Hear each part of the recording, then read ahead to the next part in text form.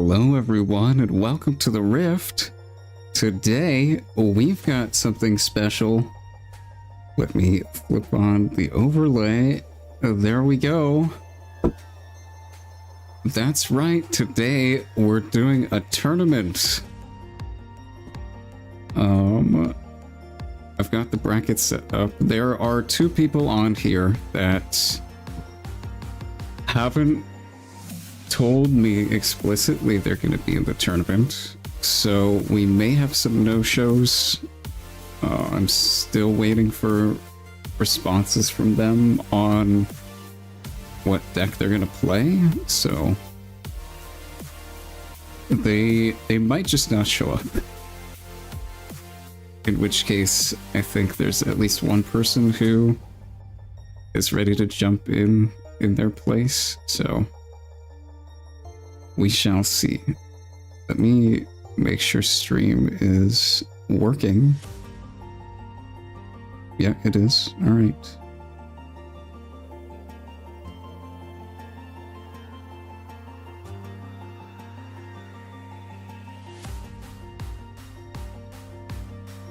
Yeah, in 5 minutes or so, I'm gonna shuffle up the pairings and we're gonna get started. I'm planning on having rounds actually start on the hour, so 50-minute rounds, best of 3, side decking, so it should be fine. We should make it work in time.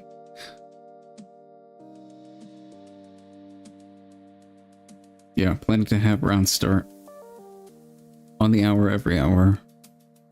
50-minute rounds, 10-minute breaks in between. It should work. I don't think we should run into too many time issues.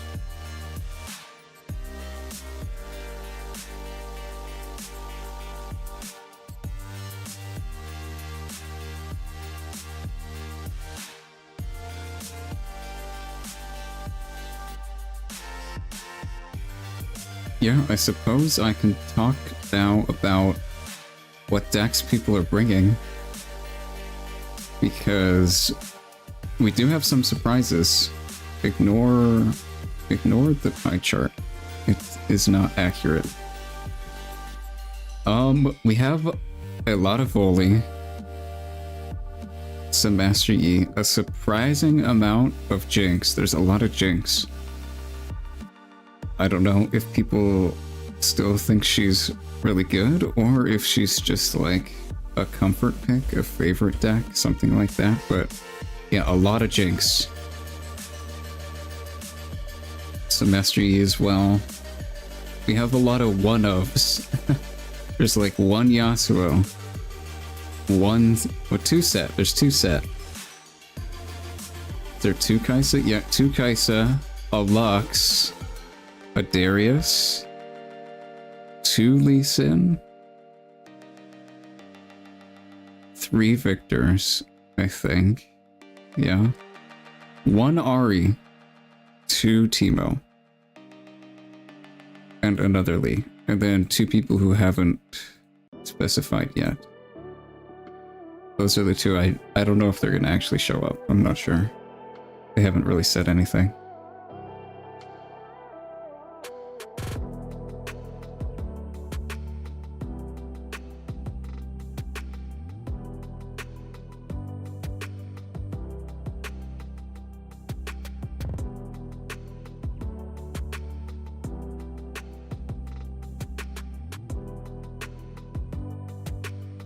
Yeah, let me see if they're even online.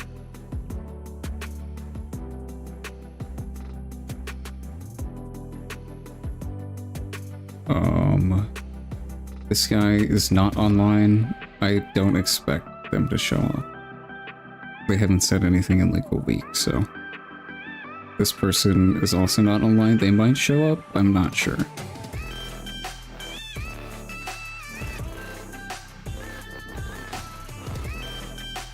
Alright, yeah, I think I'm going to... Let me see...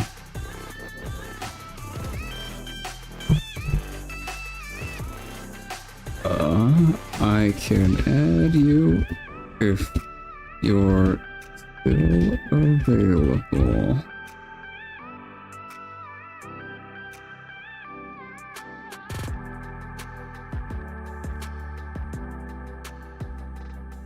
Let's see what they say.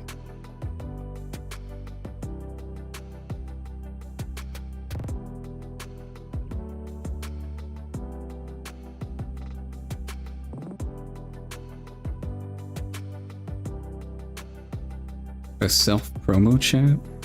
I don't know what that means.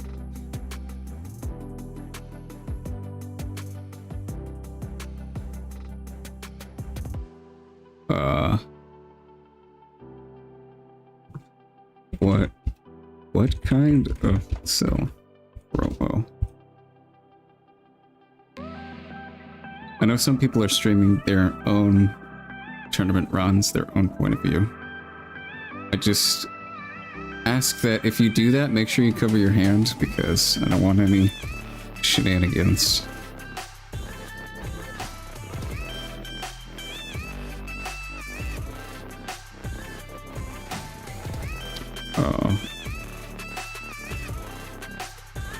I guess let me make a new...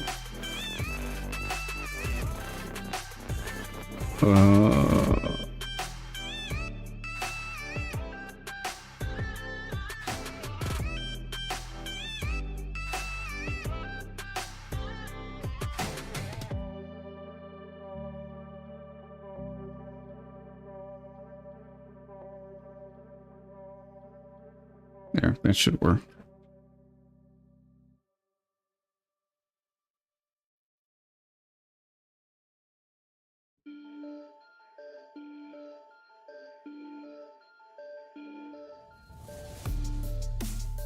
Video out of sync with voice? Is it? Hold on. I can try and reset my camera. Properties. Deactivate. Activate. Did that fix it? I don't know. If that didn't fix it, I guess we're just gonna have to live with it for now. I don't know. How you doing? How you doing?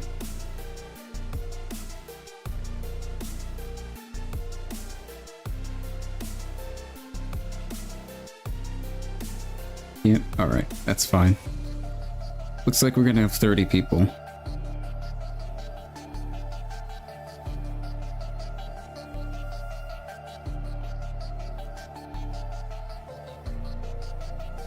Alright, if you're late for round 1, that's probably fine. Just don't be too late.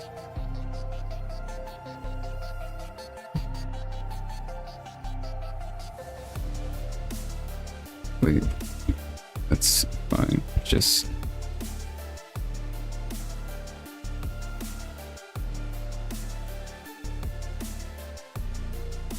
Alright. We are going to lock in the bracket and shuffle pairings. Are you ready? Boom. Bracket. The bracket is up.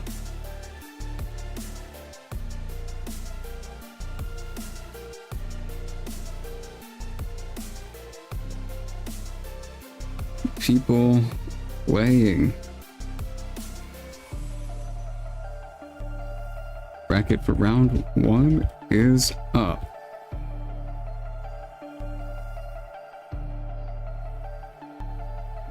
Please make your way to your seats.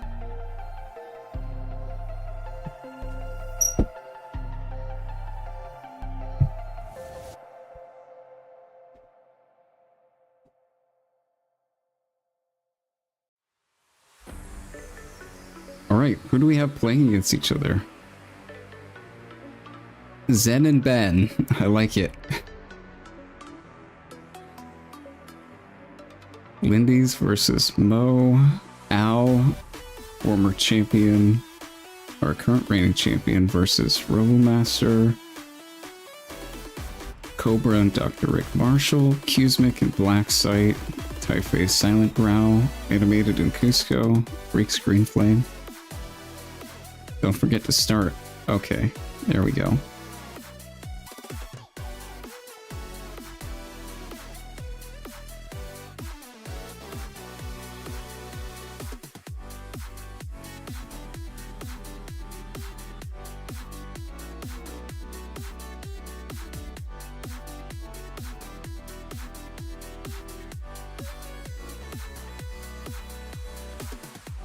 Right, let's see. Yep, people are getting in.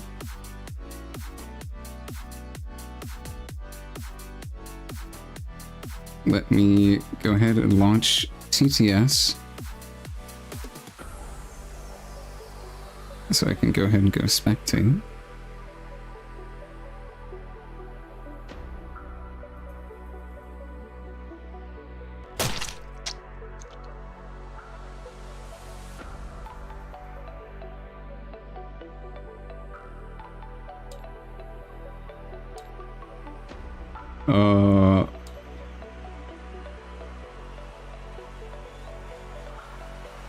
What a weekly, okay.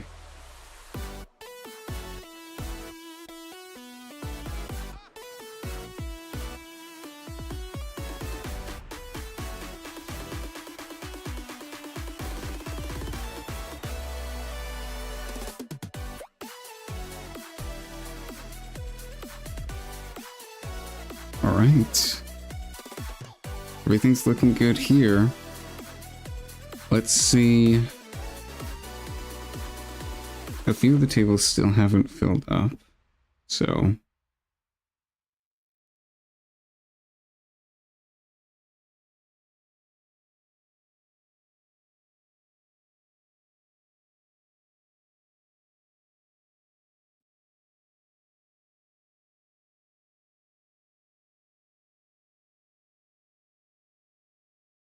Okay, yeah. Got one person coming in a bit late, but that should be fine. Let me go ahead and switch my calmer music over.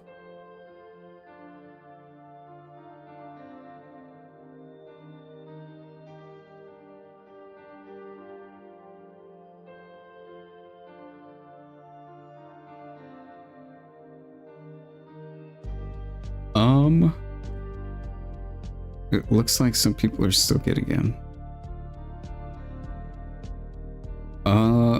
This one is full. Let's go and spectate these guys. I think for round one, that seems good.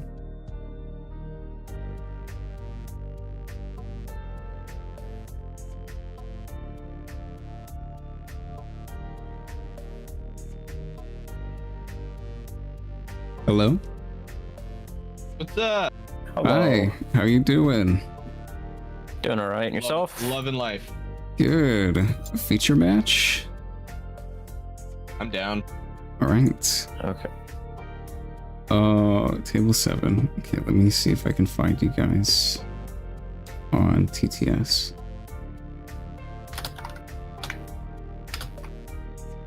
Table 7, yep.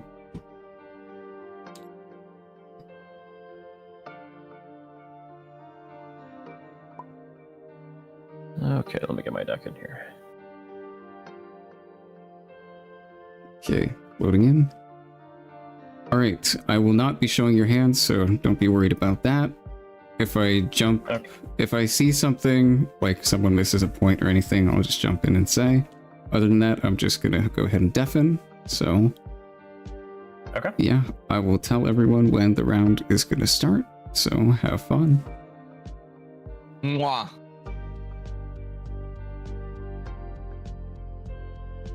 All right, spectator. Oh gosh, it's borked. I gotta come back. Hold on. Thanks, TTS. I love it when my table breaks. That's very fun.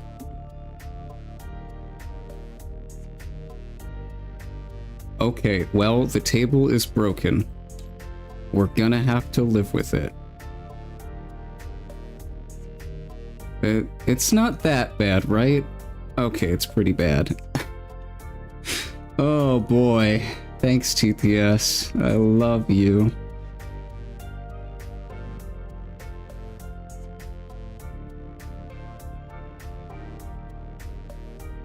Ask them to rewind? Okay, I can check. Is your guys' table broken for you? There's a bunch of zeros everywhere. Yeah, it's also not letting me import my deck. Okay, so... yeah. You might have to remake the lobby. It's not letting you import the deck. You need me to reload? Yeah, I think we just need to.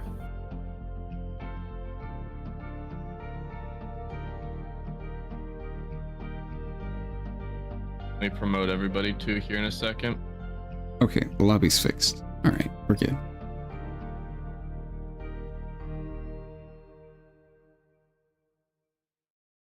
Okay. Where is my thing here?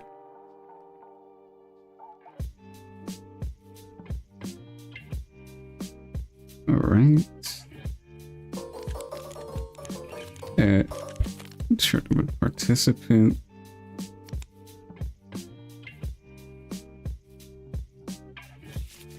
It looks like a lot of people still don't have their opponents yet. 3, 4, 5, 6, 7. Okay, I guess. What's happening?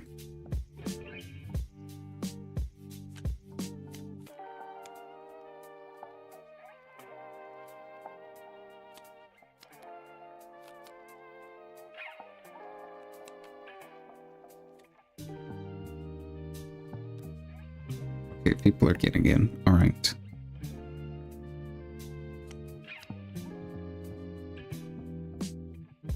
I'm gonna do a 3-minute cutoff, and then I'm gonna start.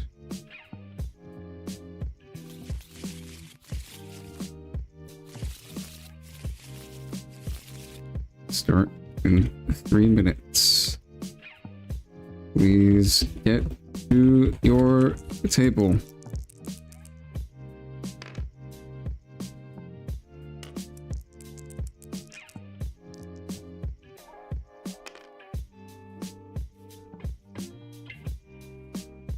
Alright, just missing 2, 3. A few people, okay.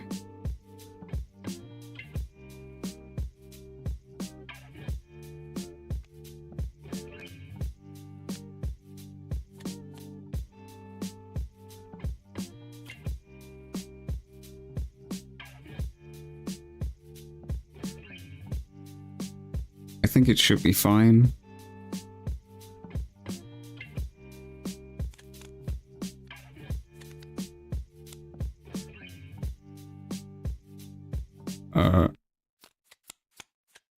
If they don't show up, how do I drop people from this? Participants? Yeah, I can drop people here. But I'm not sure if I should do that yet.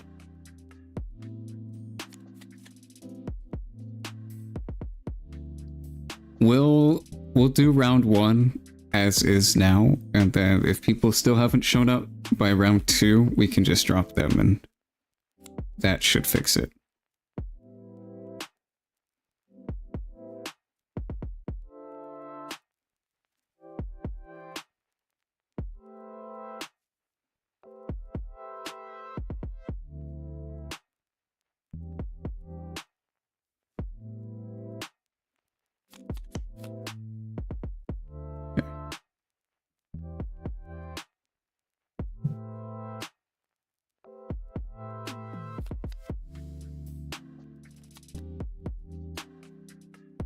That's not what I wanted.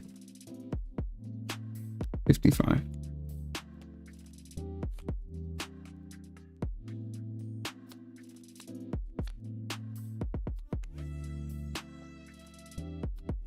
Why do you drop them? Since if they don't come, round 1 gets a free win. Yeah, they're out anyway. I want people to play and have opponents. Like, if we keep having people in the tournament that aren't here, then people are gonna keep getting no opponents and not be able to play.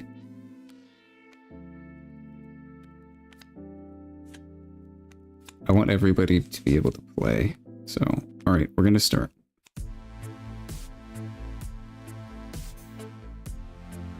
There we go.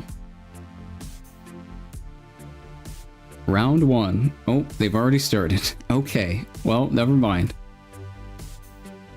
Alright, it looks like we're on turn 2. We've got Phoenix down on the board for both players. Interesting that they're playing Jinx with Phoenix. I don't normally see this card played in here. Kaisa definitely. She definitely plays it. Seal? Not sure if Kaisa's playing Seal standard right now, but an interesting choice. Looks like a Yordle has died. Rip.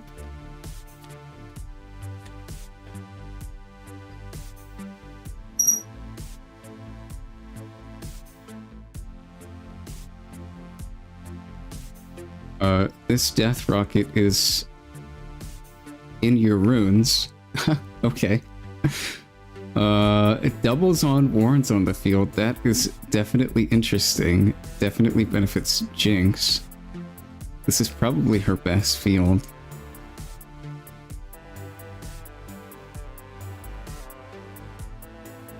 Got Kaisa here, facing Jinx, playing purple Jinx as their chosen champ. That is definitely interesting. Usually it's just red. Got a rear guard being put onto the field with a Vi, just building up their board.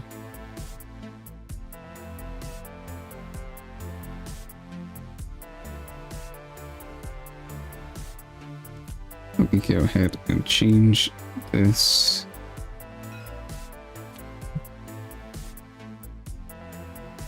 So that is correct.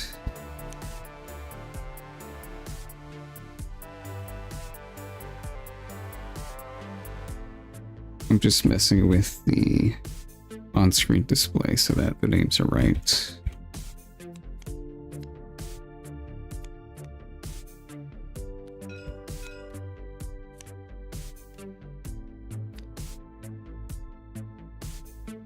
Alright, Cusco versus Stealth Friend.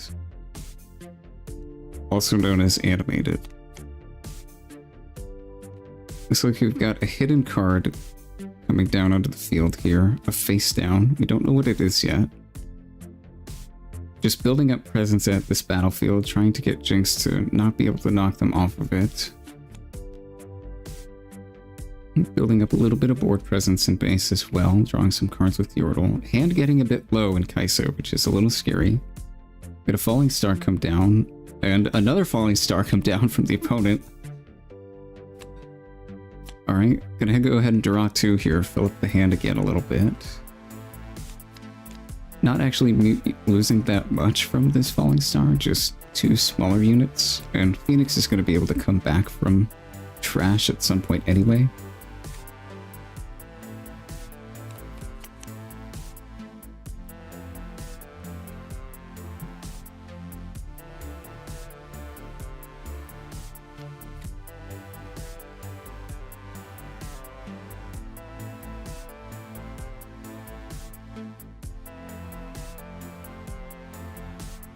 Looks like Jinx is getting a bit low on her rune count over here. Just 2 resources available to her.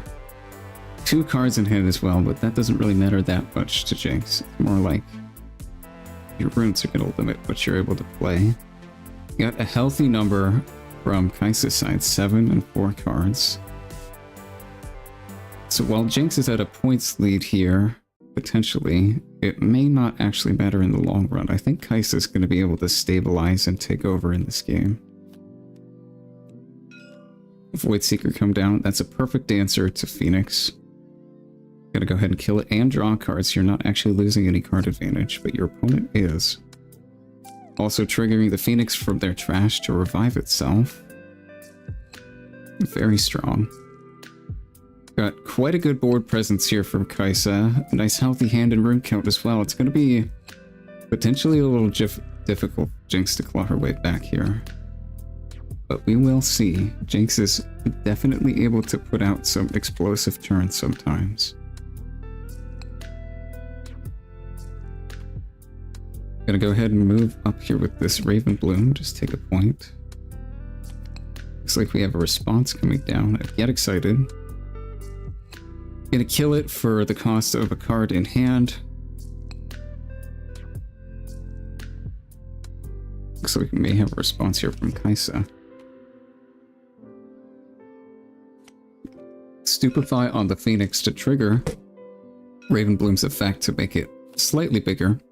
Potentially not able to be killed by Get Excited. A second Stupefy to make it even bigger. This is a 4-might Raven Bloom now, so they're going to have to pitch a card that costs 4 energy or more with Get Excited to kill it. Which they do have. They have the Rocket. Going down to only 1 card in hand, definitely interesting. Again, I think Kaisa is probably just going to be able to control this game and lock down Jinx's board from this point onward.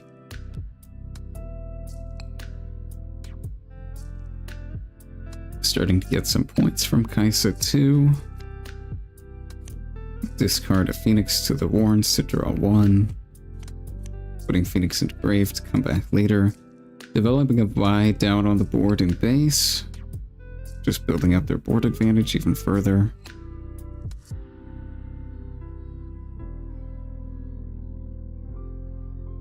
Let me go ahead and move chat a bit so it's not exactly in the way. I think that is probably good.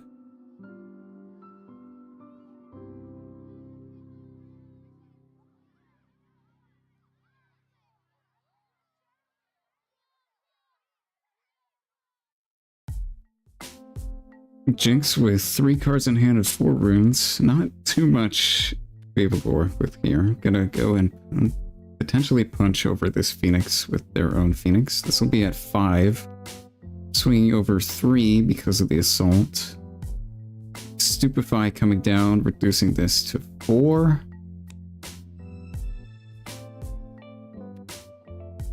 And letting the Phoenix die. Another point for Jinx.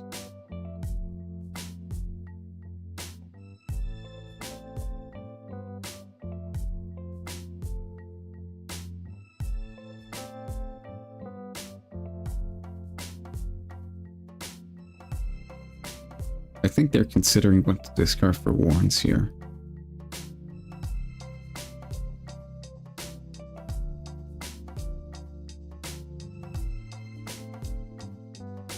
Or potentially thinking about responses.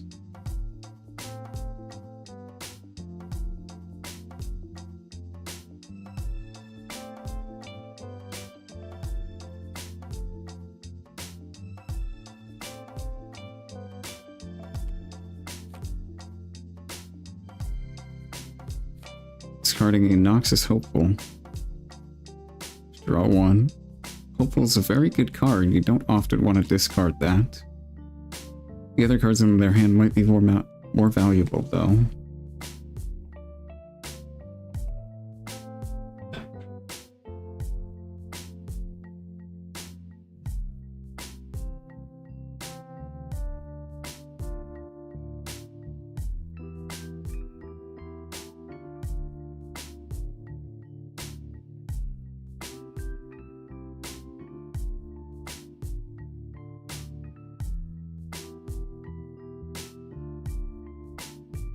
Yeah, this purple Jinx here as the chosen champs is definitely an interesting decision.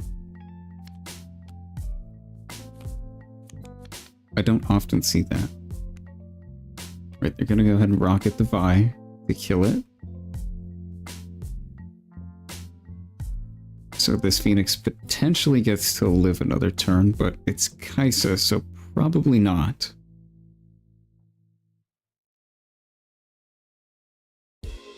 Be surprised if they weren't able to kill this. Vayne, yeah, that'll do it. And no energy from Jinx, so no response here. This just gets beat over by Vayne. Looks like they're going to be playing something else. Falling Star? Huh. Okay. Vayne already could beat over the Phoenix, so I'm not sure why they did that. To trigger their own Phoenixes, I see.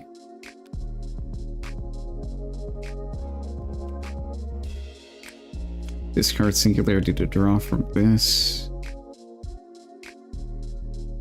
This is, yeah, double Phoenix and base is a lot of pressure. That is a lot. Could swing over for 10. It's pretty good. Electing to keep the Vayne on board. I see. That's interesting. They want to keep 3 up, I guess. Maybe a Void Seeker in hand.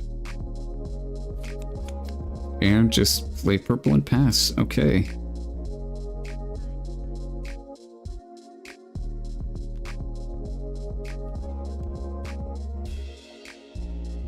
Going up to 5 points here. Cycling a card with Warrens. Could potentially pull the Vayne back to base. Probably will, because Jinx can just kill it. Here's another Vi coming down.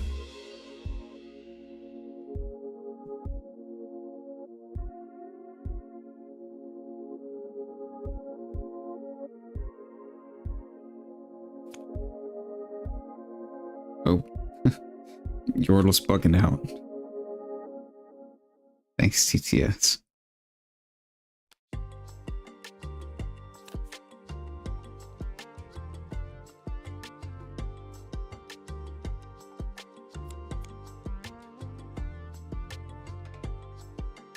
Looks like they're about to play something else. Potentially the Kaisa or Singularity on this. Alright. Just further locking down the board, making sure that they've got full control over everything. Which they do. This is definitely a lot on board to have to deal with this turn. Kaisa isn't in danger of winning though. They're only at 5, so Jinx potentially has a few more turns to deal with this. Only 2 cards in hand from Kaisa's side. Jinx could potentially claw her way back here, but she's gonna have to get 5 points somehow.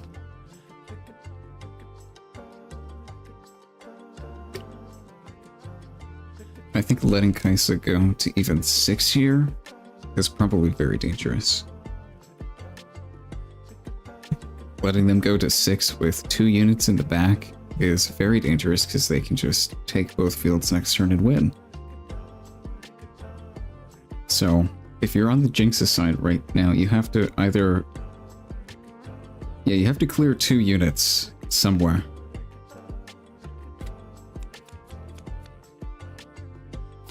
Darius helps. Okay, Darius and Hopeful. This kills one thing, but I don't think that's enough.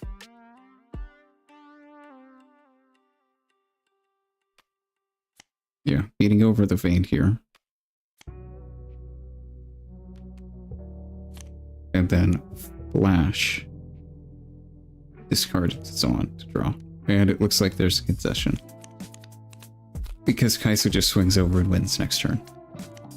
Alright, that is 1 game over to Kaisa. As I would imagine, Kaisa is very good at dealing with Jinx. Cards like Singularity and the other spell, the red one. Blanking on the name right now. Falling Star. Very good at taking out Jinx's units, dealing with what she wants to do.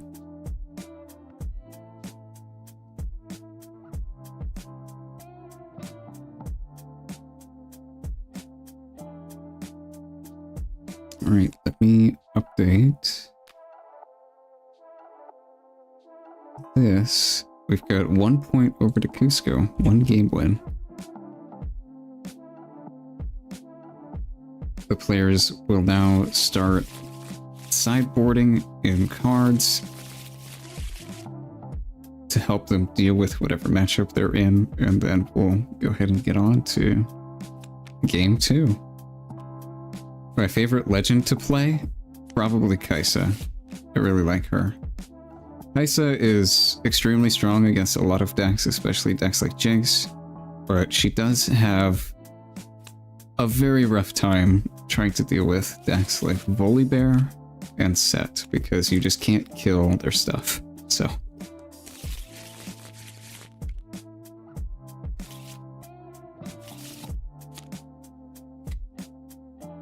Right. Looks like they've elected to pick Voidgate and Arena's Greatest for Game 2. There's resolving their mulligans. And we'll go ahead and start. Arena's Greatest gives each player a point at the start of their turn, on the first turn. Jinx going first and passing. Okay, that's probably not what Jinx wants to do. Kaisa going second and passing is also not what she wants to do. Just hard play Flame Chomper's turn 2. Very slow start from Jinx. Might be playing a more top-end combo-y build with this purple Jinx, as opposed to like the typical aggressive builds that just slam a bunch of units early game. Playing down a red seal into another seal, that is not what you want to be doing as Kaisa. I really don't think Kaisa needs seals. I think she can get to enough energy on her own just fine. They kind of just are not cards for you. They just say, you're playing this game with one less card in hand.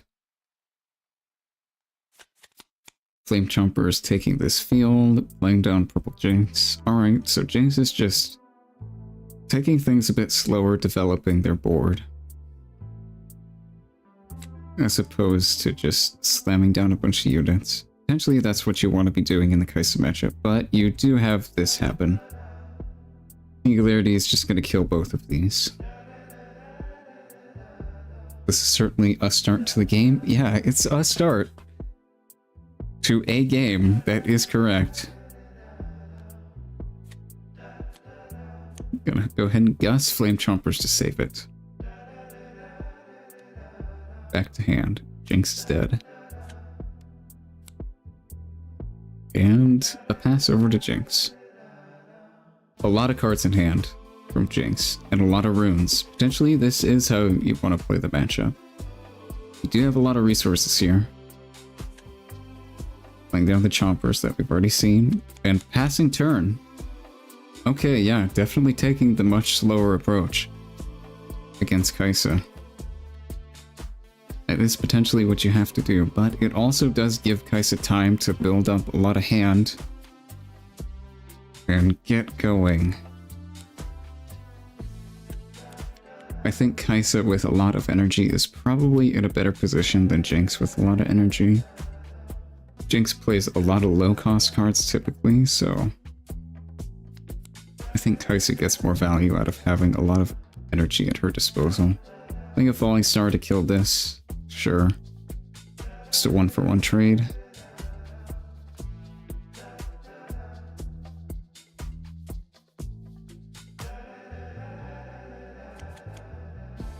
Yeah, playing these seals may come back to bite you, because you're down 2 cards essentially now. Oh, well, 2 seals on the opposite side as well. So it might not matter. Did Jinx hold with Chompers on 3? I don't think so. I think it got hit by a Falling Star. And it got gusted. Lay down a Phoenix. Just developing their board out. This can easily beat over Chompers. Jinx down to 3 cards. Okay. I think they're just going to run out of cards. Developing Kaisa in base and passing. Sure, just putting board presence on the field. they're only at 1 point, so Kaisa's not really gonna get that much. Maybe if they have a Stupefy in their trash, they could draw a card, but that's basically it for now. Gonna rocket the Phoenix. Fair enough. Phoenix is dead.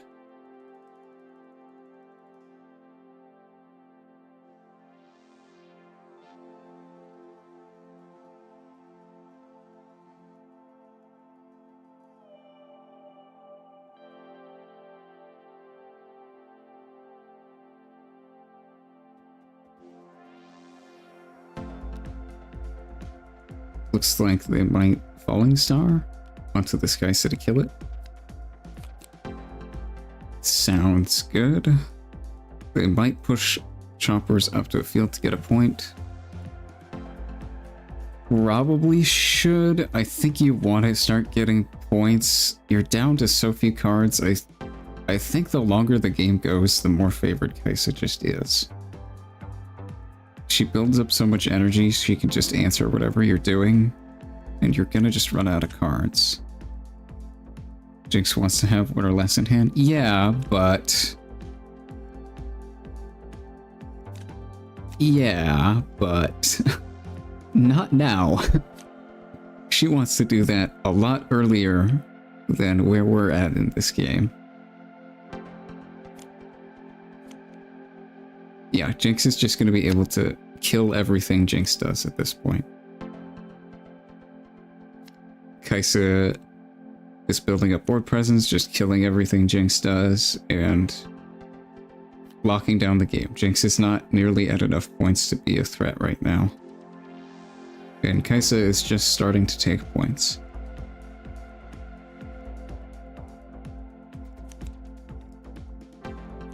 Developing more units out onto the board.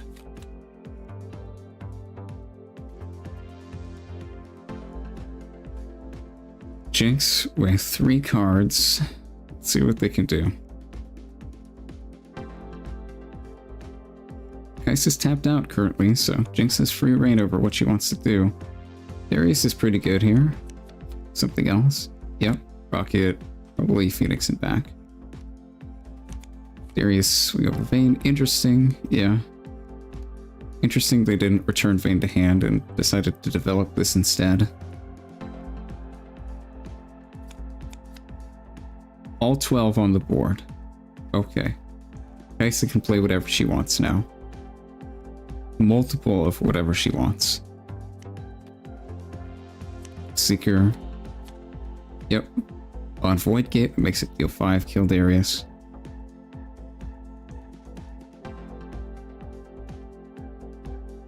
Not electing to bring Phoenix back. Okay, interesting. We want to keep 6 up.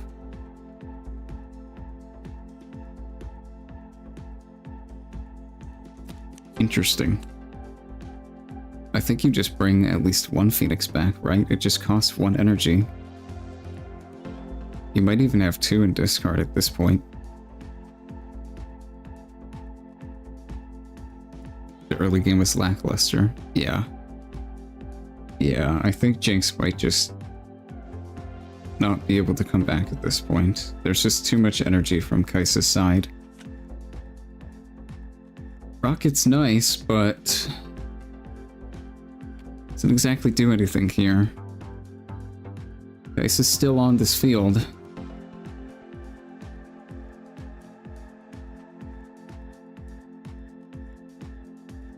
Yeah, I think we're at a point in the game where Kaisa can just answer whatever Jinx is trying to do.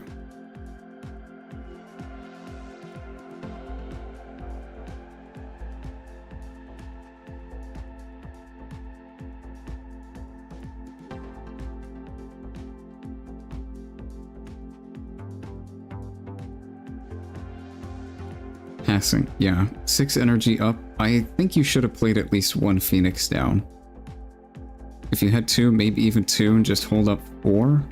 Because now you'd have 2 Phoenix on the board active for this turn.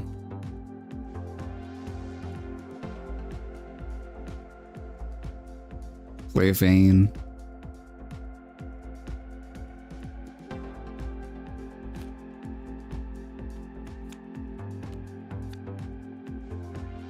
Yeah, at least the Phoenix not being on the board may be a problem in the future, but it doesn't look like it matters because all they have is a guy. So, yeah. Yeah, Kaisa's gonna go to 6 here.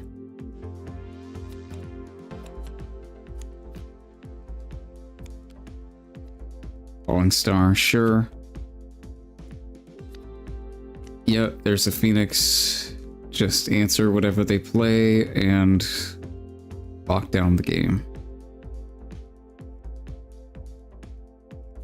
This card's really good. This card's really good. Coming back all the time is great.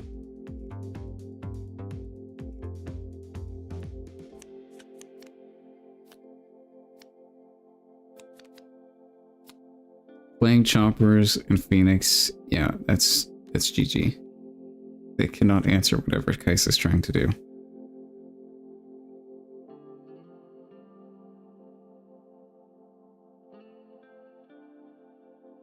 Yeah, I think Kaisa should just win this matchup most of the time. Her removal package just lines up really nicely into all of Jinx's units.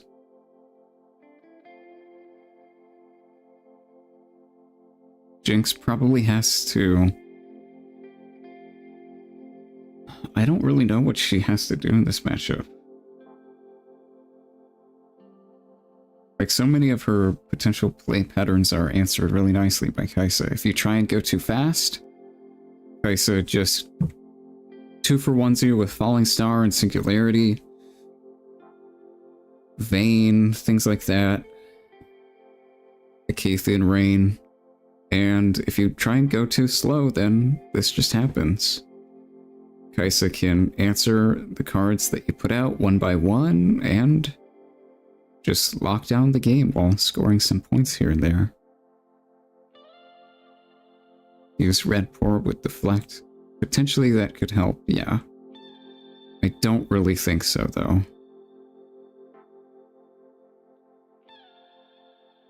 Yeah, it is 2-0 over to our player Cusco here.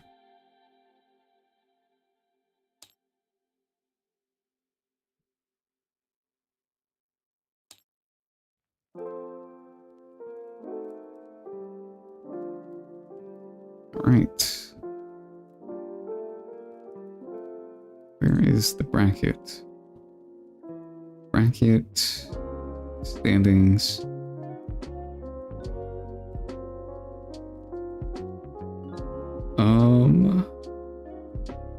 So where's this one? Board scores. Cusco 2. I think this is how you do this, right?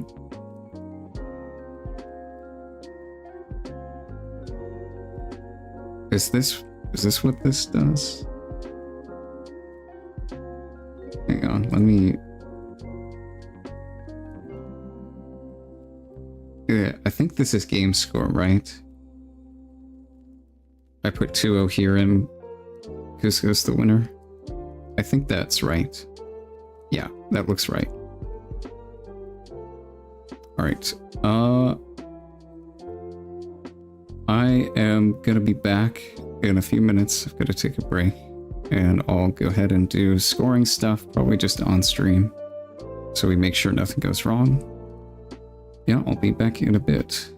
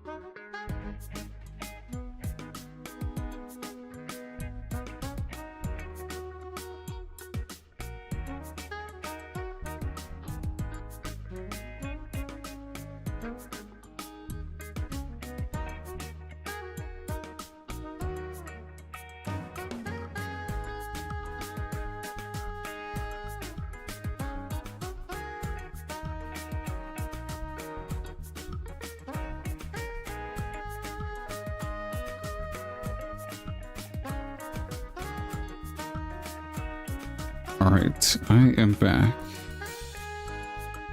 Let's go ahead and go back here. I've got some people messaging me.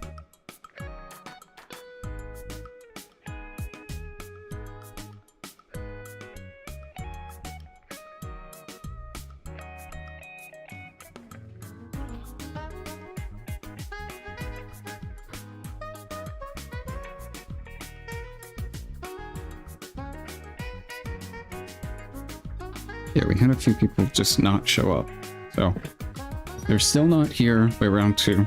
I'm just gonna drop them, so people who are here actually get to play and have people to play with.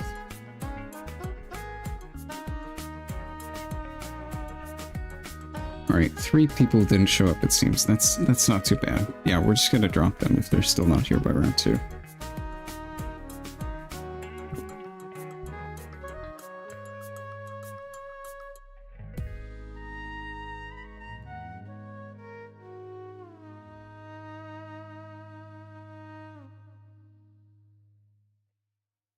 Right.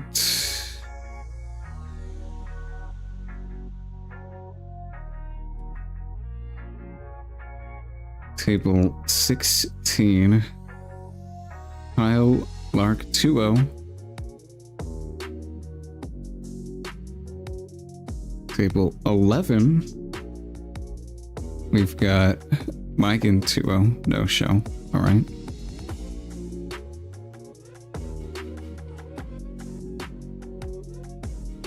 Table 6.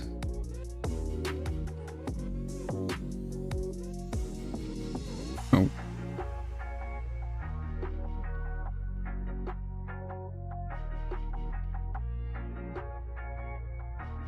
Table 15. Looks like... yeah, table 15. We've got another 2-0. Vendority 2-0. And table 10, Freaks 2-0. A lot of 2-0s. A lot of 2-0s.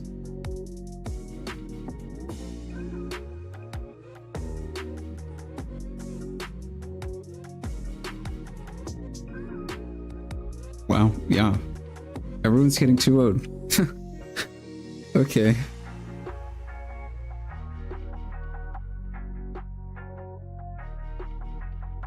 Table 2, Cubic 2-0. I see. It's gonna be one of those tournaments.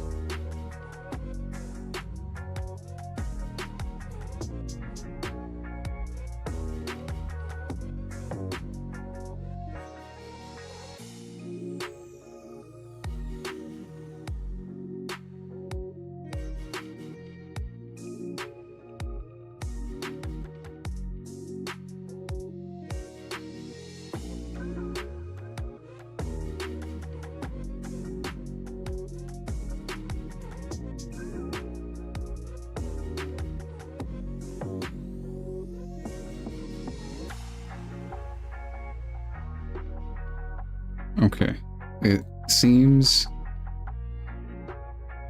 like we have 3 no-shows.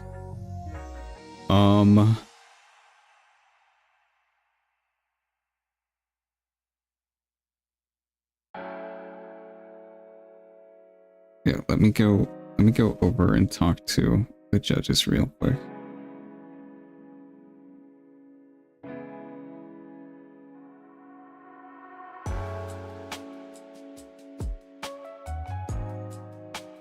Hello? Hello. Hi. Hello. So 3 people didn't show? Yep, I sent all 3 of them to you in a DM. Okay, yeah. If they're still not here at this point, yeah, I'm just gonna go ahead and drop them.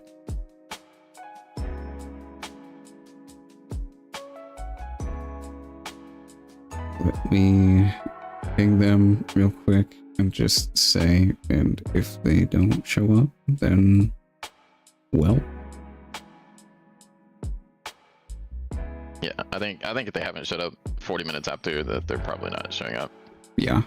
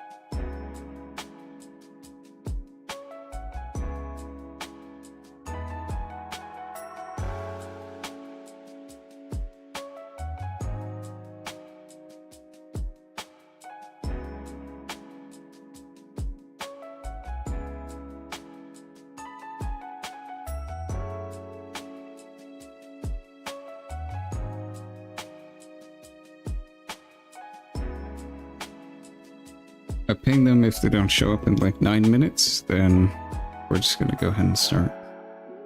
Sure.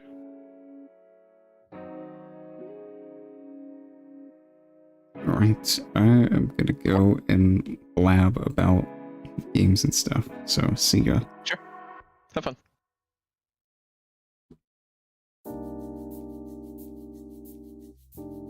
Yeah, lots of 2-0 so far.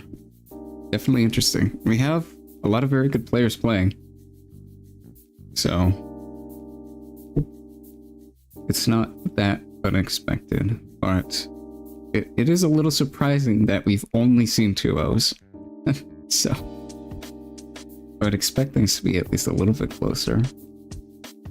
I think matchups in this game aren't that bad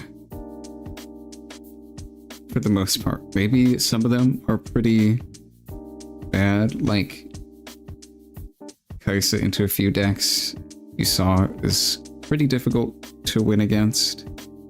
But Kaisa also has some difficult matchups as well. Volibear and Set are not going to be easy for her, and we definitely have a lot of Volibear in this tournament. I think there's only 2 Set, but we have a lot of Voli. Just praying that I receive good hands at matchups. Yep.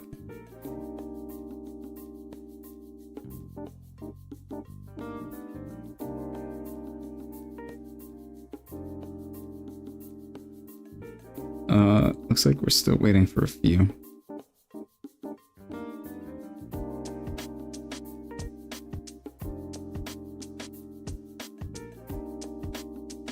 Okay, yeah.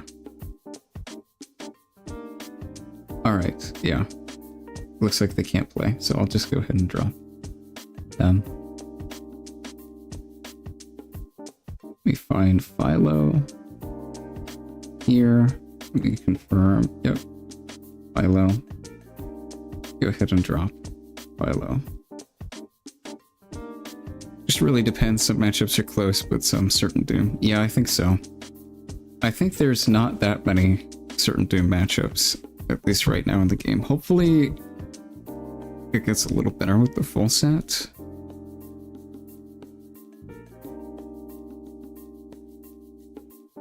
I would like to see Jinx get some good deflect units to counter Kaisa, and potentially Lux as well. I don't know how that matchup goes, but Jinx definitely struggles against Kaisa.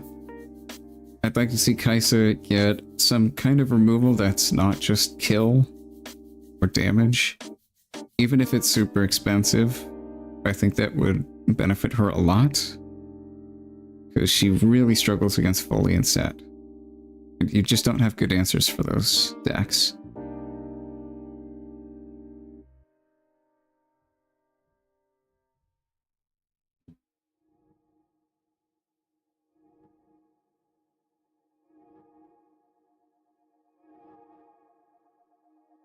Table 4, Zen, 2-1. Okay, we have our first not 2-0. I see.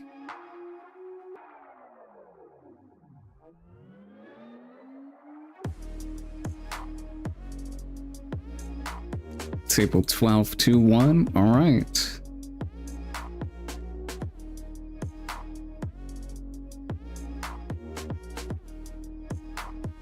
Table 1, 2-0. Unfortunate.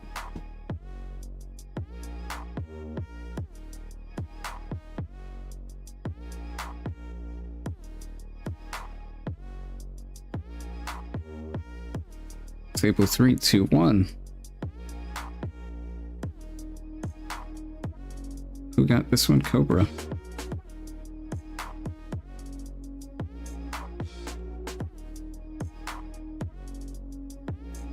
Alright, just a few left. How many cards are left? I think there's like 50 or 60.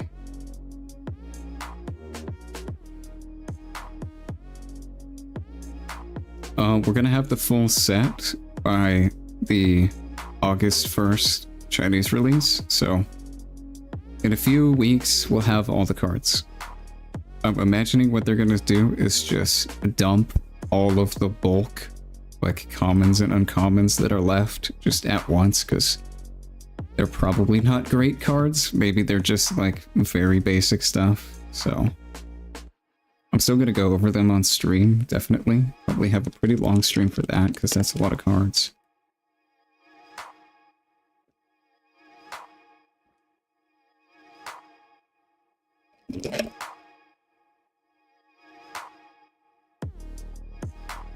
Yeah, I'd imagine the creator reveals and official reveals that are left are gonna be the epics and rares that we have remaining. Table 8, 2-0. Alright, our current reigning champ, it does it again.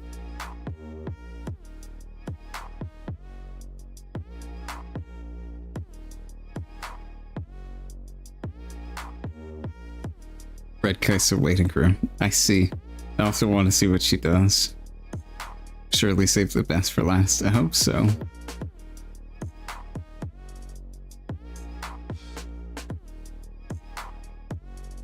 We've got 7 minutes left for our round. It looks like there's only a few games left. Some of these I think have concluded already.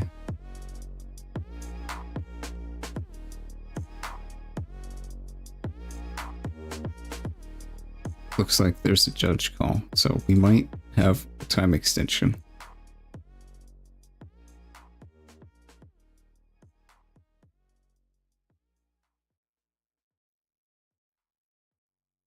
Yeah, I'm super excited for the game to come out. I think it's already pretty good.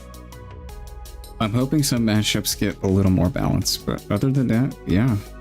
I think the game's great right now. Praying Fully Bear sees some more cards. Honestly, I don't think I'll see any good cards for it. Backlist feels complete. Yeah. I think Volley's pretty good. He's in a fine spot. He needs something to help against Victor. Like a big guy that makes some tokens when you play it would be really nice.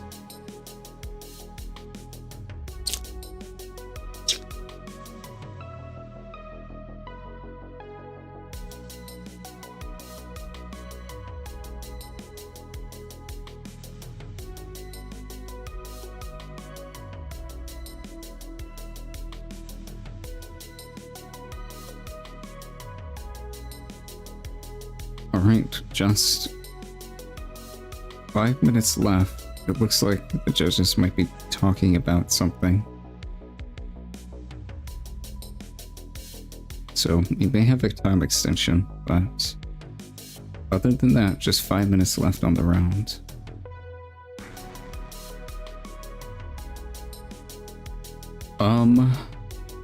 It's gonna be interesting to see what decks do well here.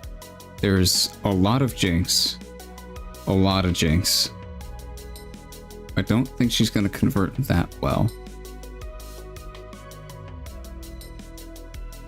It's a lot of Volibear too.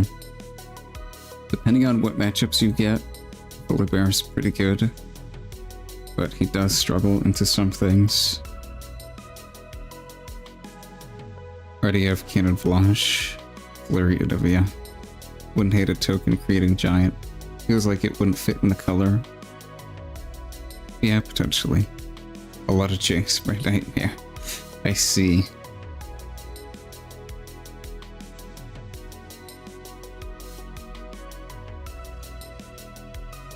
Yeah, it might just be comfort picks for people. Like, I know Qsmic loves Jinx, that's like all he plays.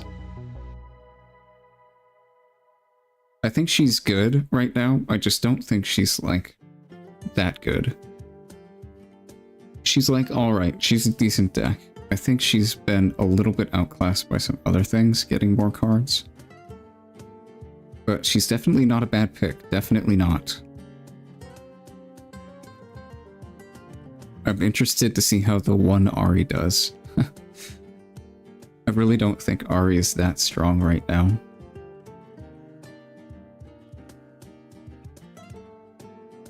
Yi will be interesting to see too. I think Yi's pretty good.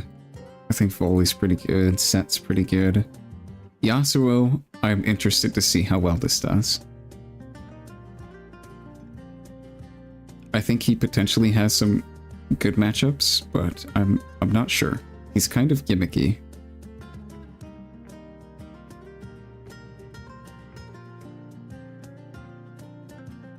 If it's anything like Sama's Ahri, it'll get pretty far. I don't know. With a lot of volley in this tournament, I don't see that happening really. I don't think that list really has any way of dealing with big guys.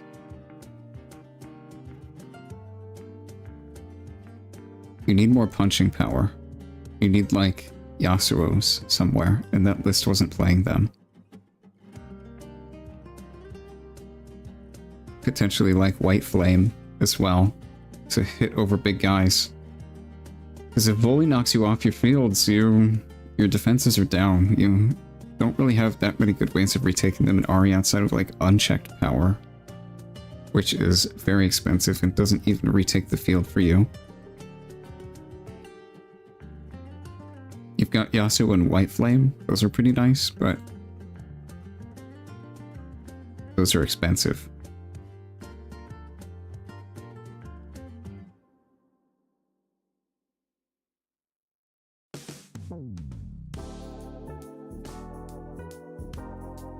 Samba beat Foley in the last tourney. If it was on feature match,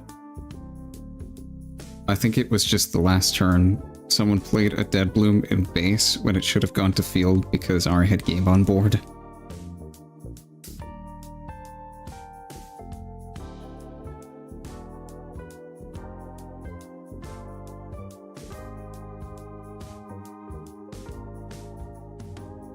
Got out tempo, but deck list wasn't optimized.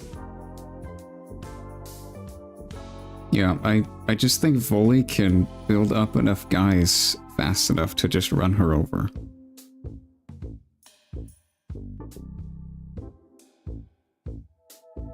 And she's gonna have difficulty retaking, because that color combo doesn't really retake fields that well outside of White Flame and Yasuo.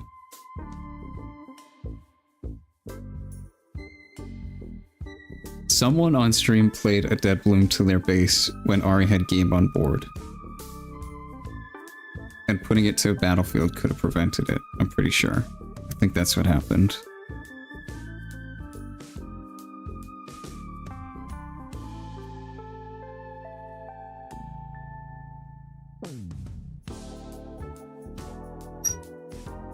Alright.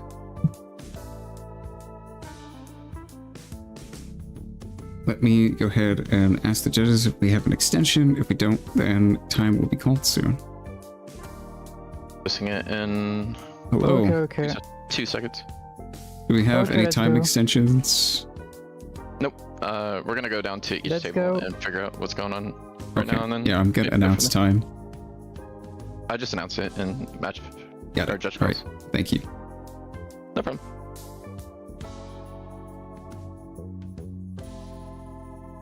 All right.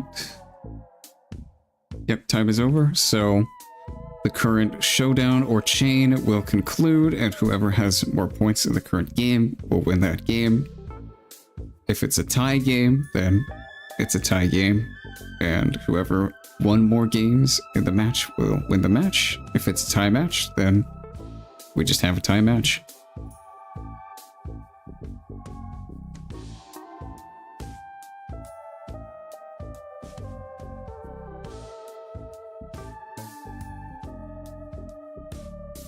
Table 14, Mo 2-0.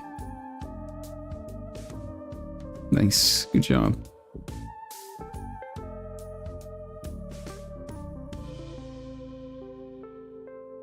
Looks like 3 games left to conclude, 3 matches. 1, 2, 3, yep. So, guess people are just finishing up. And we will see. Nice, Typhase, and Philo have not responded, so they are getting dropped. I don't think they're coming. Typhase, yeah, has not responded. Online, but not responded. Nice is not here, so I think they're getting dropped. Typhase and Nice.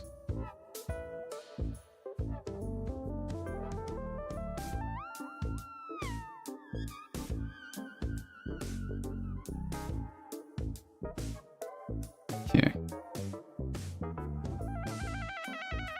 Back to the bracket.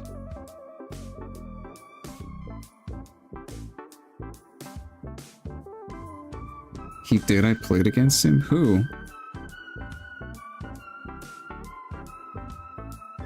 Oh, Typhase showed up? He didn't say anything. Okay, I can add him back in if he's here.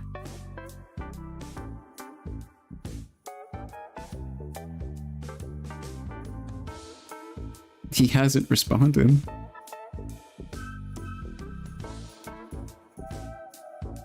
Typhase? Okay, if he's here, I'll keep him in.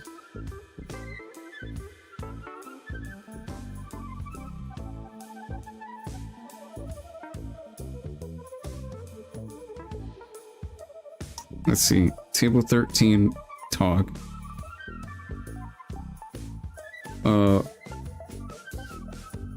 Game scores?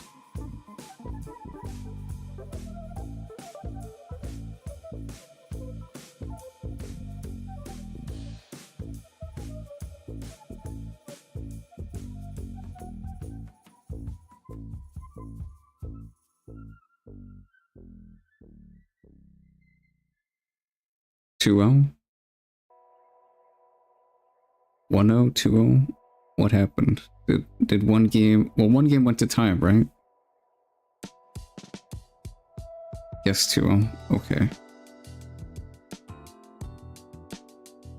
I think it was in Judge Calls where he spawned. Okay, if he's here, I'll draw. Yeah, but like 1-1. Okay, there we go. All right, table 9, 1-1. 1-1 tie. Table 13, Tog 2-0.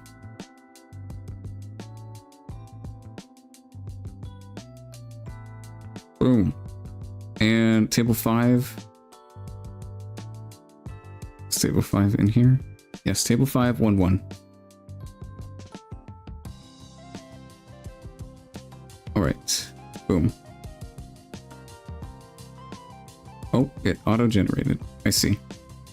Yes, and 31 tables because 2 people aren't here. So I think everyone gets to play. 1-1 draw. Yeah, I got that already. Alright, we're good. Okay. Bracket.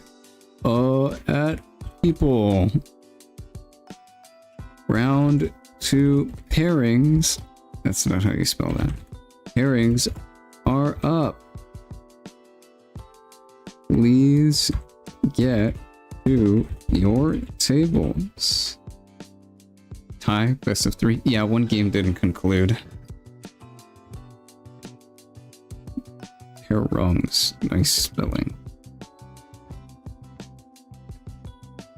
Round 2 pairings are up. Boom. This should be correct. I think I entered them right. I'm pretty sure.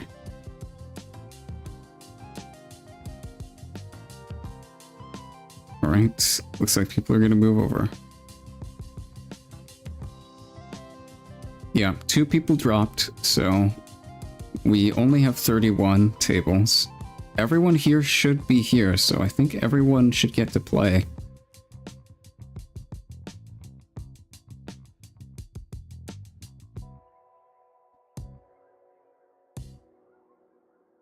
Alright, let's see who we want to spectate. Ooh, Alan Kuzmic, we're going there. I am. It's not purple. It's not purple, Yasuo. And Hello. we are going to be featured. We are going to be featured. Oh man. You are. That's correct. Cinema. I want to watch this. Yeah, I made the table. It's RB meta table 4 on filter. No, why? It's my Yasuo list. Why does he? I want to see the spice. It's not really too spicy though. It's just Yasuo. That sounds pretty spicy. You need to reload the mod for me. It's bugged. Yeah, the table brew. Let me. I don't know why it does that. It's been doing that for me all day today. I don't know. It happened in the first clue match either. too. No clue either. What's up with that? Okay. Alright. Oh man. I will First post. place. Can they hear us when on the stream? No, Just no, you curious. can't. Oh, I'll cool, deafen. alright. I'm gonna post when round starts. If I see any like points missed or stream catches something, I'll jump in and say. Other than that, I'll just be deafened. So. Sounds good. Sounds good to me as Alright. Have fun. Okay.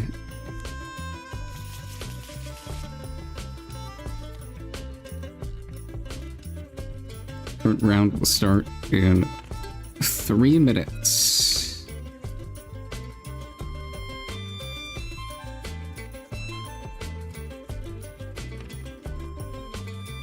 Well, 2 minutes now, I guess. It looks like everyone's here.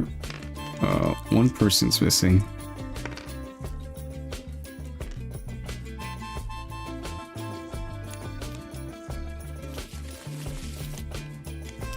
Who's playing against Black Site? Oh, this guy. I think we might still have one person not here. If that's the case, there's not really much we can do about that. Looks like we're just gonna have a bye.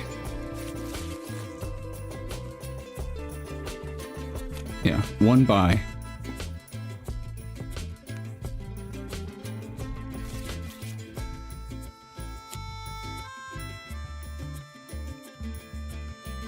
Let me go ahead and get this.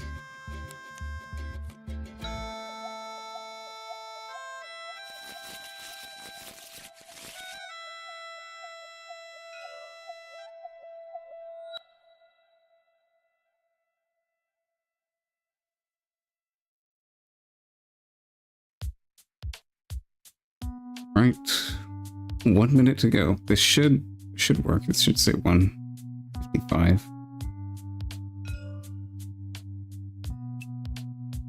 Hopefully they're not playing yet. Doesn't look like it. Maybe they are. Okay, they're just doing mulligans.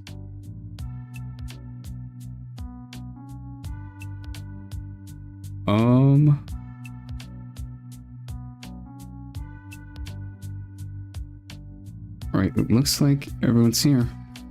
Except for the one bye. Alright. Let's start. Let me focus this.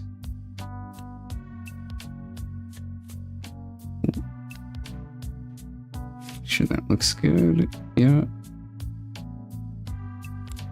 Okay, that's good. All right.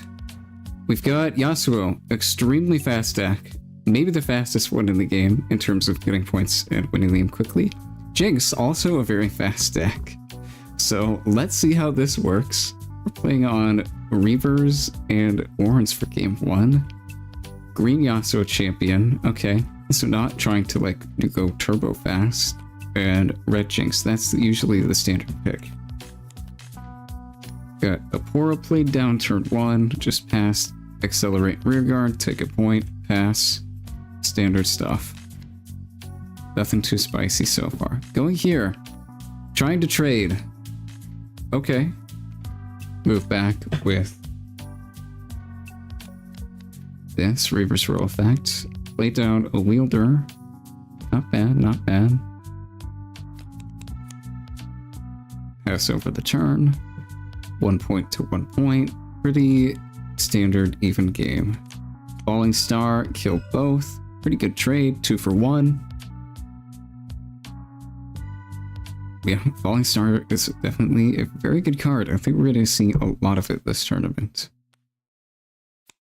On guard in response.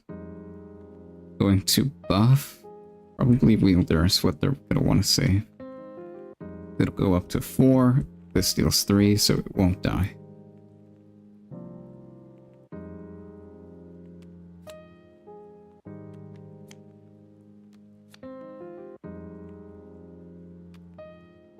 Yeah, they choose to save Wielder. I think that's the better choice. It's the bigger guy. He's 4 when he attacks. Just go ahead, take Reavers, take a point, pass. Play Zonya's attack. Probably just trigger Reavers and bring it back again. That's what I would imagine.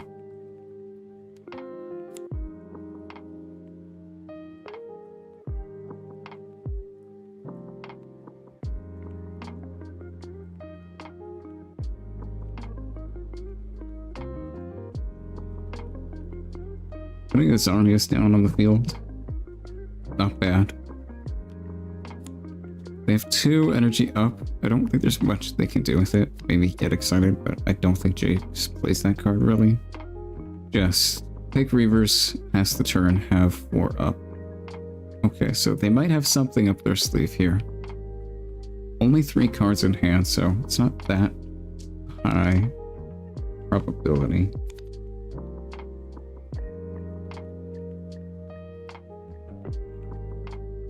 Going to push the rearguard over to Warrens, discard a card, rocket, draw a card. Play down the Enforcer by discarding a card, play down a Vi. Just developing in base, trying to get a board advantage for swinging out next turn.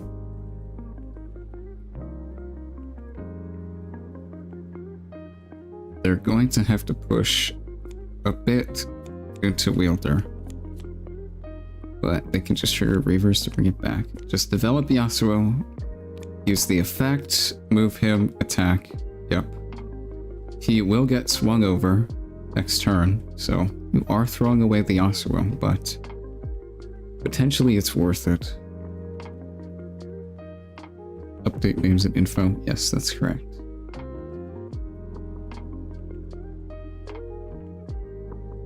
Oh. Just started. And it looks like we've got Kuzmik versus Al. Kuzmik. These are both 1-0, I believe. They both won their games.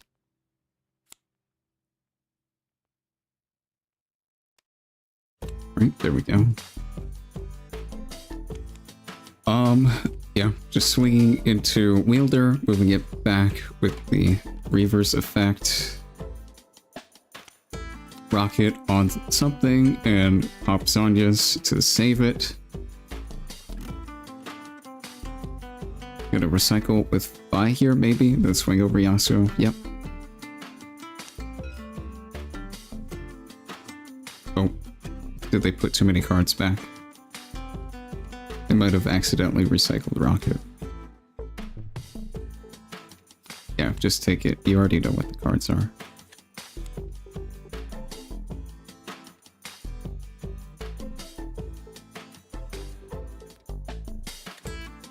swinging over Yasuo. Yasuo dies. Jinx in a good position on the board right now, I'd say. Vi is getting swung over.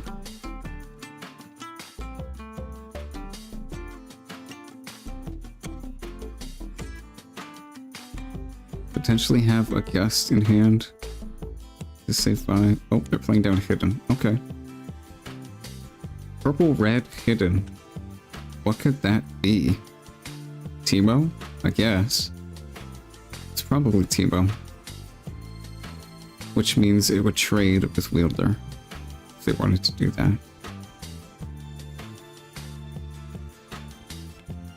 Swinging over this, just gonna proc.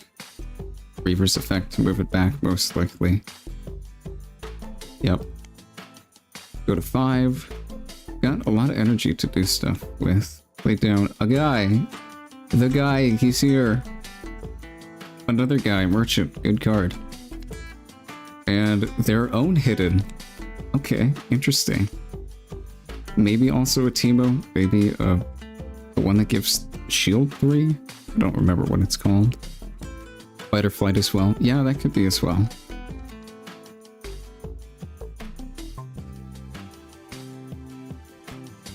Yeah, a pretty even board state. They're both the same on points. They're both about equal on board. What do you want to do here? You could gank Vi over. If you can somehow get some things in trash. You need 2 to punch over.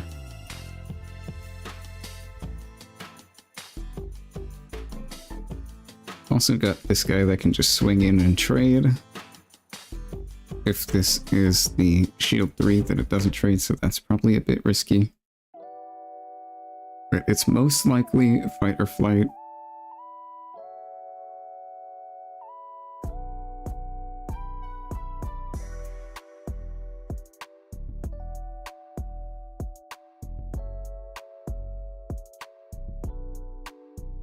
Looks like both players are just thinking here.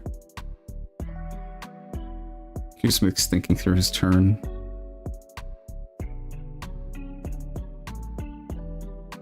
Yeah, this is a pretty interesting board state. Everything's basically even. So the question is, how are you going to make it not even? It probably involves punching over this. You just have Reavers to bring it back, so that doesn't really do anything. Fight or flight. Moving Vi back. Okay, interesting. Get 1 in discard for Vi.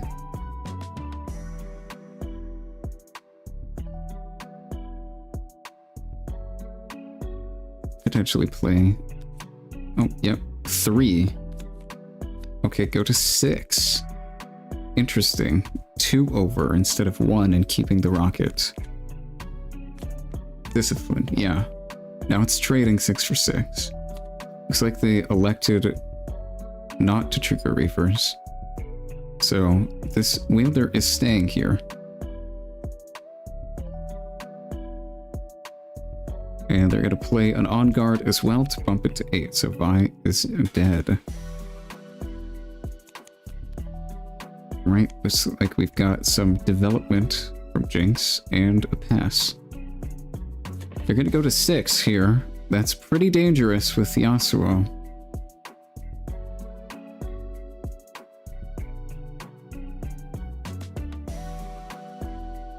If they can figure out a way to play purple Yasuo and move it, they could win here. But I don't think that's possible right now. Not with 2 cards, I don't think. Well... It costs 5, right? Play for 5, move it for 2, and then fight or flight, move it back. Yeah, that could work. They could win here. 6. That might be a cane.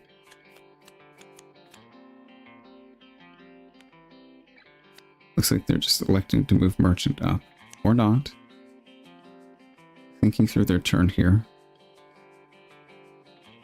I don't know if they have to win the game this turn, because Jinx is only at 5. It will maybe get dicey though, because Jinx could start putting down too many guys on board for Yasuo to deal with. So if you can win the game here, you definitely want to. Jinx is tapped out. They have no responses. Kayn. Okay. It is Kayn. Just developing in base, getting more board presence. And probably electing to pass over. They're at 6, so they could just swing over both next turn and win.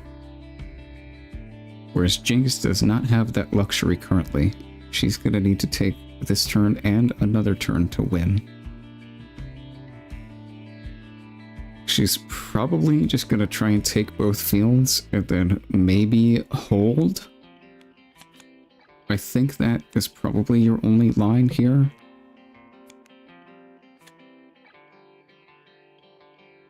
You have to put enough on fields so that Yasuo doesn't win next turn, because he's at 6. So if you don't put enough, they'll just swing over and win.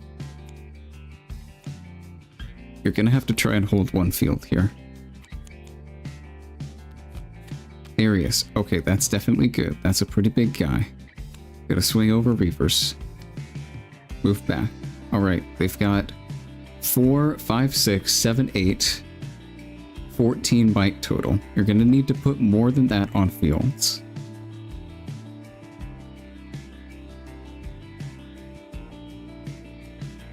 Plus, you can play something down and trigger Yasuo's effect to have it join the fight as well. Plus, any combat tricks.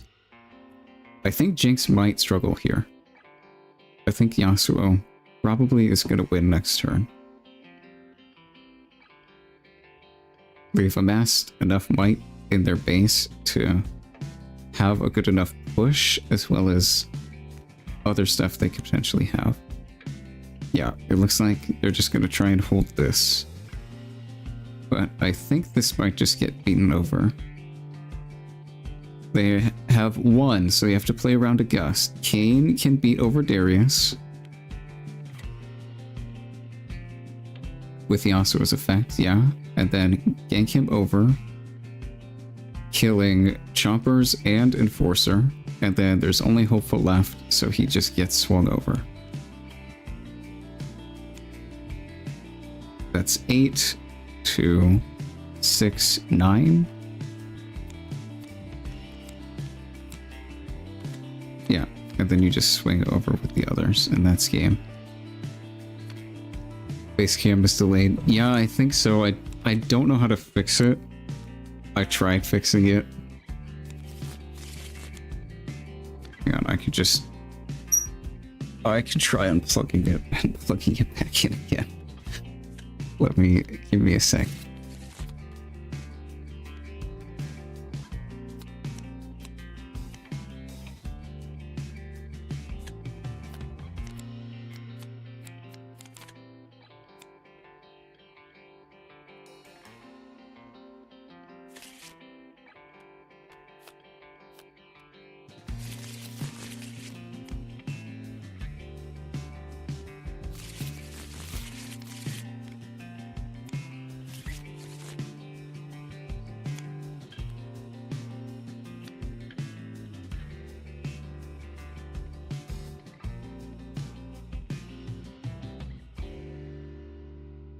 Okay, let me try resetting it.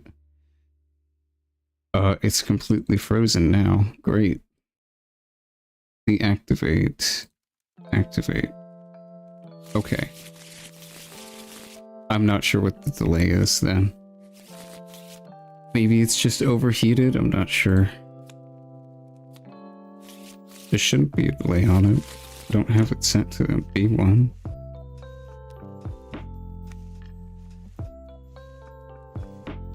Yeah, maybe it's just time for a new one. I don't know. I don't think I can fix it though. Alright, looks like we're on to game 2. Yasuo win. Let me go ahead and update.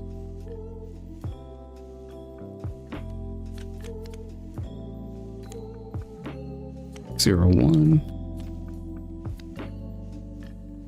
Alright, just developing, seal the hopeful, and passing. Not bad, not bad. Met with a wielder development, that's it. Yep, standard early game. Phoenix comes down, electing not to go anywhere, because it'll probably just get beaten over by Wielder plus a spell.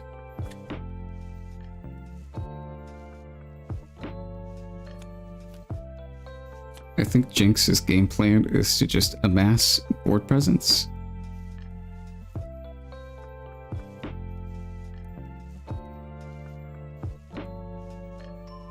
Laying down a Poro in the back for development.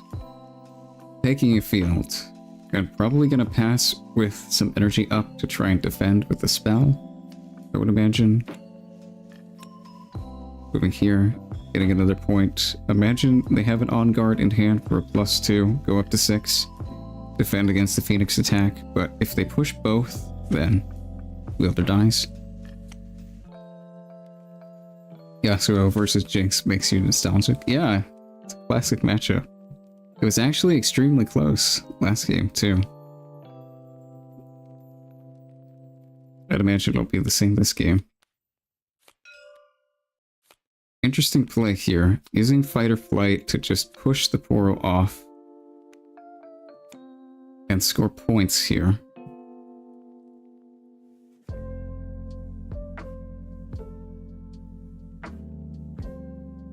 Debating whether they want to swing.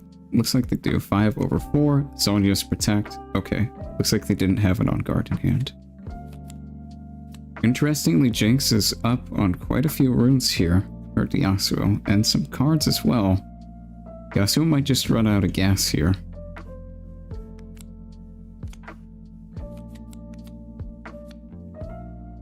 Playing Jinx down, discarding 2. Gonna get the Jinx trigger next turn. Yep, swing over Phoenix. Phoenix dies. Can't trade into this unless you play some spells. You could go Yasuo, want Wielder bring him back to save him so he doesn't die to Jinx for free, but they might have spells in hand to protect as well.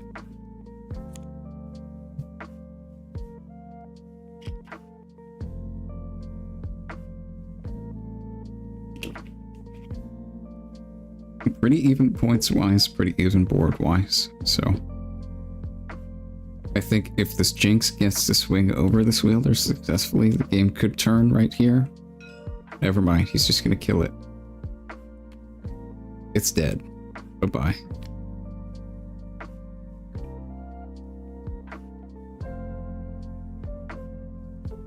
Might want to pass with this up. They could play a 5-drop and trigger Yasuo to get it in the fight immediately. Looks like they're going to take a point. Go to 4. Yeah, pretty good number for Jinx to be at. You can go to 6 next turn, and that's really scary. Developing more board presence onto the field, so that's harder for them to break. Yeah, they don't have any threat of green Yasuo plus movement. So, that's a pretty safe play to do right now. Looks like they're just going to develop him and pass. Jinx going to 6 is extremely scary. They can just pull all their units back, develop in base, and mount an assault that will probably just win them the game. Or they can play Darius and or Draven and just try to hold. I'm not sure why they're putting this on the field here. Yasuo's in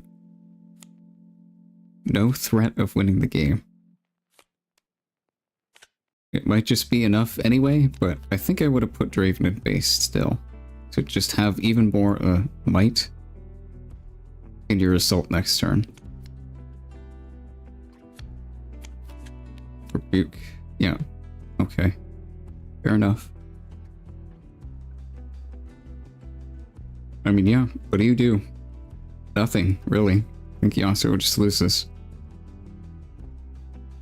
Maybe you could have held the rebuke to try and trick them and get like a good trade against them if they misplay, but now, yeah, I just think there's nothing you do here. Jinx just has too much on the board and she's at 6, so she wins.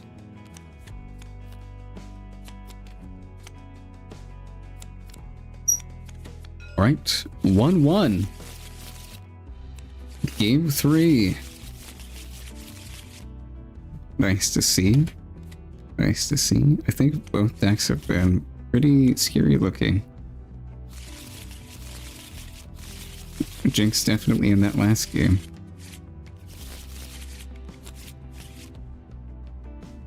Alright, looks like they're shuffling up. So he flipped his deck over. Okay.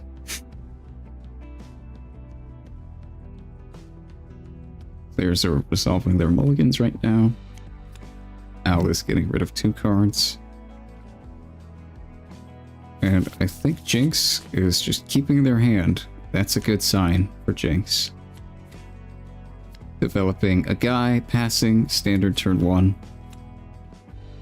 Your runes are upside down. Seal, guy, exact same opening as last game.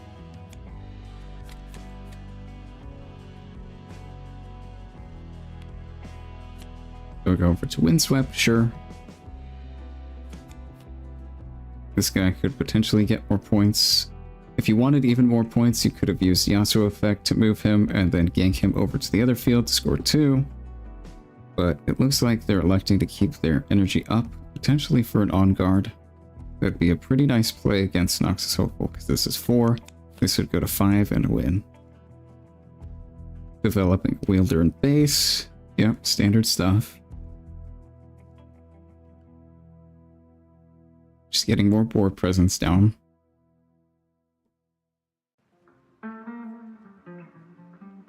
Looks like Jinx is contemplating what they want to do. Whether they want to try and walk into an on-guard or not. I think they probably don't for now. Oh, cleave. Alright, now they don't have to worry about it. This goes to 7. Boros dead, yeah. You don't try to save it, because you can't. And they put another Hopeful up. Yeah, you can do that. You're in no threat of Yasuo plus move. So that takes 8. You only have 6. I'd imagine they're just going to develop Yasuo here. Or Kayn. It also works. That's a pretty good card in this matchup when Jinx is trying to hold like this, because you can just move it onto a field with Yasuo's effect, and then gank it over so it doesn't take damage, and you kill something.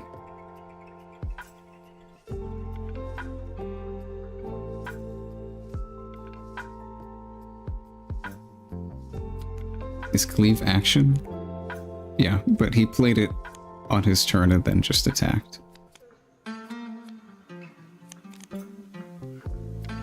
Looks like he's going to accelerate out Jinx to attack over the Wielder because they're at no energy, so there's nothing they can do. And then pull back because they don't want one to die to free. Or die for free to Kayn. Jinx has no energy up, no cards in hand, so they have no defenses, no counterplay to whatever Yasuo is about to do.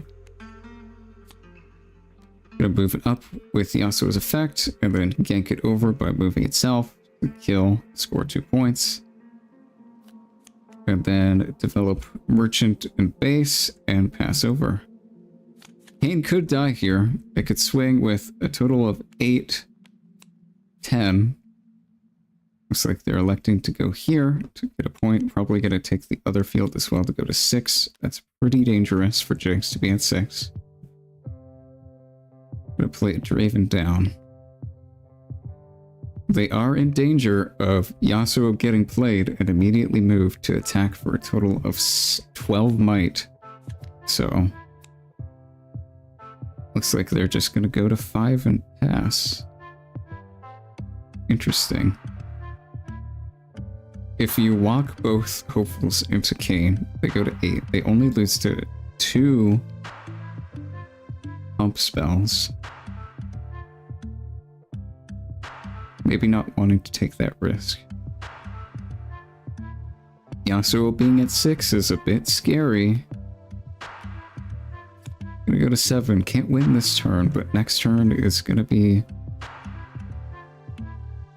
very rough. Maybe just develop Yasuo, bring Kayn back with this effect, and then mount an assault next turn. That sounds about right. Looks like that's what they're gonna do. Alright, Jinx is at 5. She is in no danger of her Jinx winning this turn. So, potentially the play last turn was hopeful. Attacking over this field. Looks like Falling Star is going to kill Yasuo. That definitely helps. With that card, Jinx might seal this game.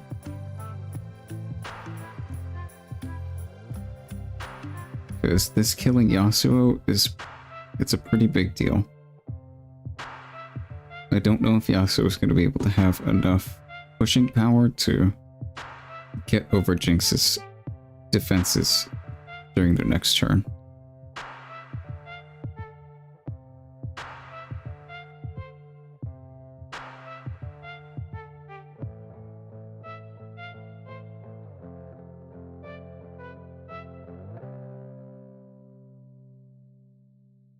Yeah, looks like they're just thinking about which one to kill. I think it's just Yasuo every time. So that's 12 on attack, that's a lot. Yeah, they're picking Yasuo. Oh! He goes to 7, he lives. He's got 6 on him. 6 damage on him right now. Uh-oh, Yasuo might live. This could be bad for Jinx. That is a lot of pushing power next turn. 12. What's Draven at? He's at 10. 14, 18, 21. Let's see if Yasuo can deal 21 damage. Okay. Fight or Flight pushes Draven. That might win. Oh, a second one. Yeah, that's definitely game over. No cards in hand from Kuzmik. No counterplay. Yep. Just walk over this. They even have Last Breath and a bunch of stuff. And yep, that's GG.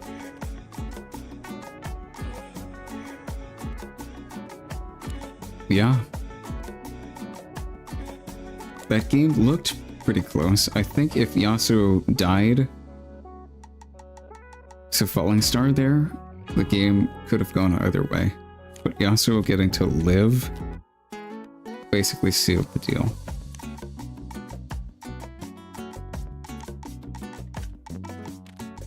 Yeah, very good match. Very good. 2-1 to Yasuo.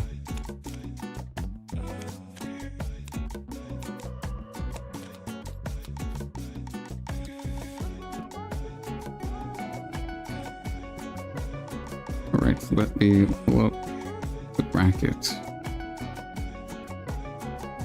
Alright, I'm gonna take 5 or so minute break. I'll be back to do all the bracket stuff and talk about more game things, so I'll be back in a bit.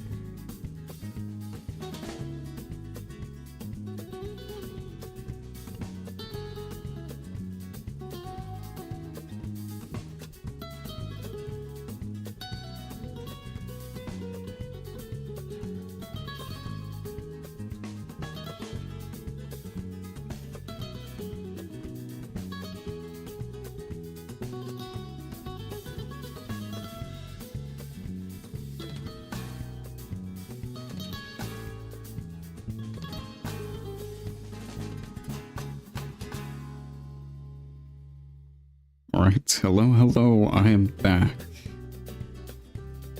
Alright, let's see our matches that have concluded.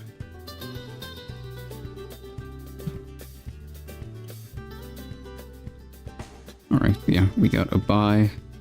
We have one person still not showing up, but that's not too bad.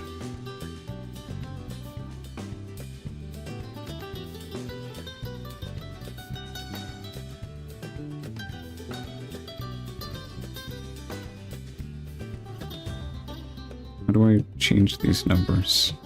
Can I? I guess not. Black Site 2-0.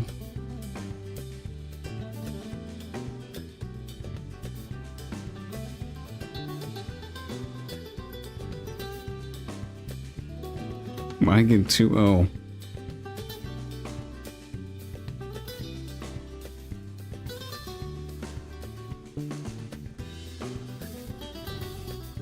Snack Buncher 2-0. Lots of 2-0s. Ow, 2-1. Alright.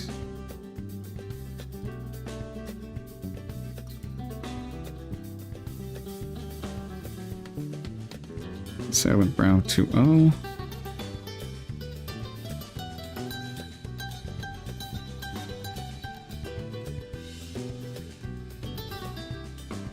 And Garumba 2-0. Lots of 2-0s.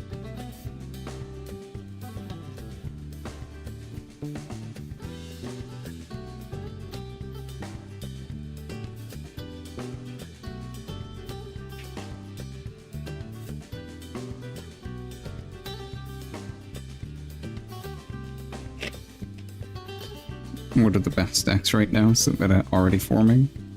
Kinda. It kinda changes each week because we get new cards, but right now we've seen what I think is good.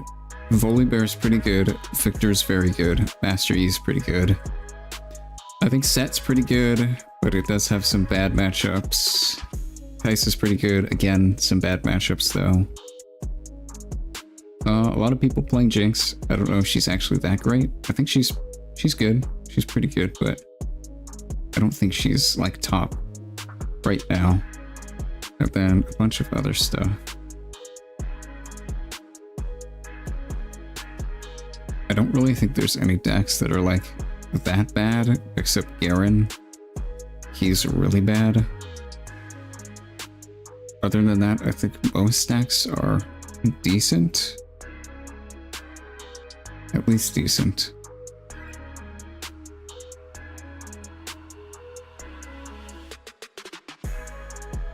Hold on.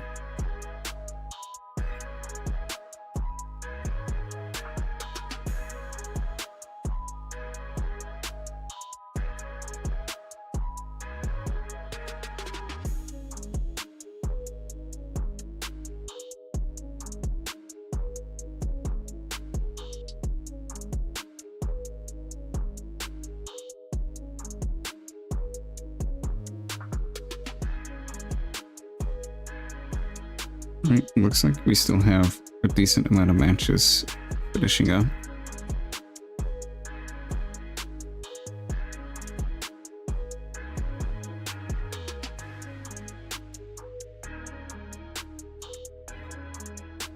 Oh, hold on a second.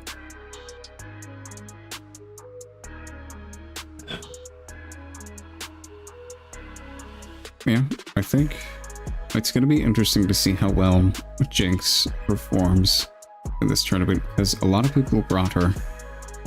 5, 6? Yeah, we have 6. 6 Jinxes. That might be the most played deck. So, it'll be interesting to see. She did just lose to Yasuo, though. So, I'm not sure how well the deck is going to do.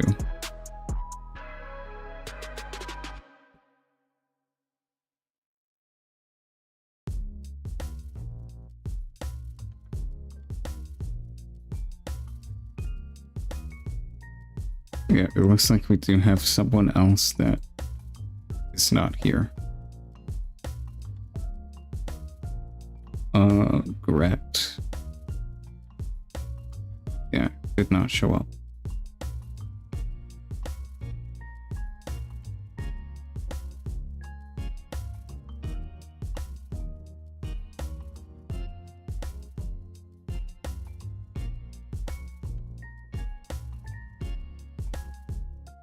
Yeah, we've got 15 minutes left on this round.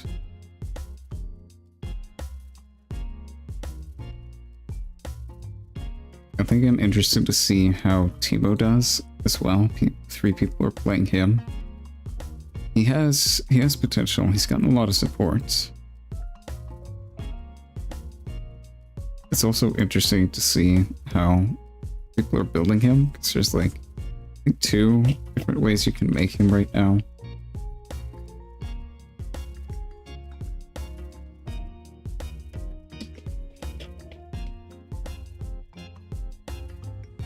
You either play Nocturne or you don't.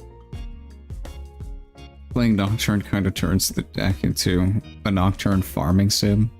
You just try to flip him off of Blue Tebow and other stuff. But he's not a very good card to draw. So, I don't know. There's arguments to play him and to not play him. So, it'll be interesting to see how people decide to build Tebow. Do people play Misfortune? Yeah, Misfortune's really good, but nobody brought her this time.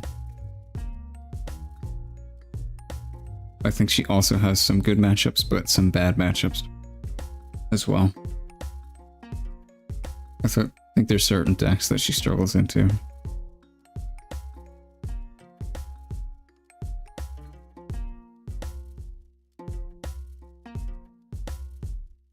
Like, I think Kaisa should be really good against her.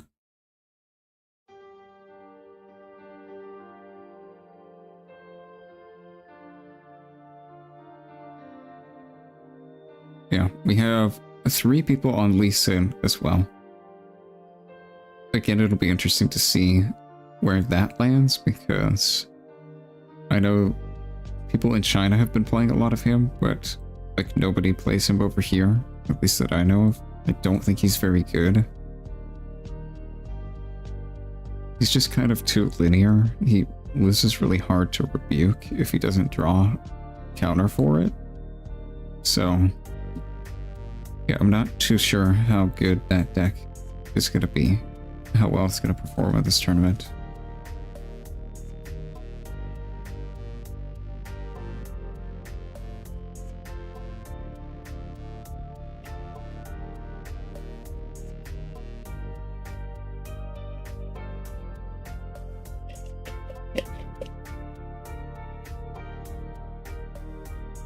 We only have one Ari.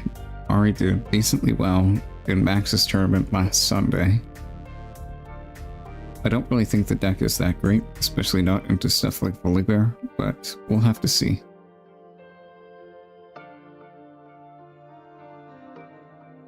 Alright, we've got some new matches.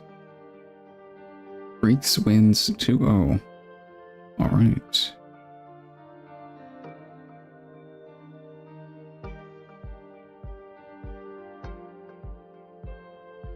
There have been a lot of 2-0s. A lot of 2-0s.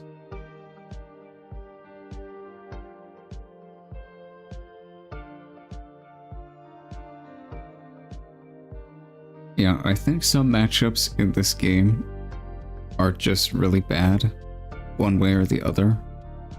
But I think most matchups should be fine.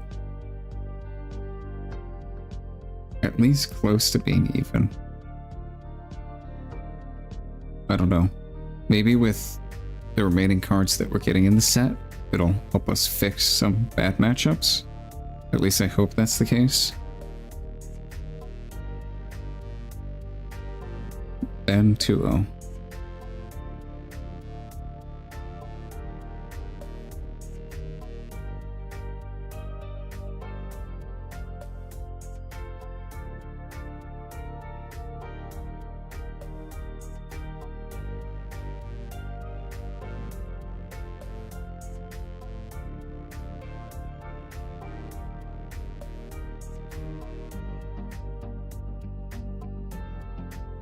Right.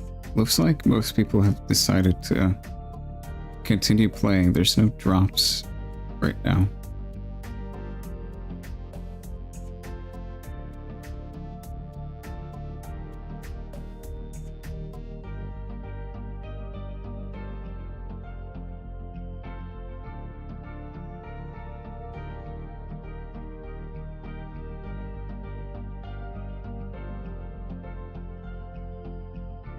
Yeah, what decks did we not have today? We didn't have any Leona.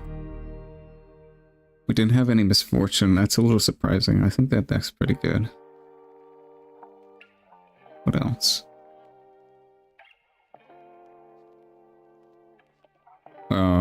We had one Lux, right?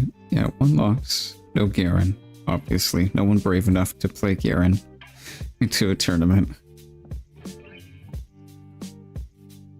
No Annie. Didn't see any Annie. Oh, maybe we'd see at least one Annie. I think Annie's also pretty good.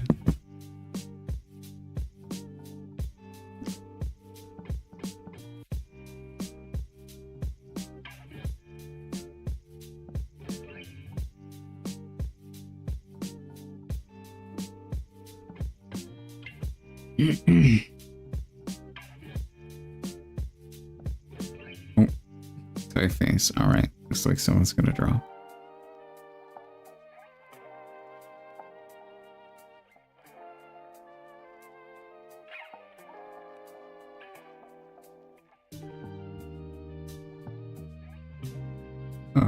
Did they play this round? Yeah, they did. Sure. Typhase. Go ahead and drop. Oh, hello? Did I do that? There we go. Okay. It's just bugging out for a second.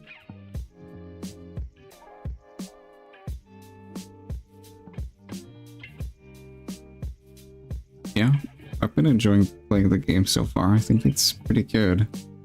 I really like the game system and its base mechanics. I think they're really nice.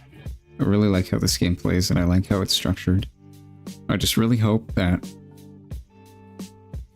it doesn't have too many polarized matchups.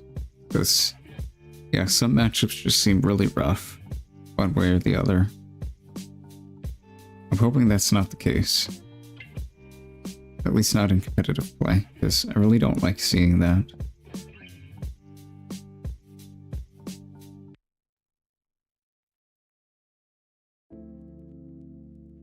Alright. Xian 2-1.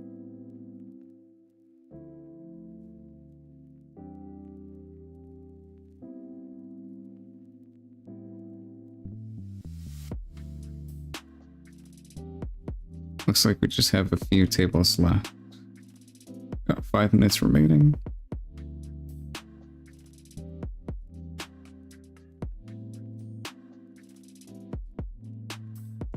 The judges might put a 5-minute remainder left.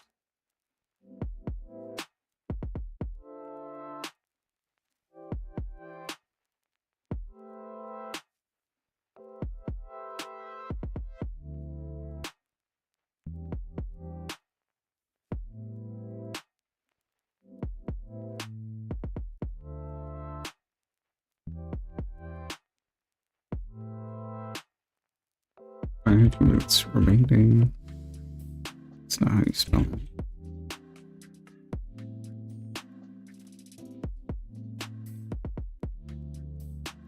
Judges? Yeah, 5 minutes. Okay. Looks like you don't need to.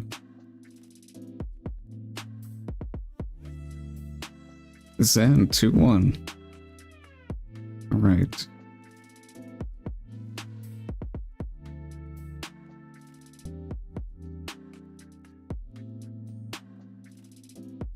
Looks like people are finishing up.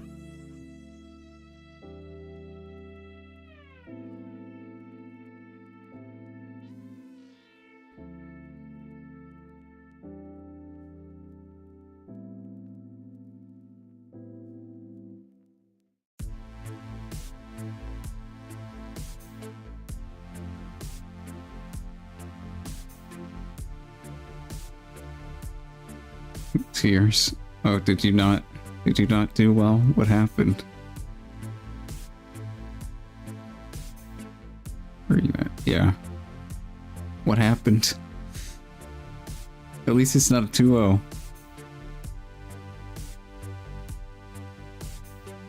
Any info on what decks are still undefeated?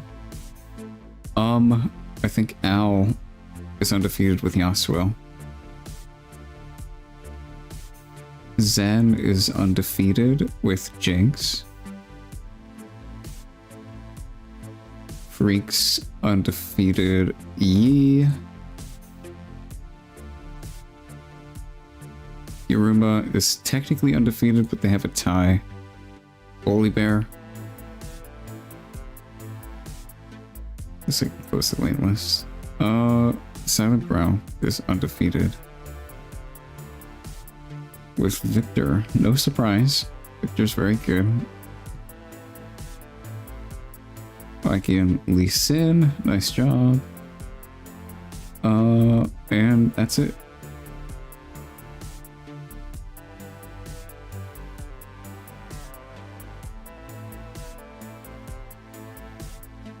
No repeat undefeateds, it looks like.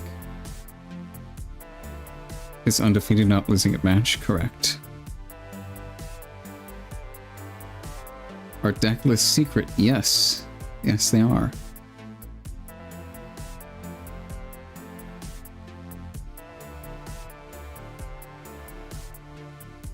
You drew good, but Draven's insane. Fair enough.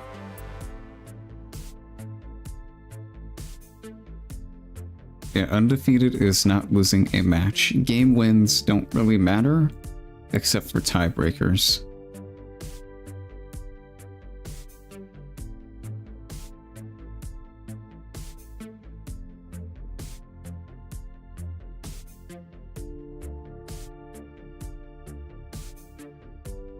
And we go until there's only one person undefeated. So it could happen sooner, but the latest it'll happen is round 5.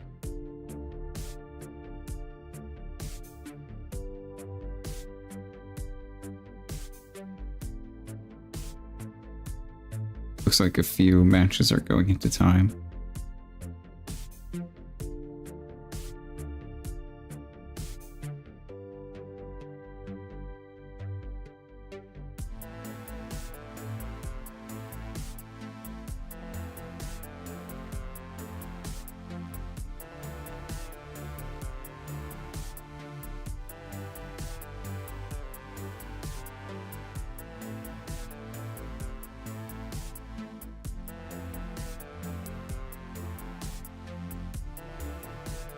Hang on, I got a message. 5-minute extension for table 1. Okay, sure. Might get increased with their current ruling. Oh boy. Okay. I guess this game can be a bit complex sometimes in terms of rules. We don't exactly have all the rules finalized right now, so that is to be expected. Our rules right now are kind of in a beta test stage.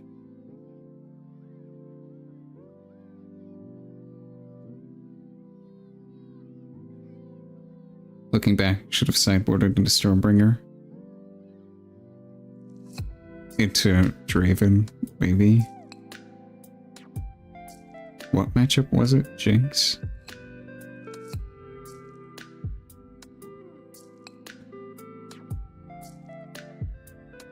Could have at least had a better chance.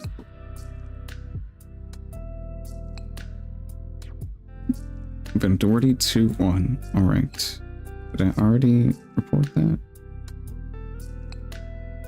No, not yet.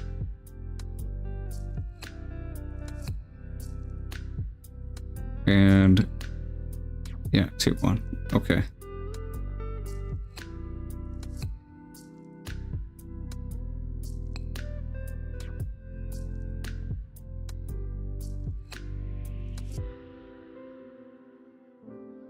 Animated 2-0. Nice job.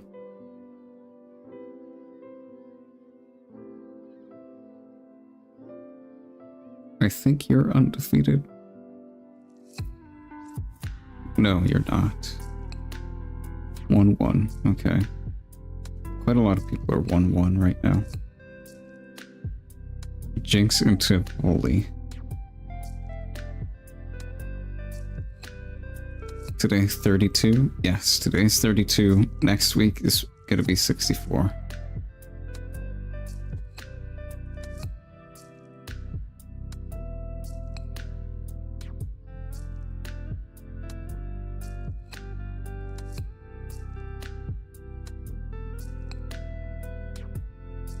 Maybe what, running a Warwick and Flurry?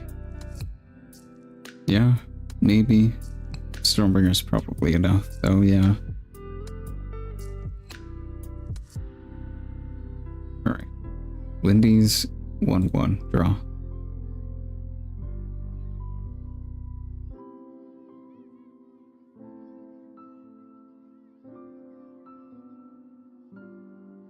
And 2v2-0.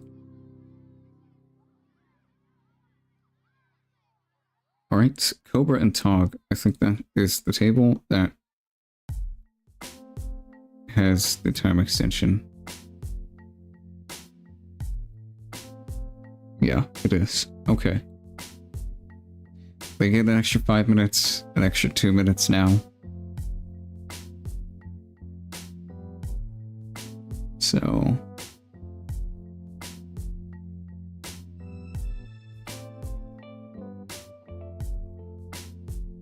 just waiting until they finish.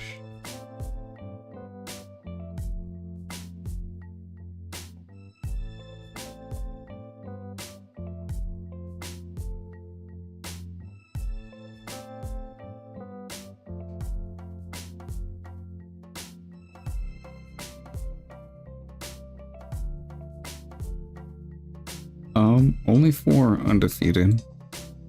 So we could potentially end sooner than round 5. Everyone watching follow, thanks. Yeah, like the stream, guys. Smash that subscribe button. Help us hit 1 million subs so I can buy a Lamborghini.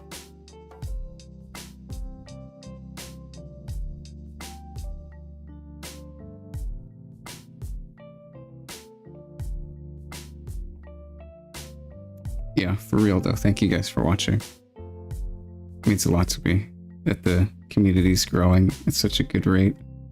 We already have so many people who want to play, it's amazing. We've got like 100 people between this tournament and next that want to play, so yeah, it's great to see. A lot of people like this game. It's a good game. 2-1 Tog. Okay, I think that is the last. Yep.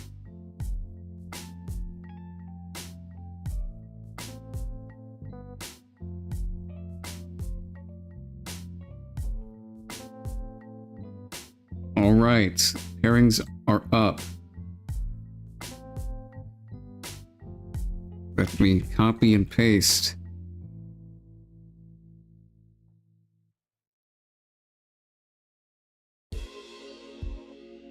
Yoink.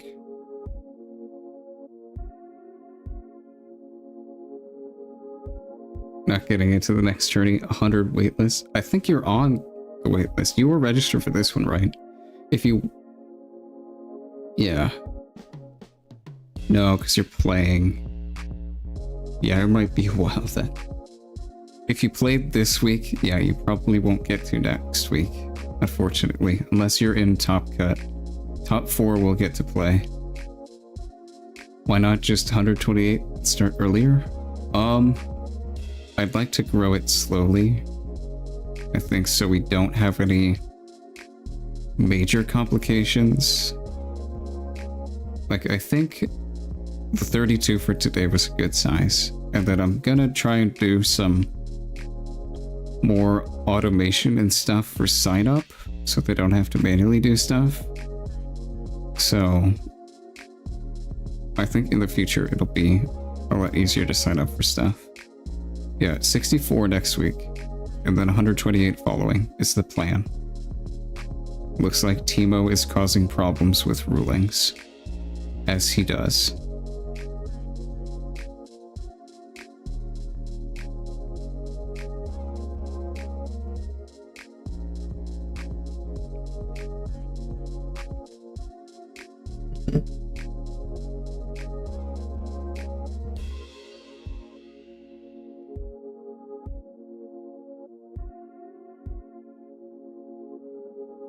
Okay, I think everyone here is still in the tournament. Pretty sure. Yeah, it looks about right.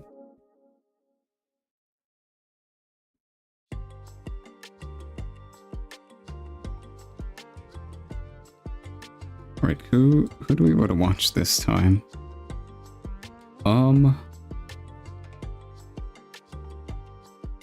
Standings. Who's undefeated right now? Mygan, Freaks, Silent Brow. We haven't watched. Oh, and these people as well. Tog and already said.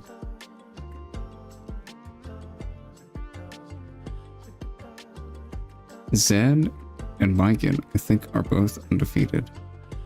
That would probably be a good watch. Yeah. What is that matchup? Zed is on Jinx.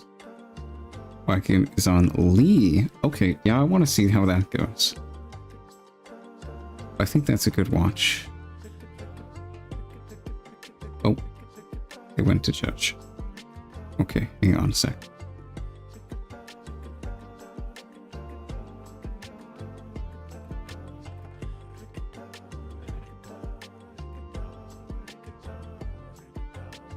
Be honest, you have a chance? Well, you could win the next few rounds. I think 3-1 is still pretty good. Alright, we're gonna go see these guys on feature. Hello. Hello. You don't even want to do this, trust me. Hello. Feature match? I'm down. Sure. Alright, nice. Let me look at which table this is. 1, I see. Mm-hmm.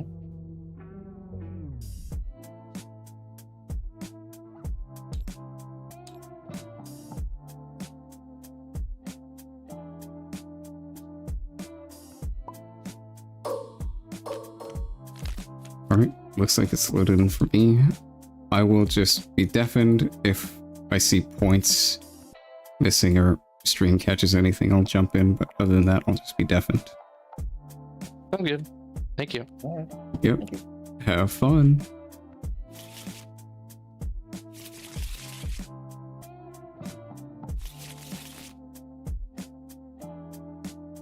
Alright. Let me get time. 2:55. Yoink. Yoink. Oh, is that not? There we go. Okay. Alright, Jinx and Lee Sin. An interesting matchup. Move my thing over.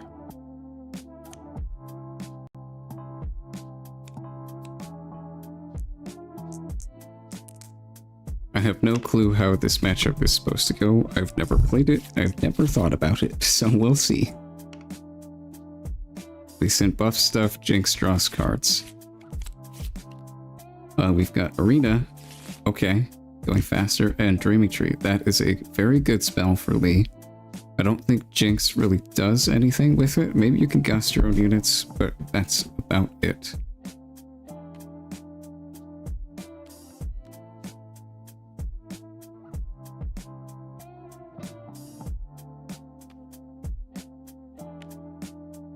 Lee Sin loses, that's how it goes. Oh, I see.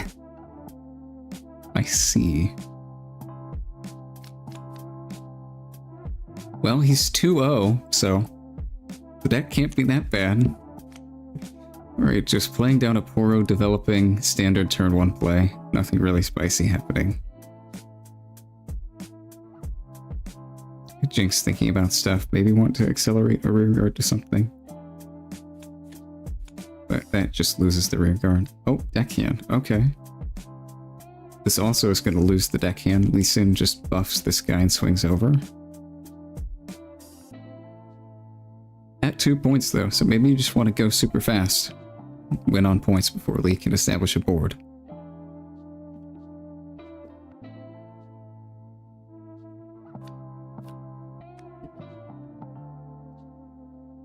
Alright, laying this down, buffing this. And then potentially buffing this with Lee. Just swing over the deckhand. Deckhand dies, 3 versus 2. And Lee has quite a bit of board presence. And Jinx currently doesn't have a board. Discipline here would pop. You don't even need it. You're already winning.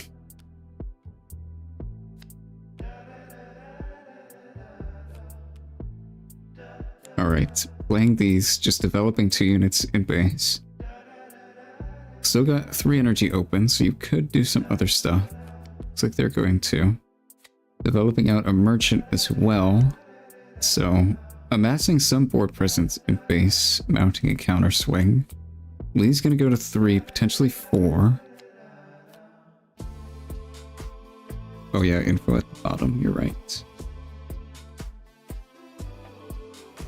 I always forget that.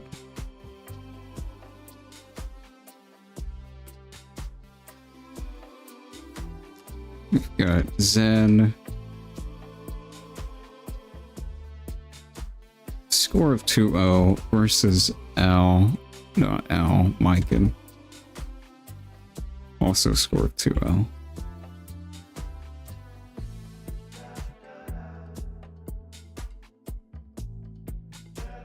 Looks like Lee is thinking. Maybe. Yeah, gonna move this back. Going to develop Lee and just buff him. Maybe put something on this field to try and go to 4 points. Nope, just passing. Don't want to lose board presence. Fair enough.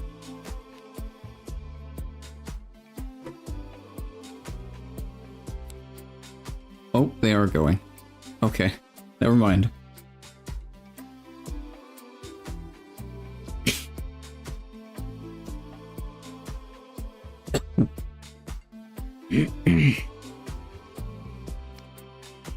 Yeah, Pit Rookie here just dies, but I'm not sure you really care about that. Definitely would have put the rookie on. Yeah. I think it's fine. You have enough board presence amassed in base to counter swing. Just gonna swing over with chompers.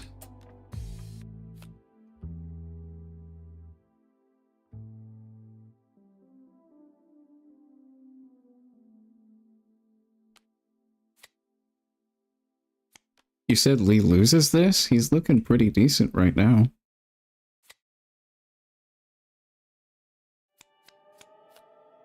I think the game's about even. Yeah. How is Jinx gonna deal with this Lee? Rocketing a Poro here doesn't feel amazing. Ah, there's a Vi. That's how you're gonna deal with it. Jinx going to 4. Alright. Just getting some points. How many in trash? Only 2, so Vi represents 5 right now. Cannot swing over Lee yet.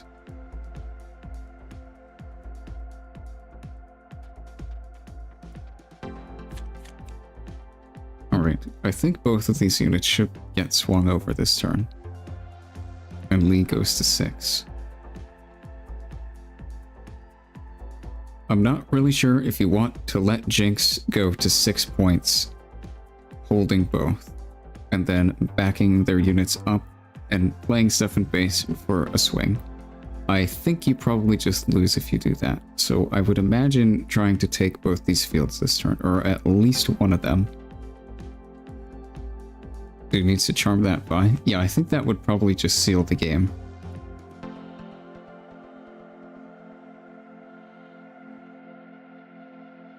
If you have any way of killing this Vi now, you definitely do. Buffing this, swinging over, you can swing over the other field, clear both. Jinx has no energy, so there's no counterplay. And then if you charm the Vi, the game is probably over. Lee is at 6. Right where he wants to be.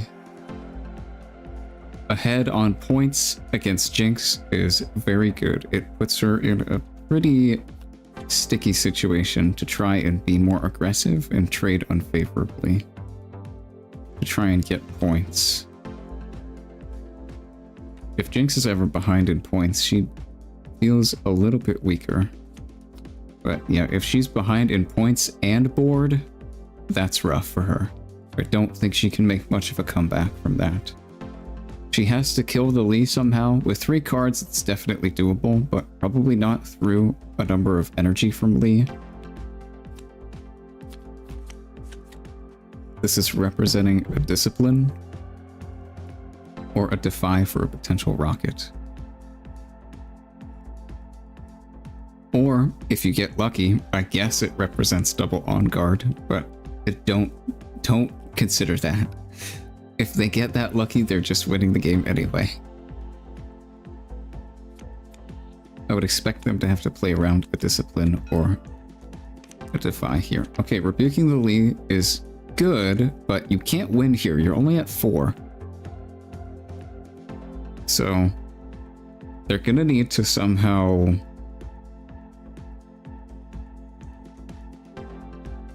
either hold both battlefields or conquer both turns. Okay. Gust protected by on guard. So this Poro is at 5 now. If it defends, it's at 6. Pretty big guy.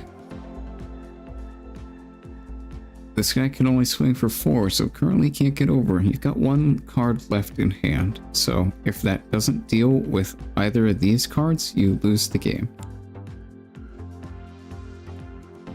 Yeah, it looks like this is really rough. Accelerate Jinx. Okay, that can punch over this. Well, it can trade with it. It's at 6 right now. Yep. So that stops Lee from winning the game this turn. But Jinx still has to win here, and this just gets swung over by a buffed Poro.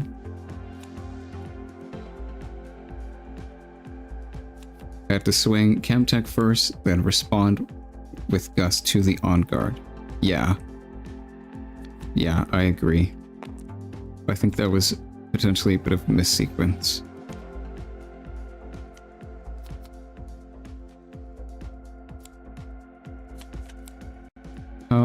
Gust is 4, right? No, I don't remember what Gust is. If it's 4 or less, then yeah. What's the buff counter? Yeah, I think Gust might be 3 or less. It would be 4 in combat, so that play wouldn't work. I don't remember the exact text on Gust, though. Jinx has no cards in hand. Lee has a big board. I think this game's over. Gust is 3? Yeah. Okay. I don't think you had an out then. I think Lee just made too much board presence this game, and Jinx couldn't contend.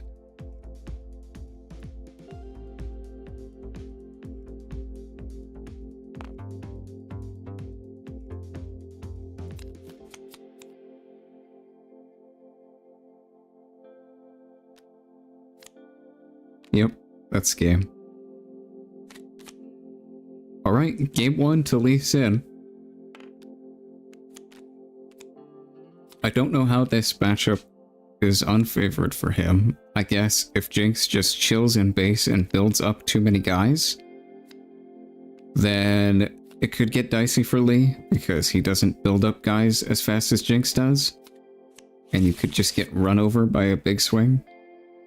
Maybe that's how you play the matchup, instead of just trying to trade 1-for-1 throughout the game, like how this game went.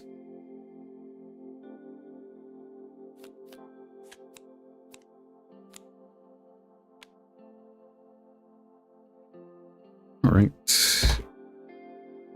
Match score. And we're on to game 2.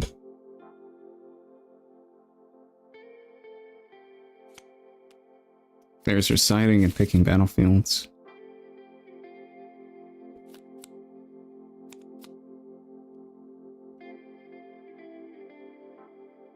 Gonna get a cough drop, my voice is dying.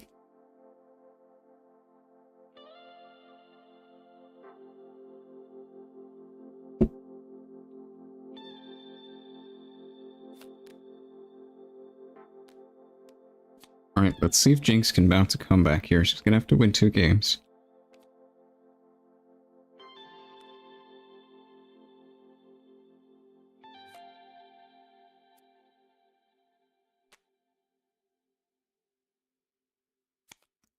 Looks like players are still sideboarding.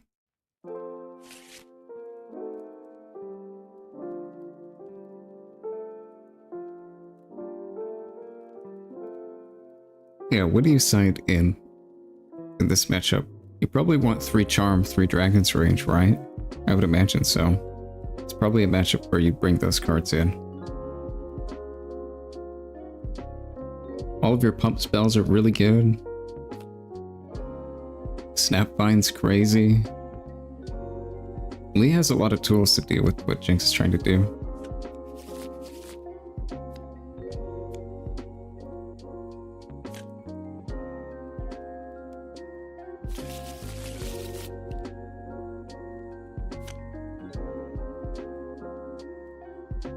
Yeah, I think the biggest mistake, or big mistake you can make in this matchup, is just playing Lee down and not buffing him, because he just dies to Rocket.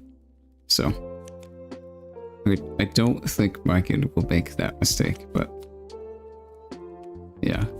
Just developing down Merchant turn 1, standard stuff. Developing down Oro. Yep, buffing it. Not too much going on right now. This is kind of just what happens in the early game. Both players play a unit and pass. Got Aspirant's Climb. This is definitely good against Jinx. This means that you need 9 points to win instead of 8. Warren's, though, is probably Jinx's best battlefield, so we'll see how this game goes. This Merchant here can discard 2 cards. That's very good. Building up a lot of board presence really early. That is definitely a better start than last game.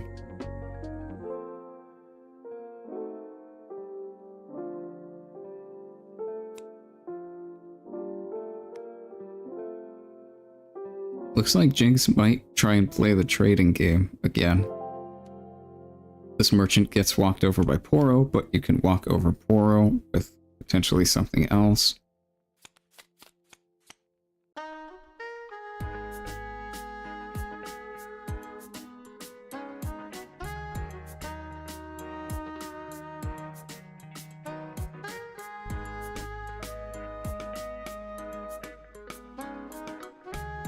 I think you're just gonna try and dig really hard for Rebuke, because that's extremely good against Lee. That's probably what you're gonna want to try and draw into. Lee, considering options right now, I think you just walk this Poro over this guy.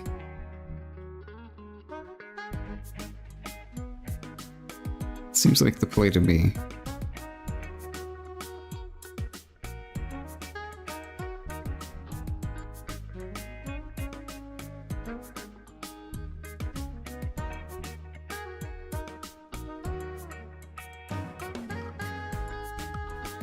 Jinx only 2 cards in hand. So, close to start drawing with legend effect. Lee with 5, healthy number. Yeah, I think the trap here is just playing Lee down. I don't think you want to do that, because he just dies to Rocket.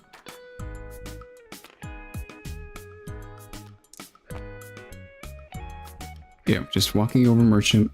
Probably going to develop something else onto the board. Yeah, I think you wait a turn on the Lee. Discipline to draw, okay. Oh no, that was pitch from Lawrence, okay. Just developing a Kiana down, that makes sense. This card's pretty good. It is definitely pretty good. Buffed up to 5, that can be a bit difficult to deal with the deflect. This Poro is 4 on defense, so trades with Hopeful, and you're gonna have to put 2 into Vi to swing over. I'm not sure if you want to do that yet. Might be the only play though. Could just chill in base as well.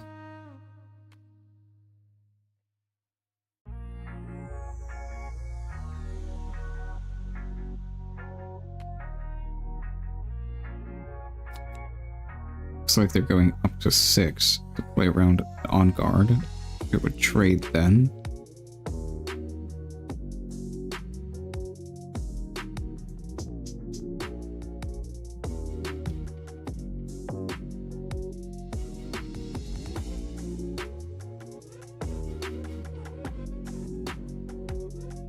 Just considering their options here. Thinking about how to sequence this turn out. If they want to attack. I think they definitely do. They already committed. Recycle. Vi is currently 6, I think. Walks over Poro. Lus trades with on guard. I think you're fine with that trade. That's a 2-for-1. Yeah, I'm definitely fine with a 2-for-1 trade, but I'm playing Jinx. I get to draw more cards than you do. So you're gonna run out of cards. Just. Okay, why did you recycle for Vi then?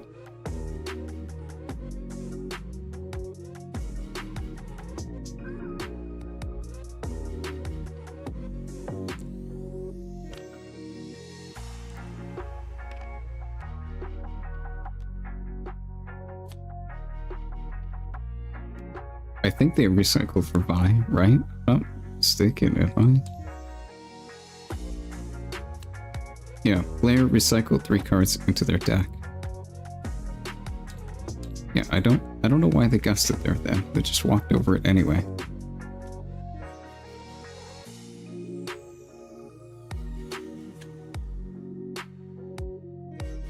Discarding a Draven to draw. Okay. I don't know about getting rid of Dravens. I think that card's potentially pretty good in this matchup. He gets really big. Rocket Kiana. Okay. Fair enough. And a Defy. Alright. Just making some trades here. Kiana's gonna get to walk over this Vi and draw a card. That's pretty good value. Good value. Again, I still don't think you play Lee down, because he can just get rocketed. There is a rocket showing in trash right now. I think playing him down on 5 is just a trap. I think you want 6 so you can buff him and not have him die.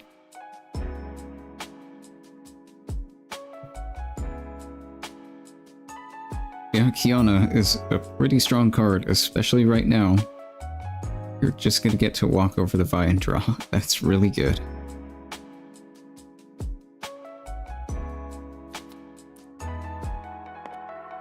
Buffing Kiana, swinging into Hopeful. Okay, maybe they have another plan to kill Vi. because Vi can just pump herself and gank over and kill Kiana. Maybe they're unaware of that possibility, but I definitely... Oh, a challenge. Okay, yeah, they do have another... Right. That play definitely makes sense then.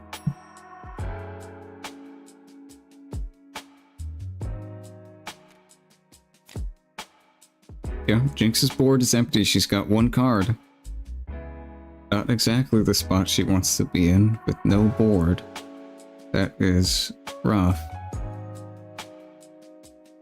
Lee's been doing a very good job at trading positively this game. Yeah, I think if this game goes the same way as the last game, maybe you just have to shift your playstyle with Jinx against Lee, because the 1-for-1 trading game didn't work out last time, and it might not work out this time. I think you might have to play differently, like just amass a bunch of guys in base all game and then start swinging. You may have to shift your playstyle to that. Putting down another Vi and a hopeful, just developing a bunch of guys in base. And an enforcer as well. A lot of pushing power from Jinx's side. That's definitely scary to face. Some charms would be excellent right about now, especially against this Vi.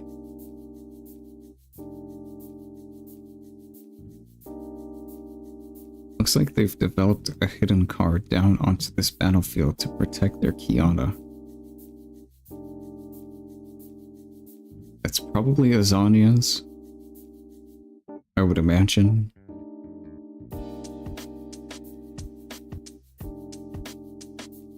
They're still only at 5 and can't develop Lee with a buff.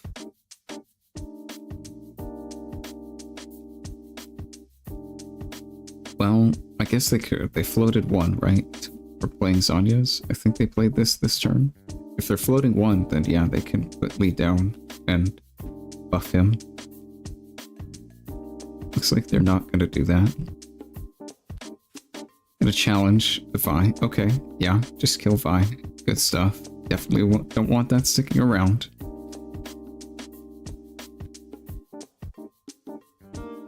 Looks like they might move Poro up.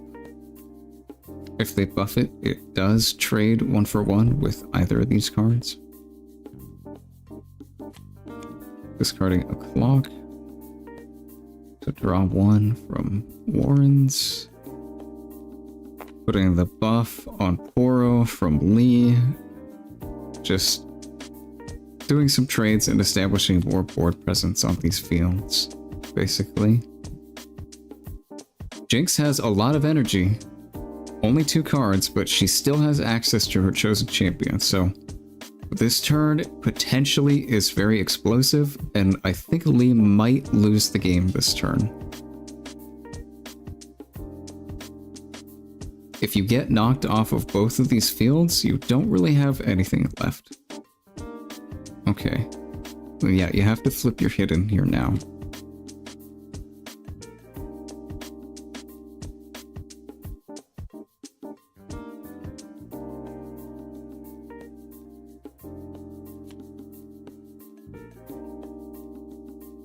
Yep, this is Anya's.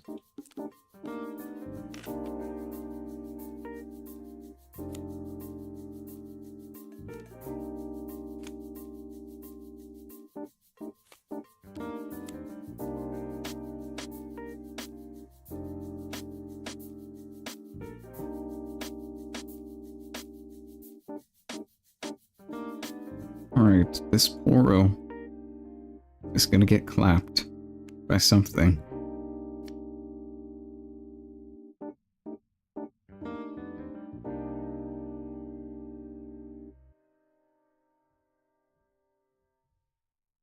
Jinx still has most of her energy available to use, so we could still see the card in hand being played and Jinx coming down accelerated as well.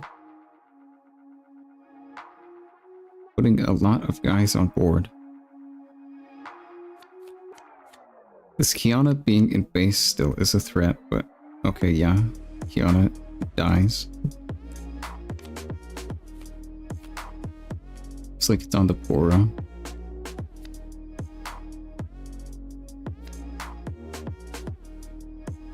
Moving the hopeful up to take the field.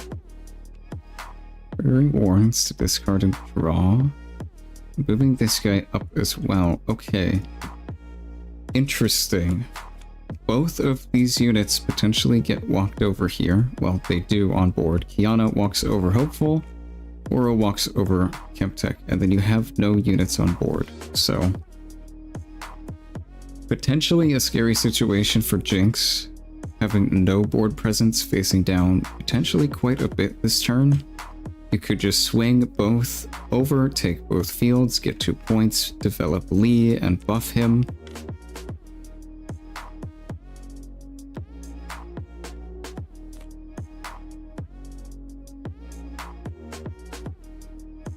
Looks like might be what they're doing.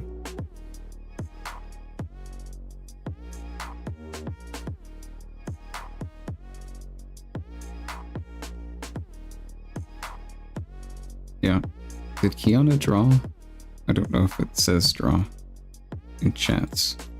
That looks like the draw.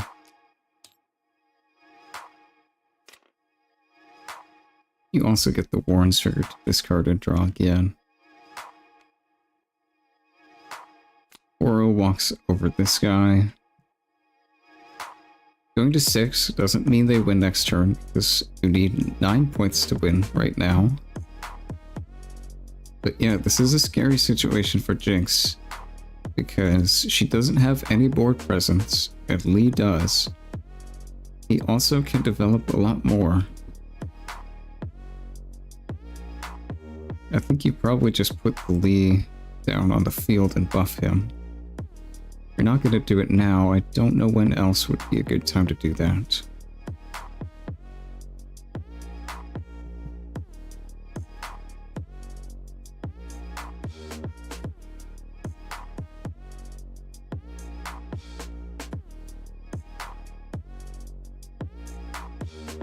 Looks like they might just be thinking,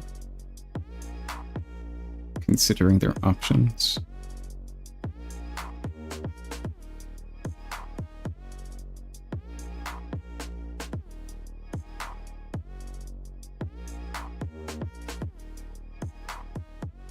Yeah, thinking about what Jinx could potentially do to break this board. She's going to get a lot next turn. She'll have 3 cards in hand plus her chosen champ. That's quite a lot. Looks like they're going to choose to draw with Clock. Probably want to, yeah. Play down this, buff Clock, and pass with 2 open. Seems solid.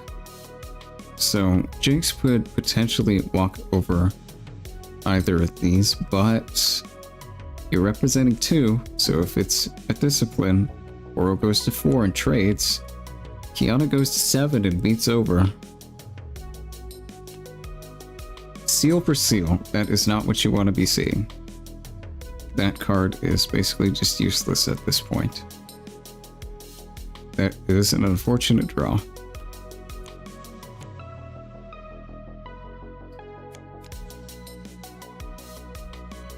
See what they're trying to do here.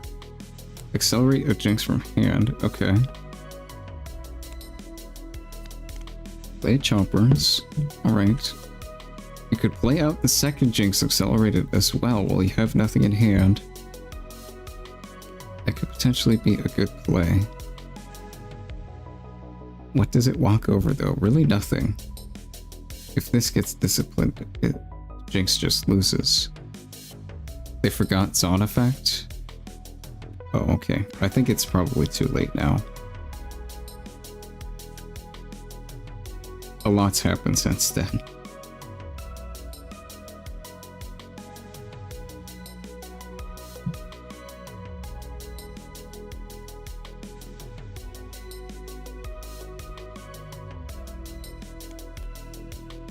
Looks like they are just gonna develop this Jinx. Accelerated. Maybe they're gonna think about throwing both of them into Kiana to just make sure she dies. Oh, I don't know. I don't really see how Jinx is gonna win from this situation. Yep, they are throwing both, so discipline trades with one, yeah.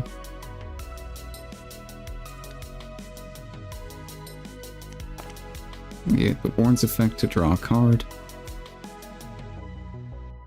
Go to 6. Okay, they're out of energy. Can't do anything else this turn. This Jinx just gets walked over.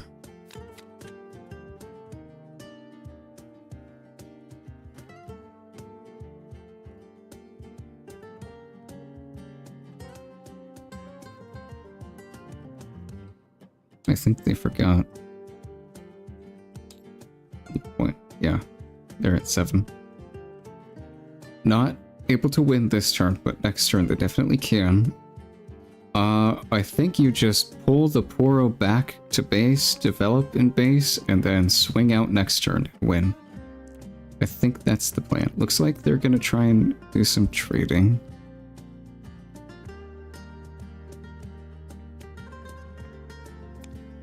Jinx isn't in danger of winning next turn, so you don't really have to play aggressively like this. You just can force them to come to you because they have to hold, and Jinx is a lot worse holding than she is attacking.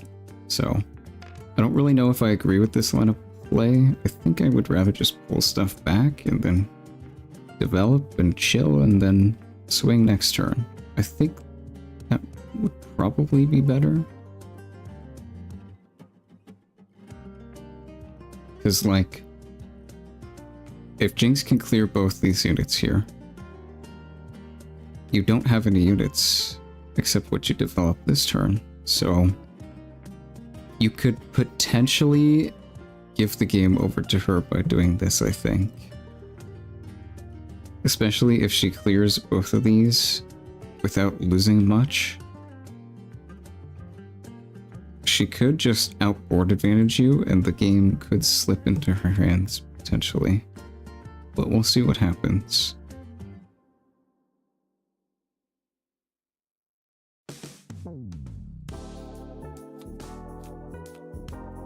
Alright, looks like they have a charm. That's definitely good. That just kills choppers. That's definitely nice.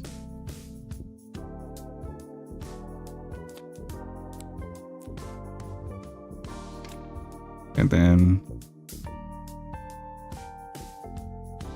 they might still move it back, I guess.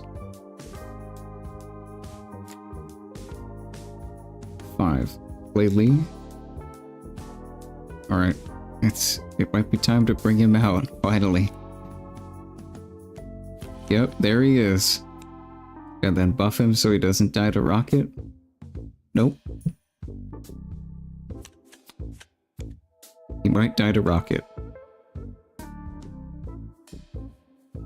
I think Jinx has rocket in trash, probably with 13 cards, so if you take either of these fields, you could rocket the Lee, and you'd still have to kill both of these. Could Jinx do that with 3 cards? Potentially. You don't even have to rocket the Lee right now, I guess. You could just kill both of these. And then Lee can't win next turn. Unless they're playing like a misfortune or something.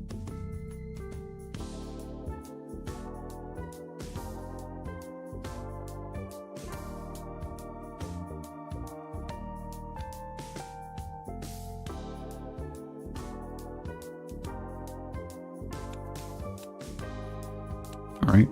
Accelerate Jinx. Discarding 2, huh? Rocket and that? I guess, yeah, you couldn't play either of those. That's rough.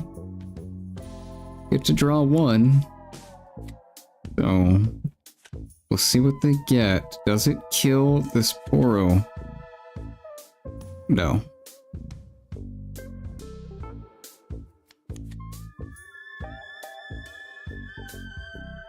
Alright, that's gonna be Lee Sin's win.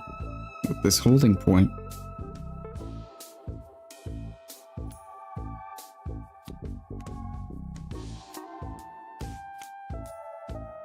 Alright, I think that's a 2-0 to Lee Sin against Jinx. Nice, definitely good performance by Mike, and I think they played very well.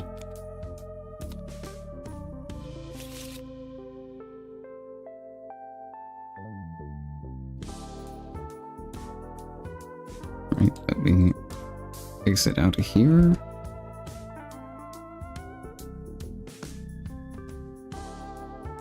Probably a lot of people have finished. Yeah, quite a few. Okay, I'm gonna take a 5 or so minute break, and I'll be back to do talking and score reporting and whatever else. Alright.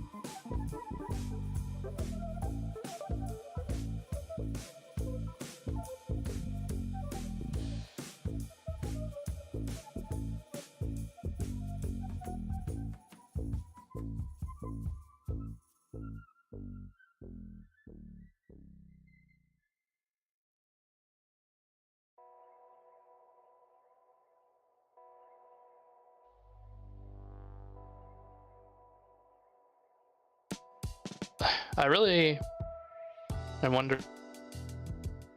Oh, I undeafened accidentally. Alright, I'm back. Okay. Reporting the scores. Roomba, table 820. Where's that here?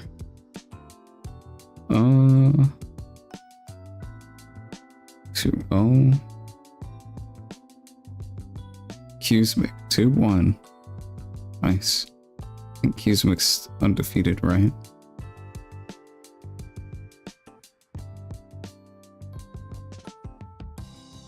Silent Brow 2-1. Oh, that's not the right person.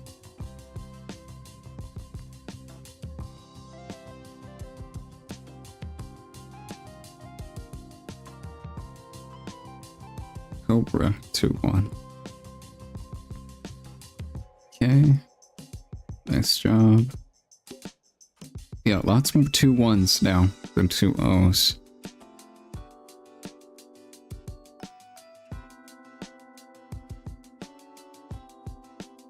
Yep, Mike in 2-0.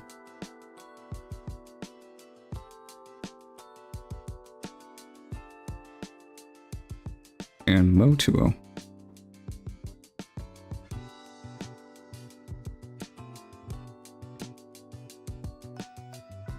Right.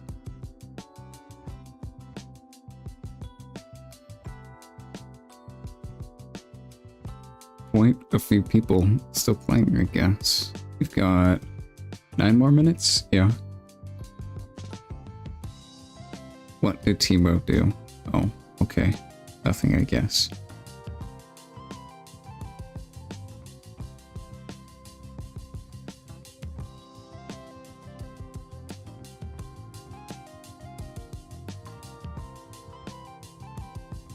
Yeah, let's look at who's doing well right now.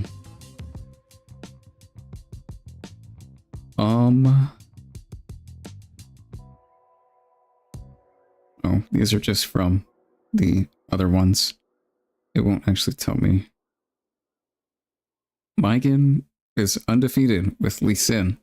Nice. Silent Brow, I think, is undefeated as well. Yeah, that's Silent Brow playing. Something. Attack Volibear, undefeated. Let's go. Kiruma, are you? No. Well, technically, we've got a tie. Who else? Cobra. No one else undefeated. Okay.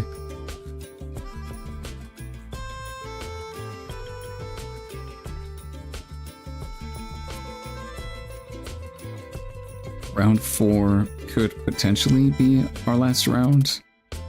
I think it's going to go to round 5 though.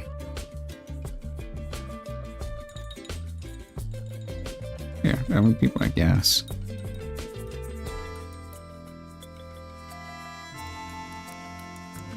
So far we know Volibear and Lee Sin are undefeated.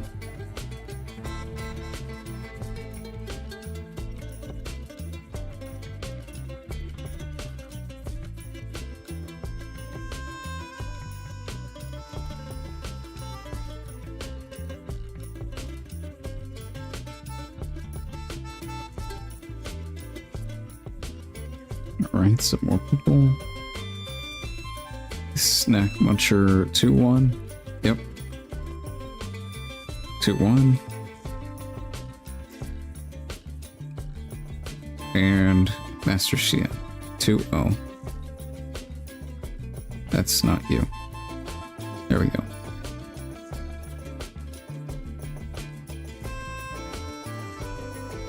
Are you undefeated? No. Are you undefeated? No. 2 undefeateds right now?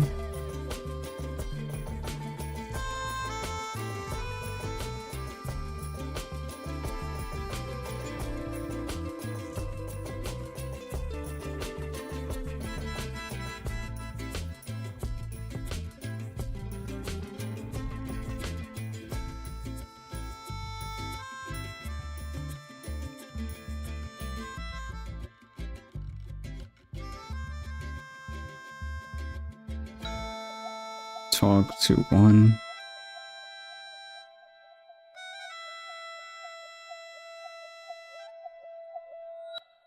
Yeah, I think the 50-minute rounds are pretty good. We're probably going to keep it as that going forward. It seemed to work. Only really one time extension, and most people finished on time. So I think that'll be standard going forward.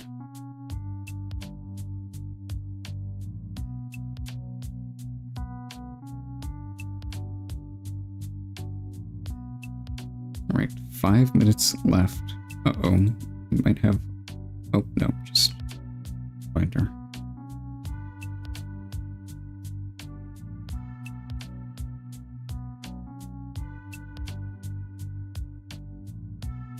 Looks like we might have one more.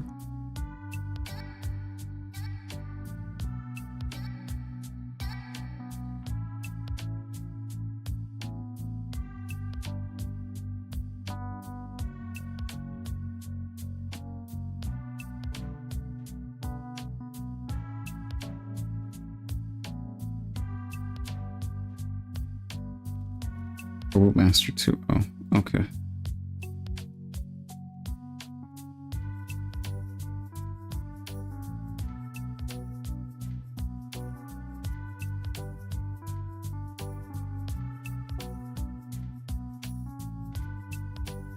just a few more left play.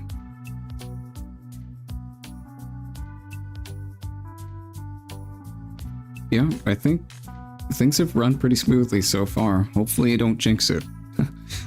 Yeah. I think the system we've been using works pretty well. I'm just going to change how sign up works so I don't have to do all this manually. Well, all this I still have to do manually, but like signing people up for the event, I'm probably going to automate going forward. So I don't have to enter names in and have people drop and change stuff around and all that.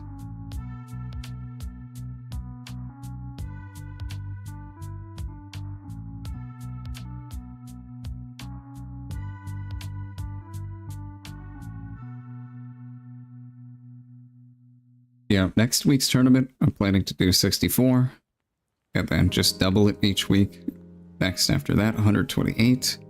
We have about 100 players already interested in playing, so it shouldn't be hard to fill that out, at least almost full. And then, yeah, we'll expand it even more as needed.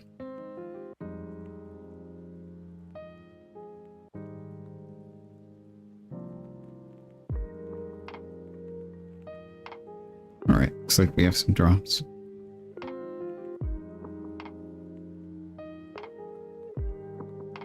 Alright. Dr. Rick requested drop. And Cusco requested as well. Oh. Okay.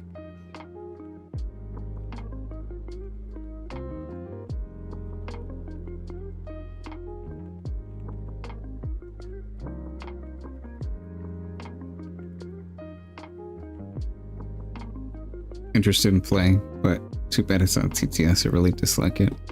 I don't think TTS is that bad, but yeah, it's definitely not playing in person.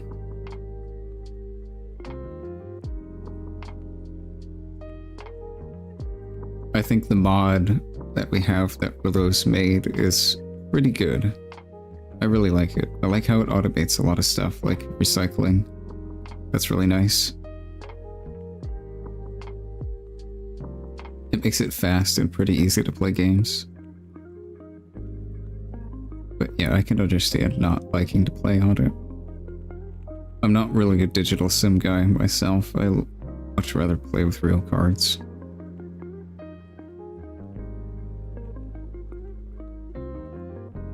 Way too clunky, IMO. Oh, I don't think it's that clunky. I think it's actually pretty nice once you get used to it.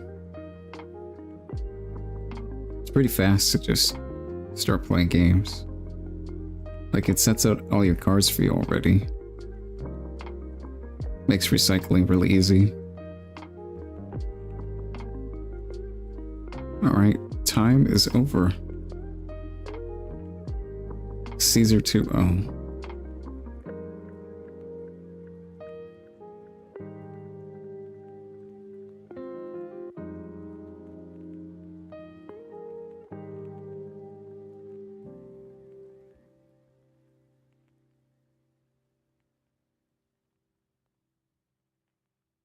Alright, so just a few more finishing up. A couple of matches went to time. Maybe extending 5 minutes would help. 55-minute rounds instead of 50. Maybe do that. 1, 2. Okay. I'm assuming that means Lindy's lost. I'm assuming that's what that means.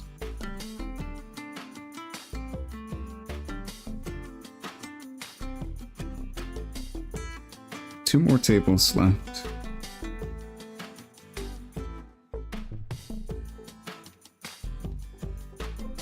Alright, more drops. You're gonna drop? But you won! I thought you won.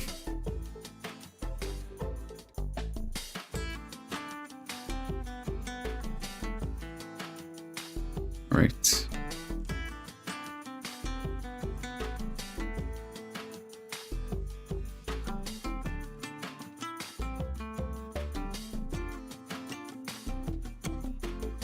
Gelinas 2-1.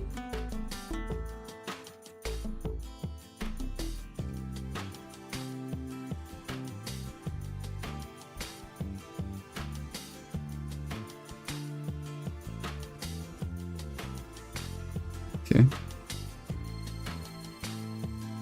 And a draw. I see.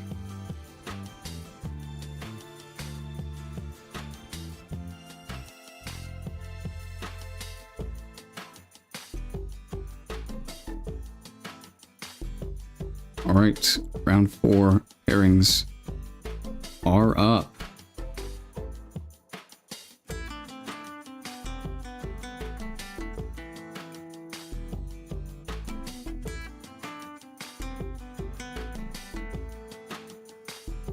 Doink.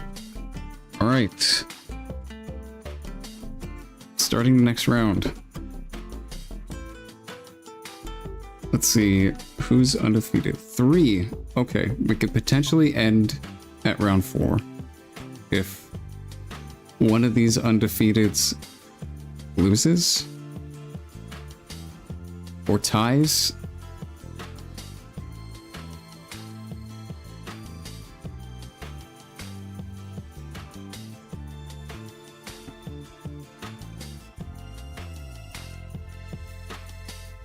I guess Megan and Silent Brow, right, would technically be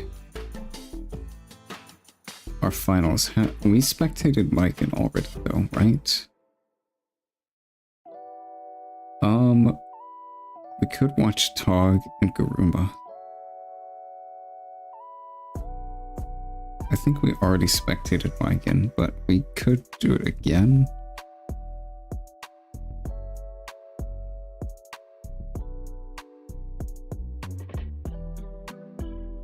Megan is on Lee.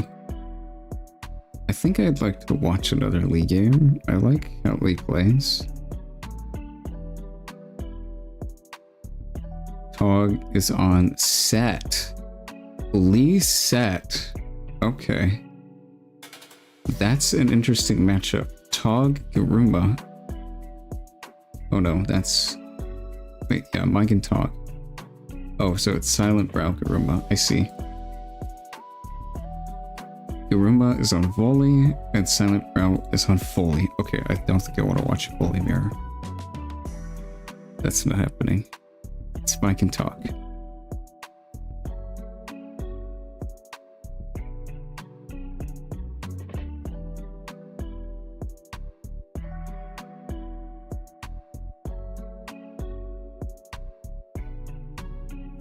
Hello. Hello, hello. Feature match. Yo. I'm done. Hi, Mom. All right. Hi. Mom, I love you. I see. The other match is a Volley Mirror, so I thought I'd watch this instead. Oh, yeah, that makes sense. Yeah. Holy, I'm lagging. Am I in? Wait, it just kicked me. Okay. Give me a sec, give me a sec.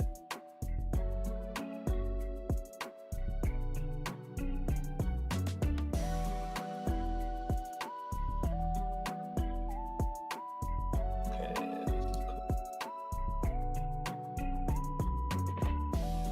Okay, it seems like it's working for me. I'm jealous. Where is it?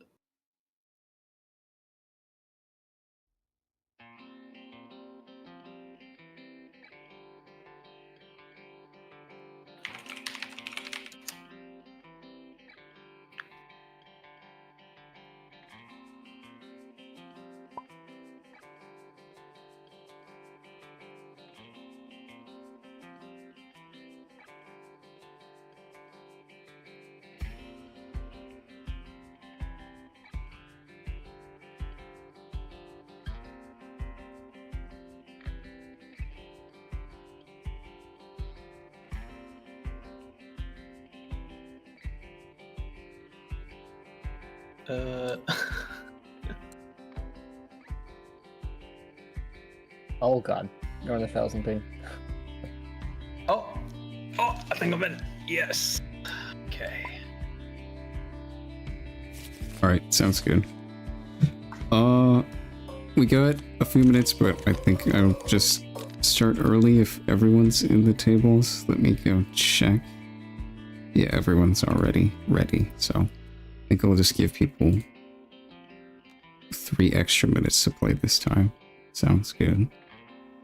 That sounds perfect. I didn't realize time was going to be such a struggle. Yeah. All right, I will go ahead and deafen. Enjoy your game.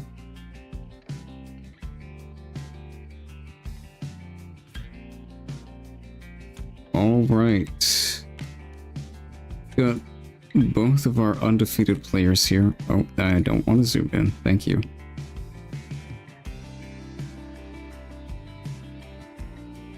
Lee Sin undefeated. And the other deck set should be.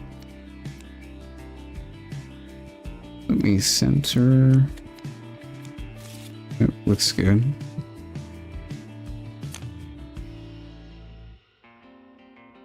And this is Tog on this side, 3-0, and Mykin on the other side. Not Mykin, it is Mykin, yeah. 3-0. All right.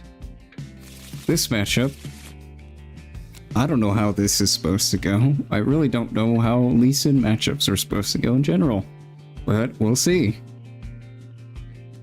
Lee might struggle to kill sets. If he can just protect his units from dying for free, which is very strong.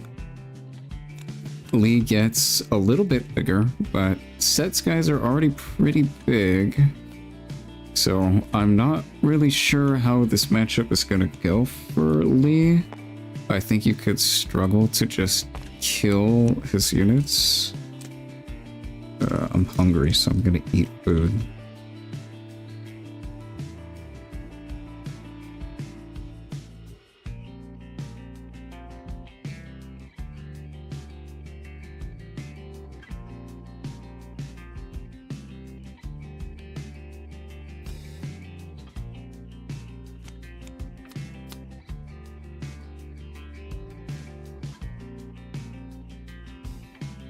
Here, I don't know how well Set can take advantage of this card, the tree.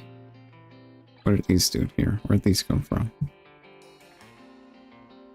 Oh, he's resolving this. Okay, I see. Yeah, turn 1, just develop a unit, pass, and then we start playing the game afterwards.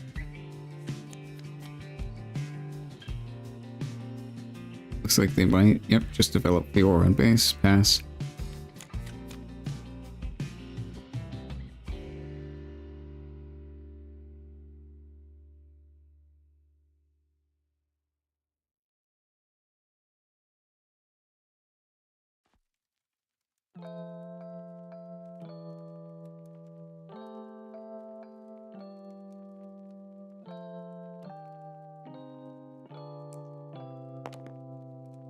This card's pretty good, but only when it's buffed.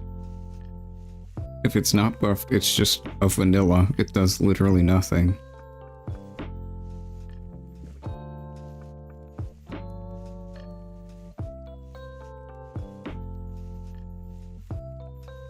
This is up to 3 might because of the Lee Sin buff. This is on 2. Could just swing over, but then you die to Fiora, so 1-for-1 trade. Looks like they're gonna do that. Probably fine play this early.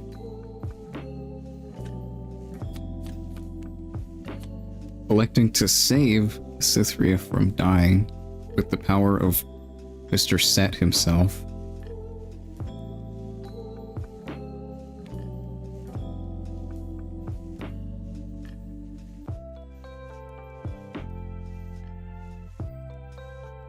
Yeah, I guess, I mean, you go down a rune to save this unit. I'm not sure if that's exactly worth it, but You do preserve some board presence, so maybe it is.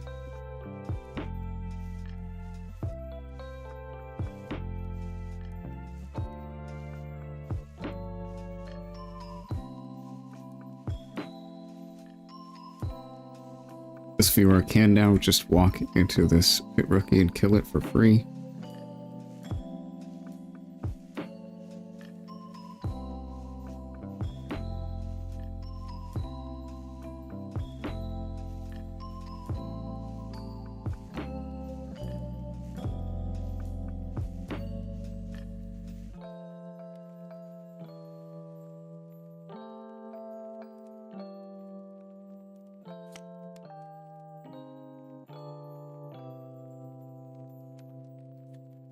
Looks like they're resolving Candlelit Sanctum right now.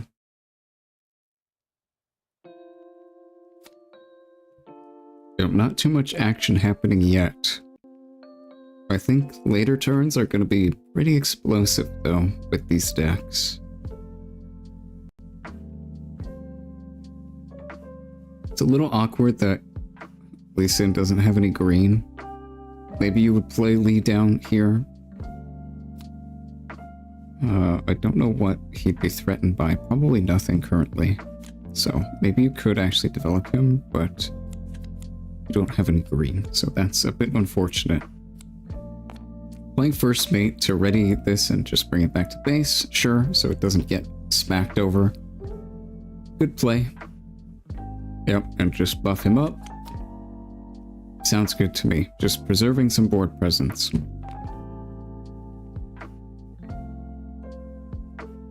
This game is definitely, most of the time, all about board presence. I think controlling the board is key in this game. If you can amass more might than your opponent can, then you're probably in the driver's seat in the game, and probably gonna win. Of course, there's a lot of nuance to that, but I think board advantage is really king in this game. It's very strong. Playing down a bar, this can buff a unit each turn. It buffs up Fiora, so that now she has all of her keywords because she's got 5. Pretty good. Bar is definitely an extremely good card in set and something you want to see early, pretty much every game. Very good card.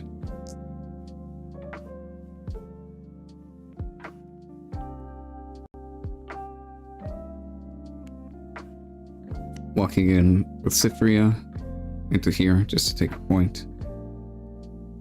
She's gonna get run over by this guy, but I'm not really sure if you care. Maybe you do.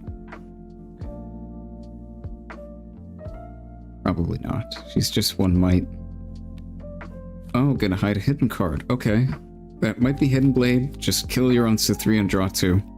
Her hand's getting a little bit low, but drawing 2, it'll be up to 5 and then 6 next turn, so pretty good. You are going down on runes, though, to make that play even more than you already have been, so you might just get out-tempoed by Lee, because if he has more energy, he could just start developing faster than you can.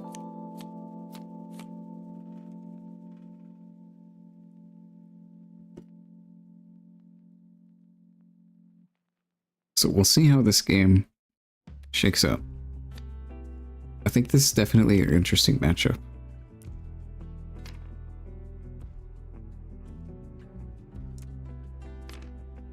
Yeah, just electing to walk over Cythria. This is probably Hidden Blade, so you just get a free point here. Cythria dies to play. Yep, draw 2. Oh, they're gonna kill this. Huh. Okay. I don't know if you do that. You are ahead on board, yeah, but you're really far behind in terms of energy and card economy. Like, really far behind. I don't know if that was really worth it. Giving your opponent 2 draws to just deny 1 point? Yeah, I don't know. Did you really want to save this Cythria? It's only 1 might.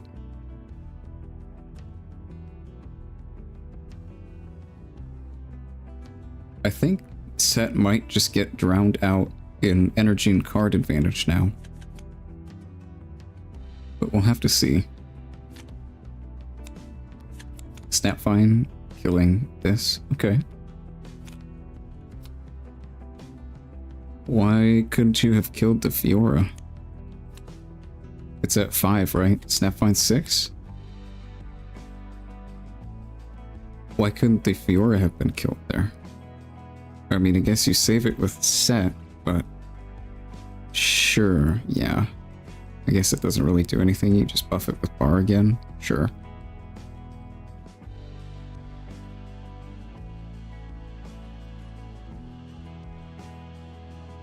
Yeah, Fiora can just yank over to the other field now. And get another point.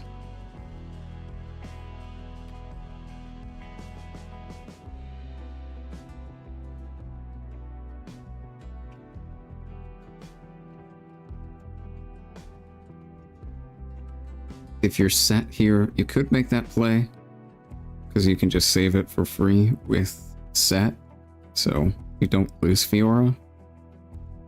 And then you could just like develop your champion set in base and buff him up with bar and pass. That's probably fine. Kill the Poro. Okay.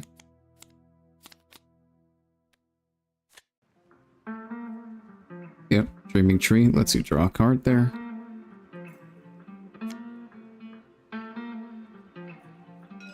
Yeah, challenge seems pretty good here.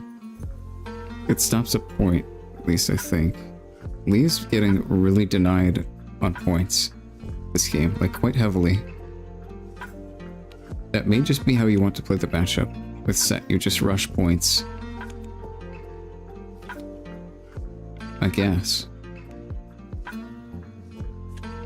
Laying down a guy, buffing him. Yep. Just developing more presence. Putting down a hidden card, probably another hidden blade.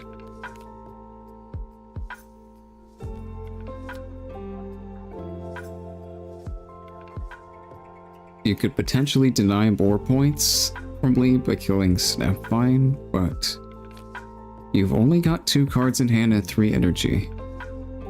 Do you really want to give Lee that many cards with that much energy?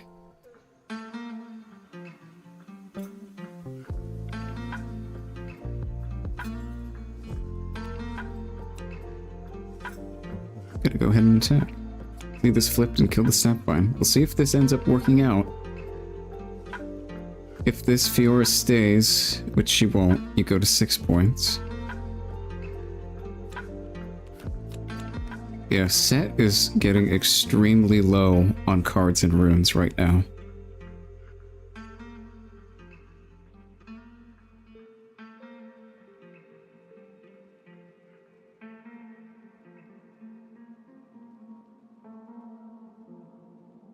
This game might just come down to set not being able to play. He does have a points lead, but that really doesn't matter that much if your opponent's got too much advantage in other things.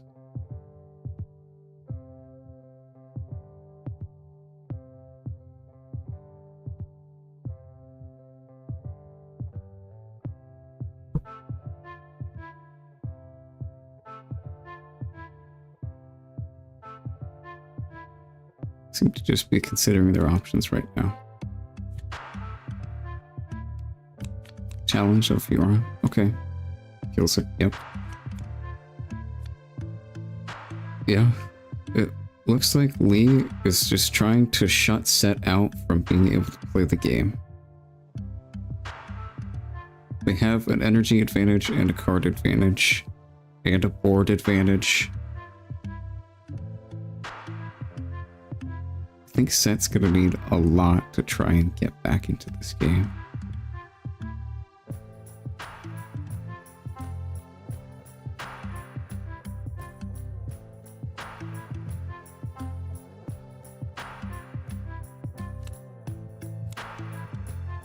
Looks like they're talking about something. Not sure what.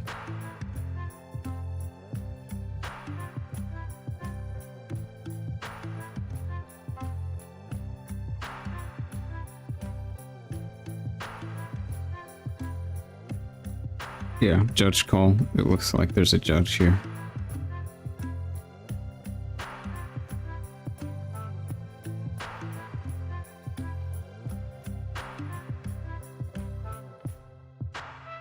The shield won. So she's at 6, she trades.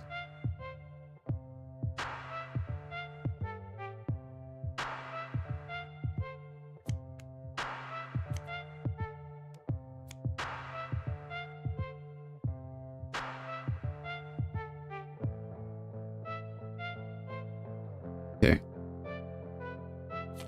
Looks like Fiora's dead. And did not trade.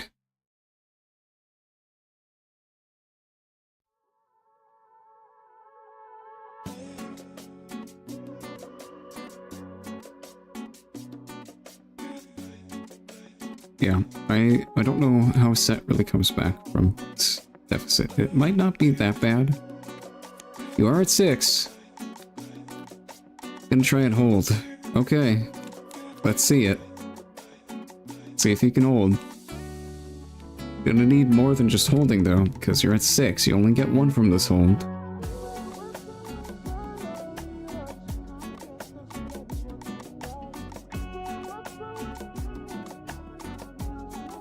Lee is very far behind in points though.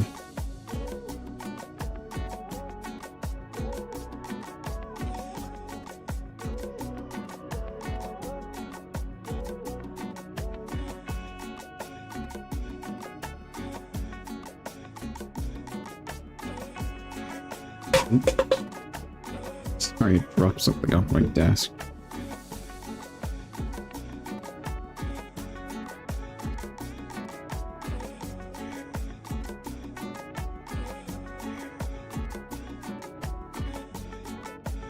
It looks like he's considering his last play here. You could just retreat Snapvine back and try and build up in base, bounce and attack next turn, because Set's not really in danger of winning. What wins with 5? A 2-drop and first mate wins. Take this field after you've already held.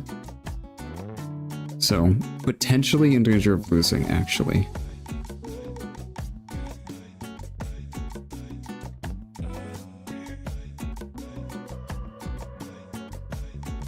I'm not sure how you stop this.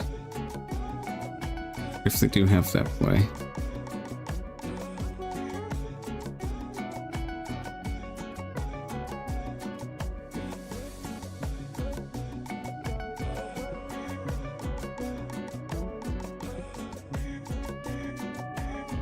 Looks like they're just thinking.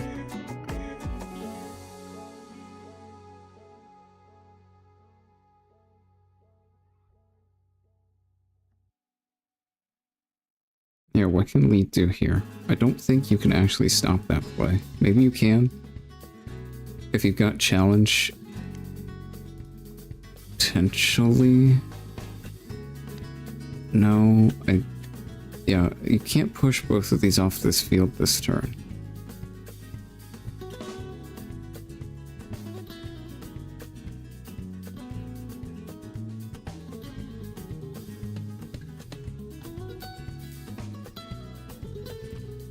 So we're just gonna swing in with Kiana. Kill this Poro. It does lose to the... Oh yeah, he's got tank, so that just doesn't work. Yeah, I don't think there was a way to really prevent this. Anyway, if they did have a combo that would let them take this field, I think the game was just over anyway.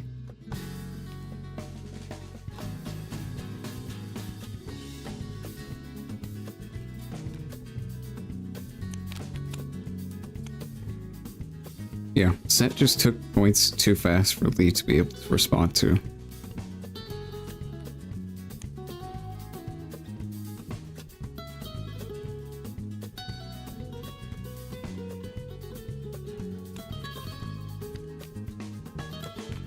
I guess it really doesn't matter giving your opponent card advantage with Hidden Blade because your legend is card advantage and board advantage. Yeah, this card is very strong. Definitely very strong. I think this is going to be a very formidable deck.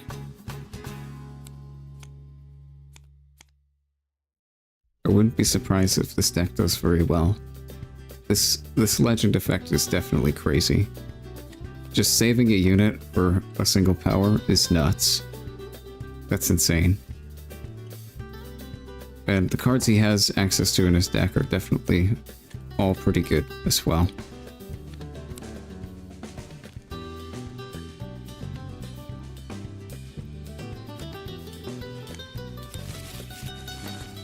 Right, looks like we've got Altar and this Aspirant's Climb. So the game is going to end on 9 points, it's supposed to 8. Let me go ahead and update my overlay. And it is 1-0, 1 game over 2 Tog. Hold on, I gotta... Damn.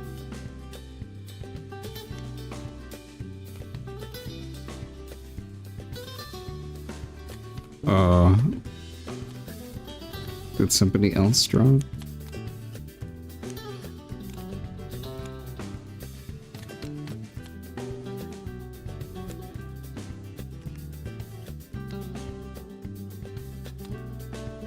me check the bracket real quick.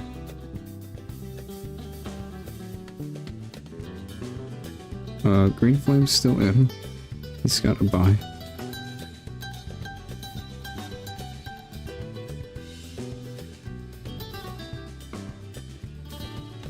Unless he said to draw. Draw.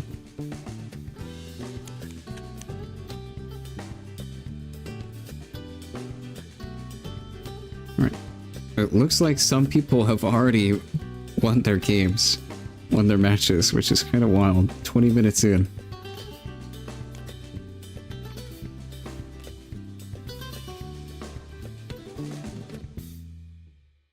Here, in this game, we've just got some development happening, putting down units in the early game, standard stuff. Not really anything crazy yet. Just development plays, taking board presence, taking battlefields, getting points. Looks like we have Bar come down again. This card's extremely strong, man. It's so good. You got washed? Okay, I see. That'll do it. 20-minute 2-0. I see. It happens sometimes.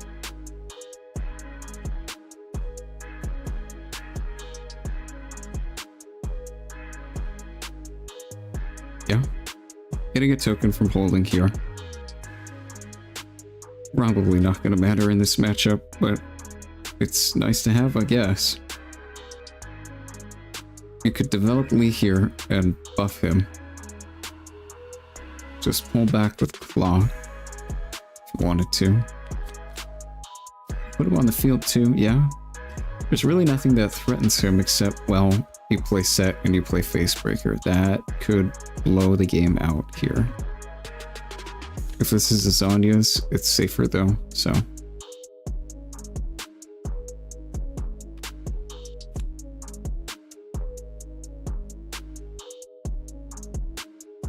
Going back to the drawing board. I see, it'd be like that.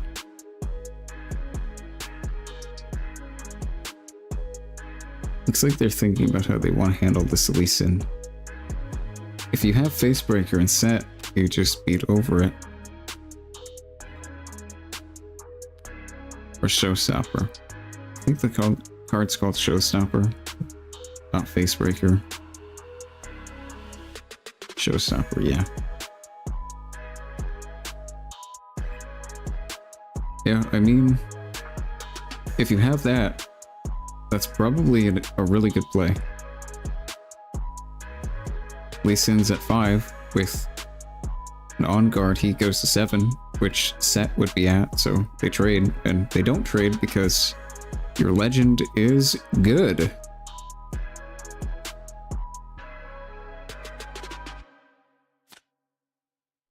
Set Do we see the showstopper? R. Ah, okay. First mate does it as well. Ready to walk into combat with both. Well, yeah, Set has tank, so I guess.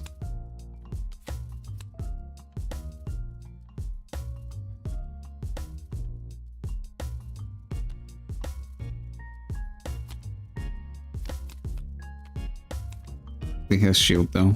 I guess, yeah.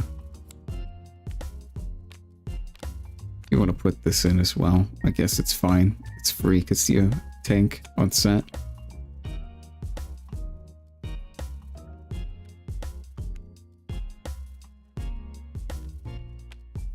Could have used this to take this field though. Get a point if that's what you want.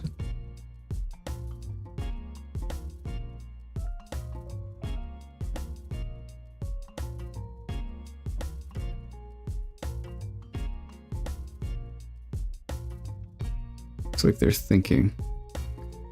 Maybe talking about something. Lee's gonna buff himself. Okay.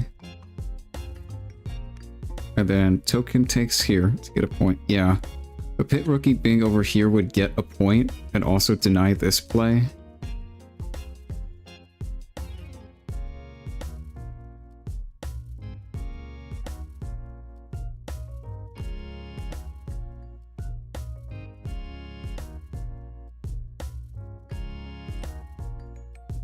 Why didn't Lee kill anything? Because Set has tank, and he would be at 8. Right, I think. And Lee was at 6, so he can't hit anything.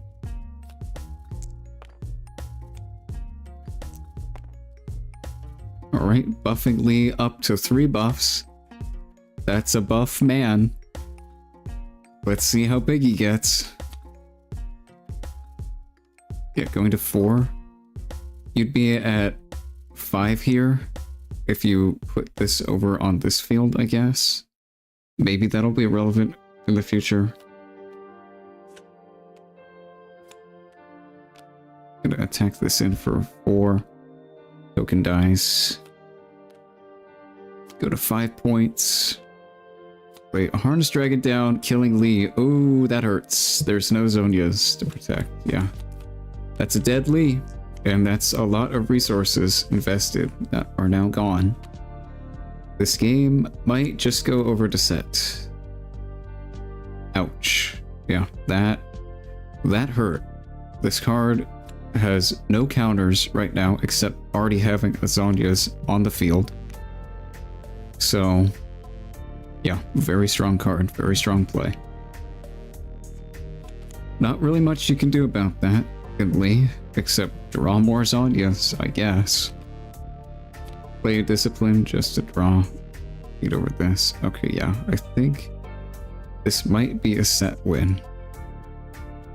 That's a lot of guys.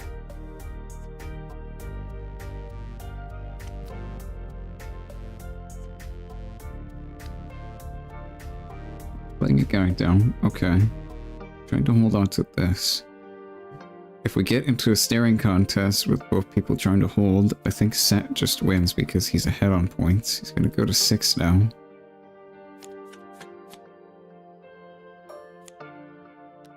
Get Token from holding here.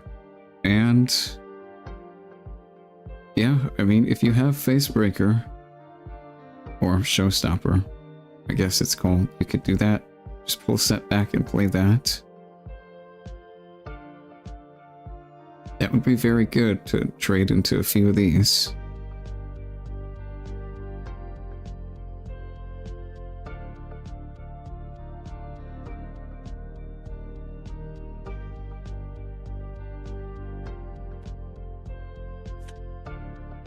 Yeah, just thinking about what they want to do here. They've probably got a lot of options with 4 cards in hand. And a lot of energy.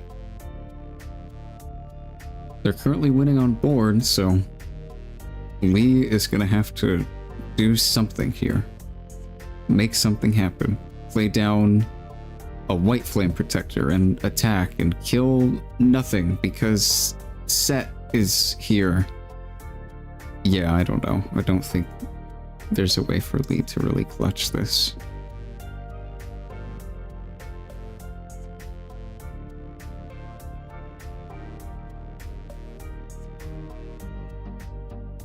Yeah, you just can't kill anything. Nothing you do can kill things. That's crazy. That's a good card. Just swing over.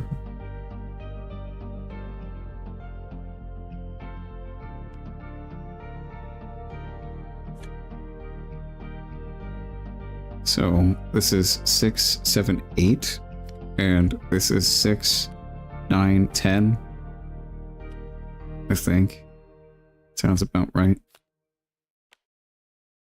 So, gonna win here with this guy.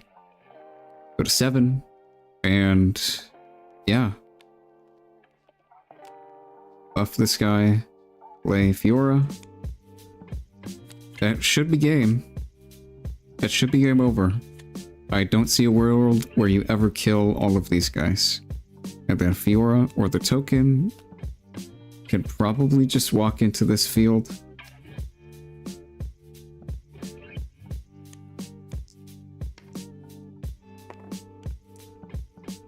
Attack here. This guy's 4. You'll kill one of these. And then, yeah, currently Fiora just walks over this. So you're gonna need something else. But even then, I don't think it's gonna work. Snapvine doesn't kill anything, so... I mean, it technically does, but it doesn't, because you just save it.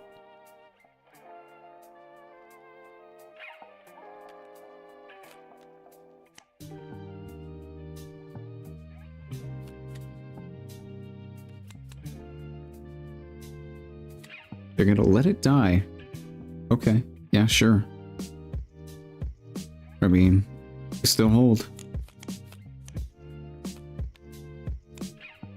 You've got currently 1, 2, 6. So you can kill Snapvine. You need 2 more. Something big enough. Like anything that can ready here just wins. Challenge probably also just wins, but Defy coming down to stop that play. Lee Sin still trying to fight, even though this game is most likely won by Set at this point. I mean, Set can even just stack everything on this battlefield and then hold next turn. If they really want to.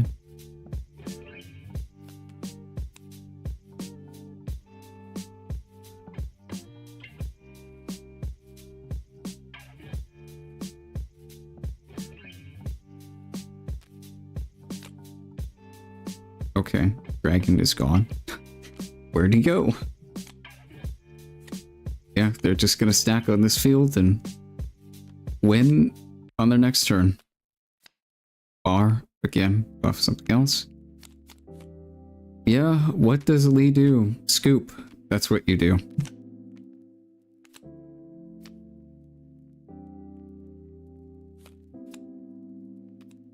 Alright.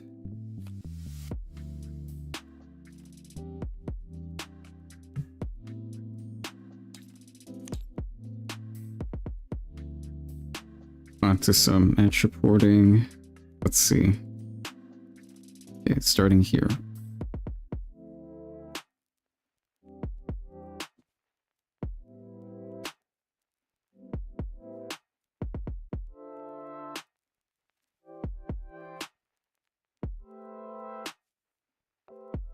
Alright, looks like everything's good.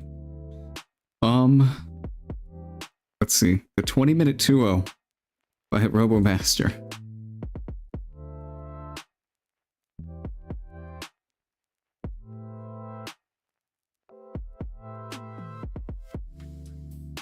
Um, 20-minute 2-0 by Doherty. Knocking out the reigning champion.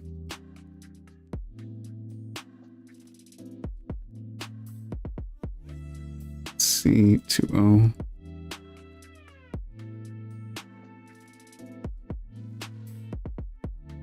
Animated 2-0.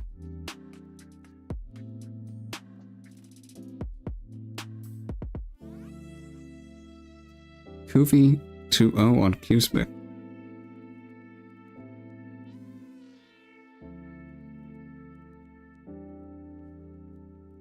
And Snack Muncher 2-0.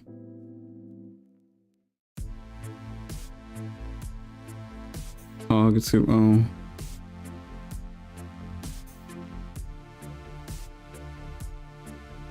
And Skips 2-0.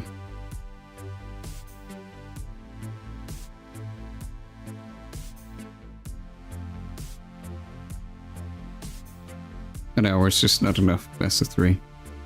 Yeah, probably not. It's 50 minutes. We could push it up to 55. The 20-minute 2-0. Yeah. I think 55 minutes will be enough. 50's mostly enough. There's just a few people that haven't finished. So I think 55 should be good. Any more than that is a lot. That's quite a long round. Everyone's 2-0ing. I see.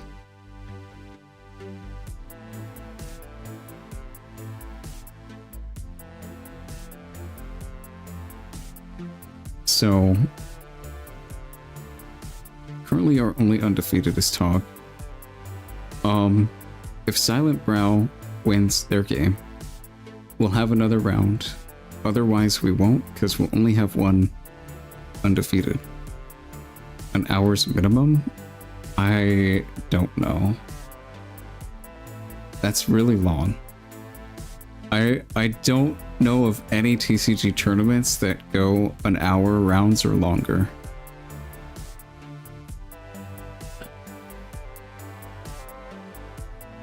I think that's quite long. I think 55 should be enough.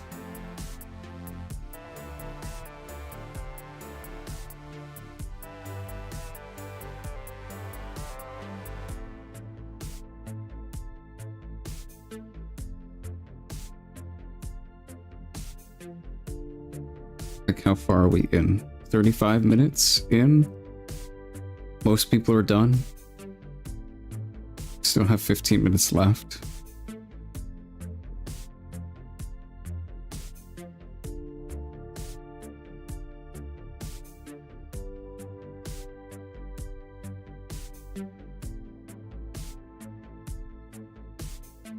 Yeah, it's been mostly fine with 50 minutes. I think 55 will be just right.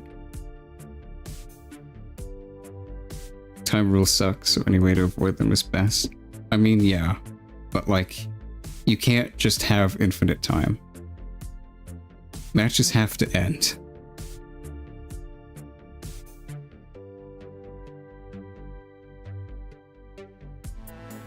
Yeah, I think I'm gonna try 55 minutes for the next time. That should be enough.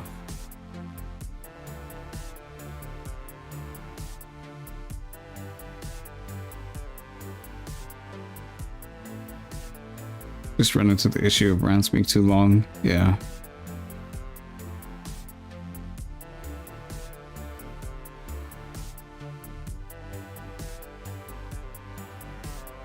Yeah, it definitely depends on matchups too, I guess. I think some can go longer than others.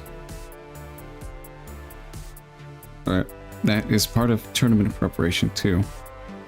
You have to manage your time. If you're gonna play a deck that goes into extremely long games, then you're gonna be expecting a lot of things like ties and rounds not finishing for you.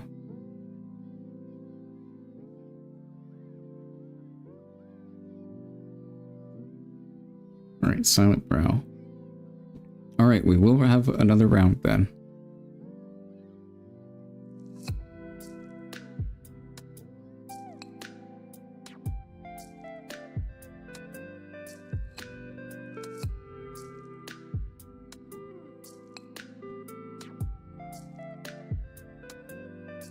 2-1. Okay.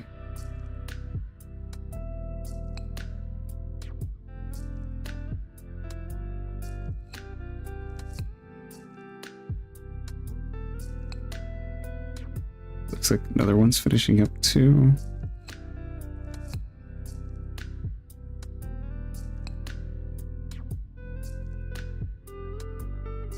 Two one to Freaks. All right. Only 2 matches left.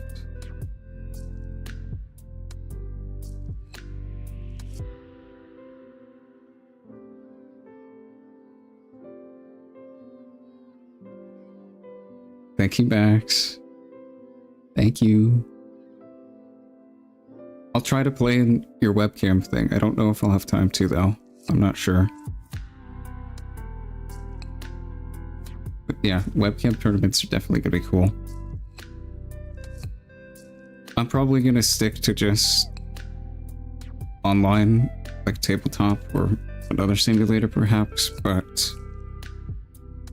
yeah, I just think trying to do webcam is a little harder, probably a lot harder than trying to do like TTS tournaments. There's a lot more things that could go wrong and have complications. So I think for the size of tournaments that I want to run, I don't think webcam is really going to be an option for me, but yeah, it's great. It's going to be good to see you doing those if you decide to.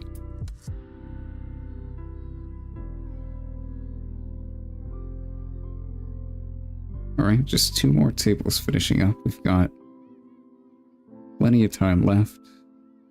12 minutes.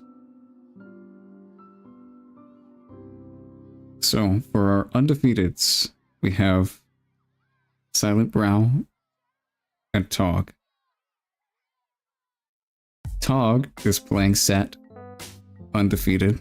I would expect as much. I think Set's very good. And Silent Brow is playing Volibear, also a very good deck. It's interesting to see how this matchup might go.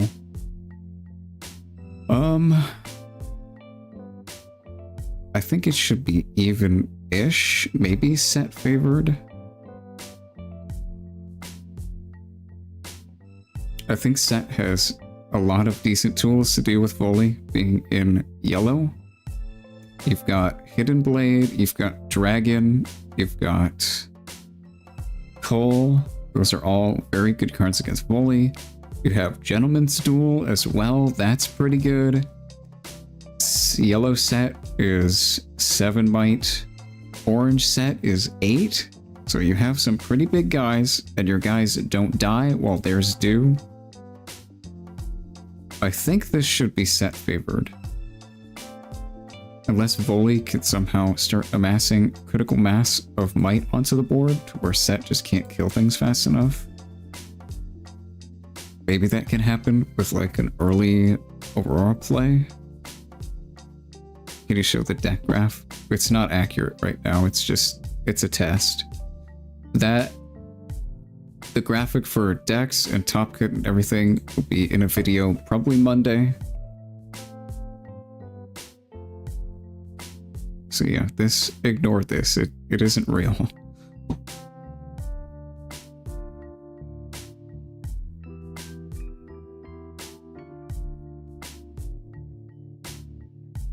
Yeah, Set versus Volibear in the finals. Looks like we might have another conclusion.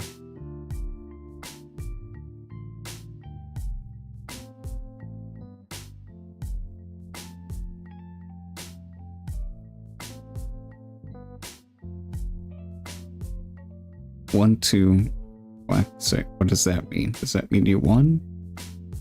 Does that mean you lost?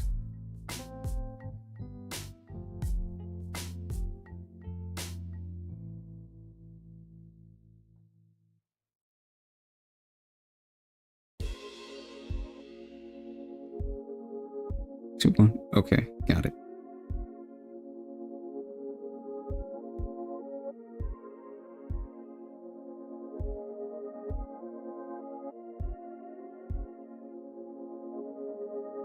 All right. Yeah, one match left. 9 minutes left, so they have plenty of time.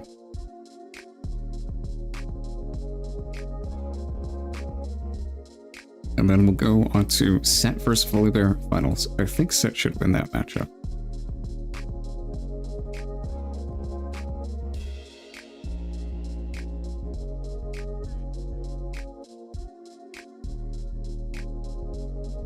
Lindy's, all right.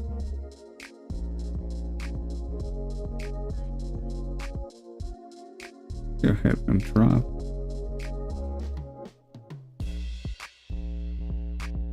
Okay.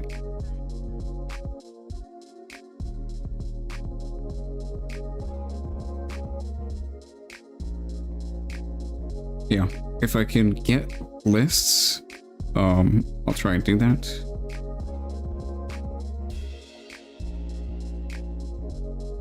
Especially for Top Cut.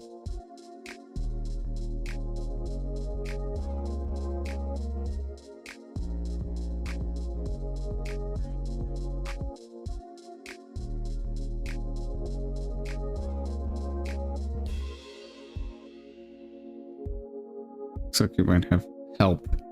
I see. Okay.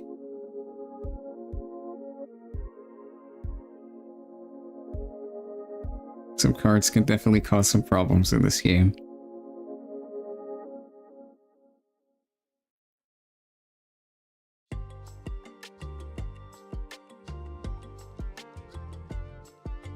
Yeah, Set and Volibear for the finals. I think both those decks are pretty good.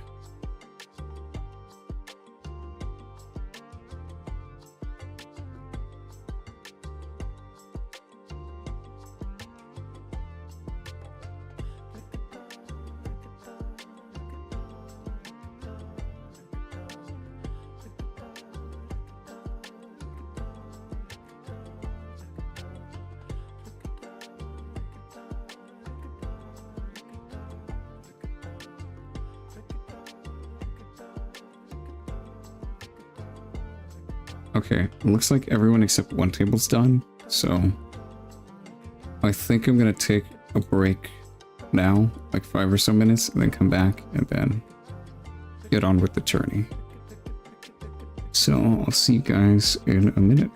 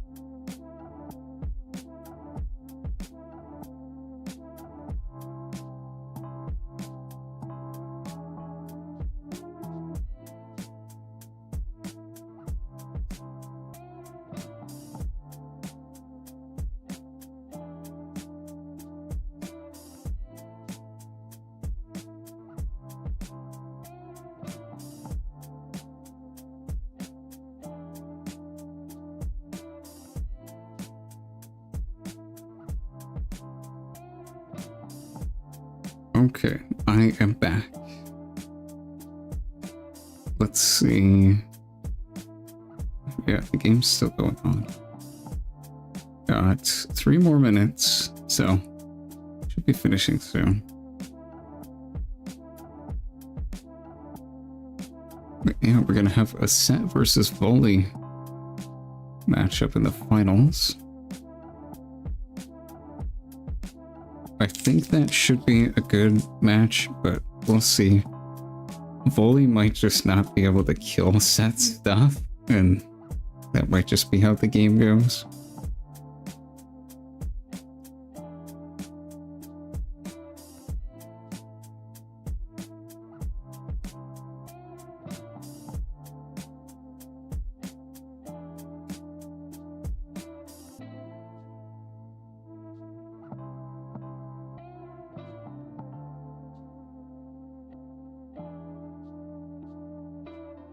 Yeah, I think the future matches that we've had have been pretty good. I think most of them were quite close. Who's the volley player? I think it's Silent Brow. Yep. Yeah, the matches we've had on stream have been really close. Not really many misplays. I don't think any big ones, at least. Maybe like one small one here or there, but yeah, good game so far. Definitely good players in this tournament. I think most of our matches have been pretty close.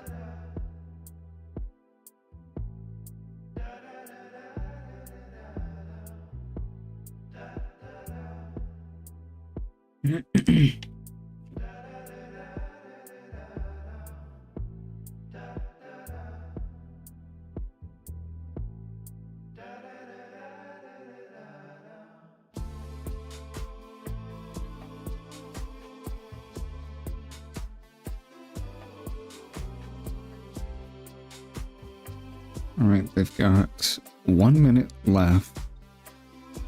Unless they have an extension. What deck is 301?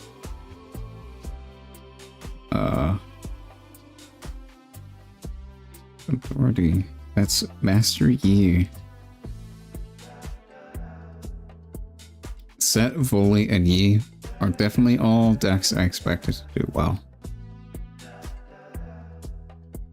I think they're pretty clearly very good picks.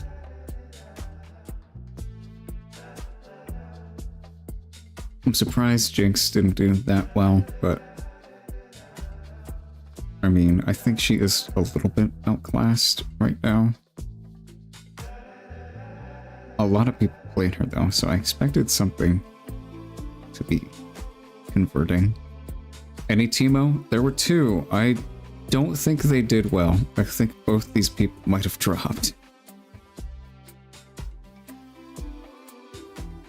I don't think the Ahri did well either. There's just one though. Kaisa we saw win on feature match, but I don't know how well they converted overall. Kaisa just has some bad matchups, specifically Set and Volibear, which were represented highly in this tournament today.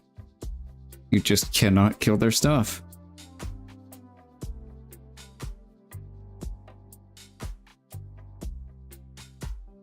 Yasuo, Al, seemed like it didn't go that well for him. We saw him do well on feature, but yeah, it looks like his run ended.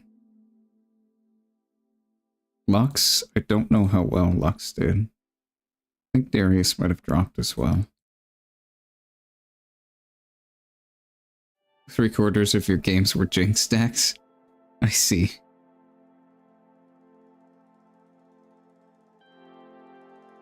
Alright, Master Xian 2-1. That is the new bracket.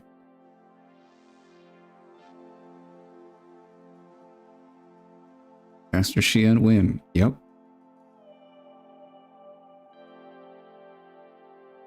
Alright. In the finals, we have Tog and Silent Brow. Our only 2 undefeateds. So the tournament is going to end after this.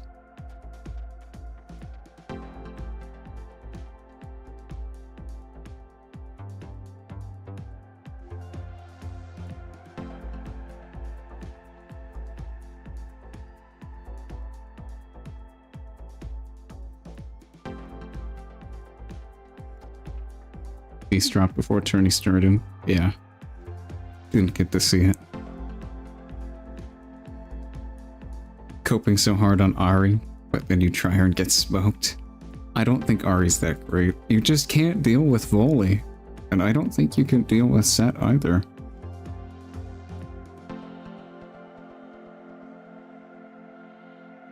And we had a lot of volley in set today, so... No MF players. Yeah, I think MF is good. Should probably be good into set and volley. So, might have been a good counter pick for this tournament. I think it's probably going to be a good counter pick overall. Once the set actually comes out. MF is pretty good and she has some nice tools to deal with certain decks.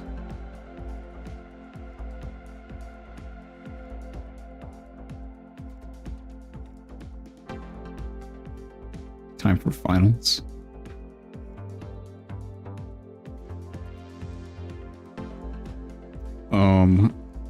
I can, yeah. Let me see here. Live. And then I go over here, and here, and here.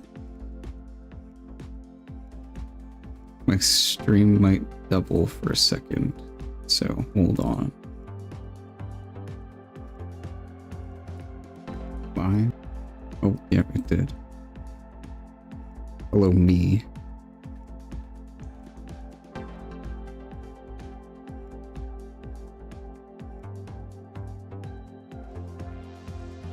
Copy.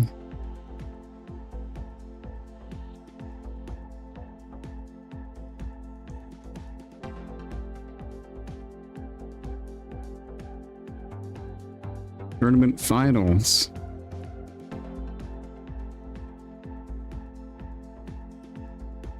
Happening now.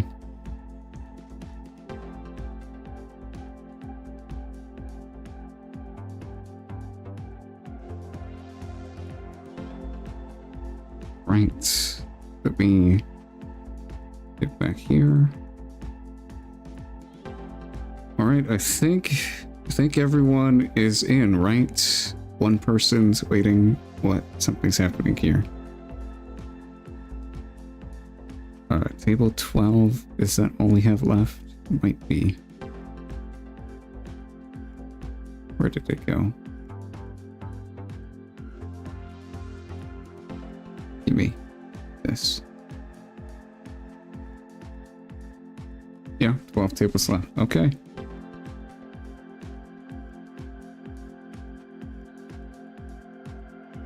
It looks like everyone is ready. So I will give the same 5-ish minute extension as last time. And just go ahead and start it now.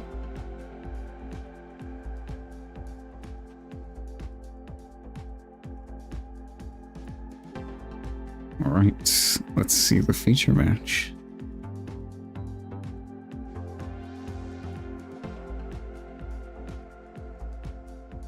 Hello, again. Hello again. Feature, it's the finals. Indeed. Oh yeah. Oh yeah.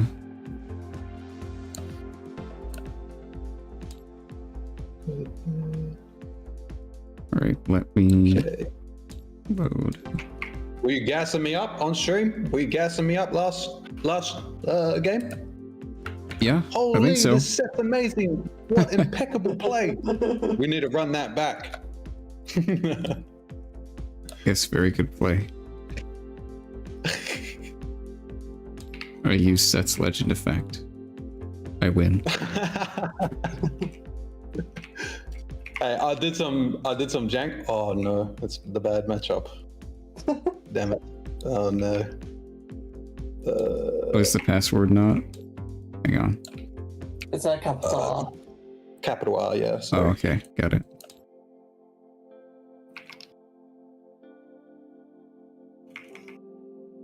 Wait, I just shuffled my sideboard.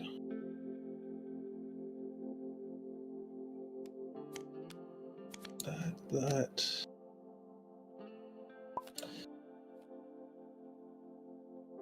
What else was sideboard? This one. This one.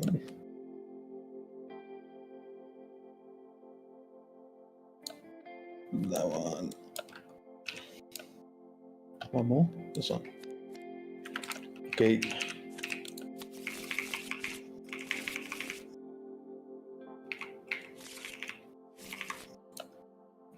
I get to choose. I'll go first. I guess I get to see this first. Alright, so go ahead and Yeah, def and have a good game. Easy. Alright. The finals are starting. Go ahead and center this. That's not what I wanted to do. Zoom in once more. And that looks about right. Okay, so Set against Volibear. Let's see how this goes. Volibear might just amass too many units and too much might for Set to be able to handle, but Set does have some good tools in yellow to be able to deal with what Voli's trying to do, so we'll see how this goes.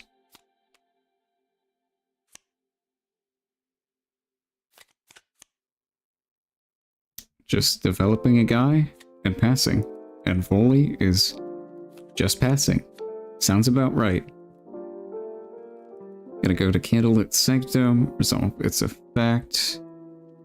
Aspirant's Climb is probably good for Volibear here. It essentially delays the game by another turn. You need 9 points to win now instead of 8.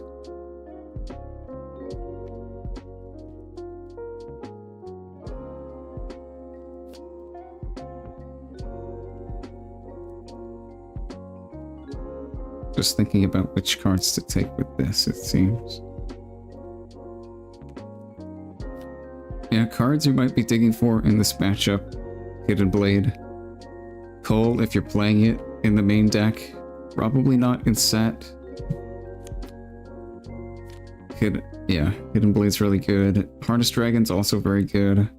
Just developing a unit down and passing. Yeah, getting more board presence, taking more points. Volibear probably gonna play 5 drop down. That's usually what you do.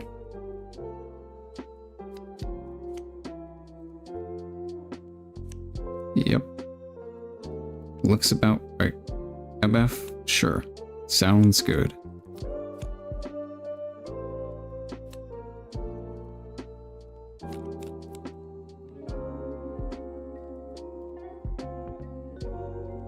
Yeah, this card's definitely good in Volibear.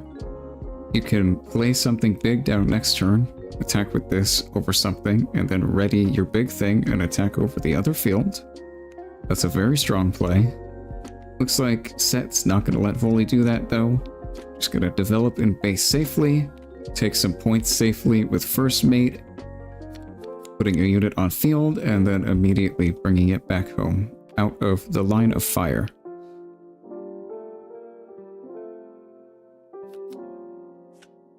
Sounds about right from Set as to what they want to do in the early game. Gonna play this guy down, just a cheap way to ramp more runes onto the field.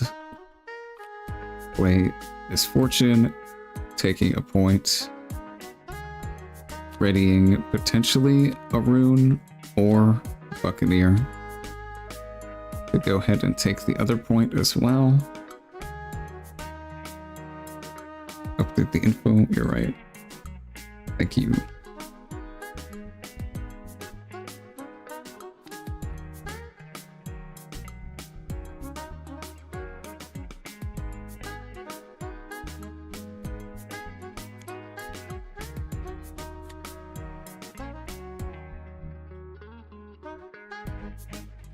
And this is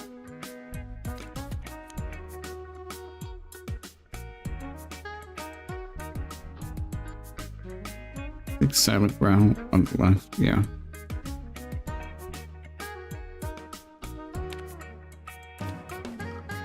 At 4-0, undefeated, versus Tog. On the right, 4-0, also undefeated. Oh, did I hit cancel? I did. Whoops.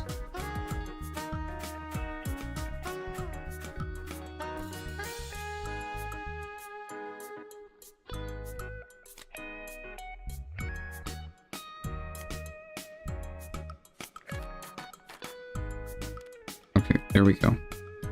Alright, looks to be a play, set down, and then showstopper him to swing in immediately.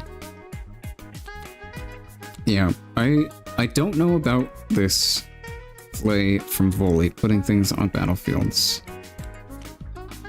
Because you just get hit over, and now you don't have anything. I think potentially you can just play a bunch of stuff at base, go into the late game, and then just win. Because now you're gonna lose board presence here quite a lot. Potentially you're gonna be able to deal with set fast enough, but I don't know. I think this line of play might end up giving set too much advantage. I think you'd rather just chill in base and build up an insurmountable force of big guys.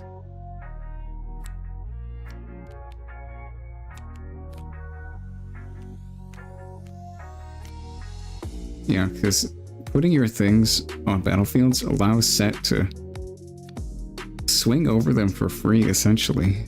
Not for free, but for positive trades. Now Volley's kind of on the back foot. You have to take these fields fast enough, or else set is just going to win on points. Dead Bloom is very nice.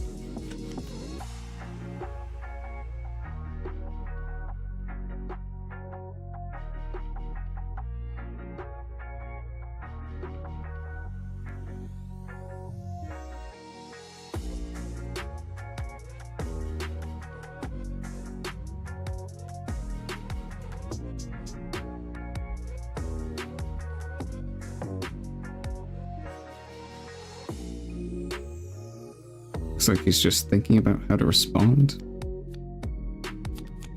It'll be playing something. Hidden Blade onto Dead Bloom. Okay, yeah, fair enough.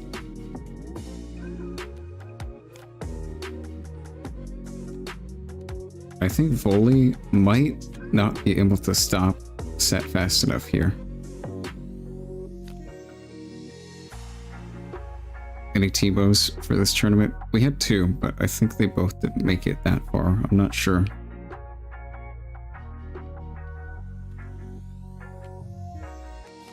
Yeah, I mean, you have some time. It looks like Volley's just gonna pack it up. Yeah. I don't know about that play moving to both battlefields. I think that allowed set to just take over the game and swing over your guys, leaving you with essentially nothing and a lot on his field. I think you probably have a better chance if you just kept all your stuff in base, building up a big board of guys, and then set just can't deal with that. That could potentially be your line of play.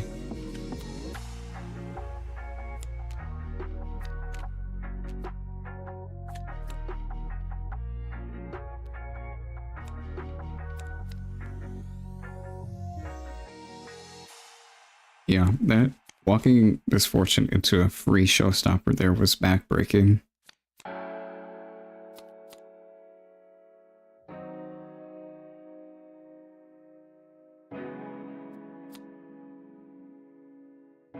I'd like to see Silent Brow just try and play keeping units in base and amassing a bunch of guys and see how that works. That might work better.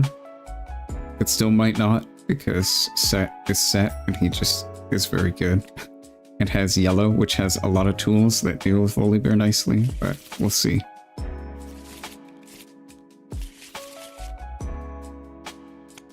Yeah, like, even post-side decking, set can have 3 Hidden Blade, 3 Harvest Dragon, and 3 Cull. All cards that are extremely good against Volibear, so...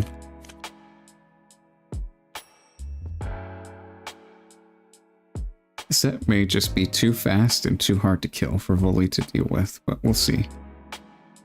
I'd like to see him try the strategy of amassing a giant board and just not putting things on fields, unless it trades very nicely. But we'll have to see.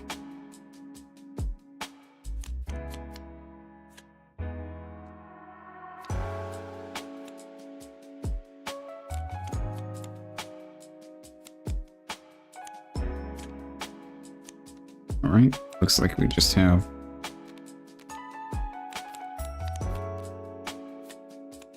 that's not how that works, right? Oh yeah, it is. Okay.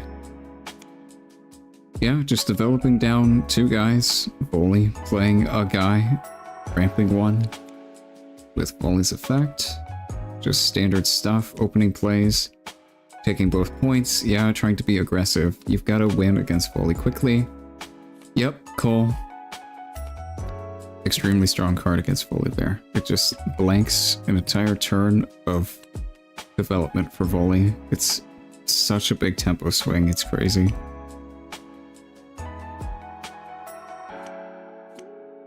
Yeah, this is a lot of guys.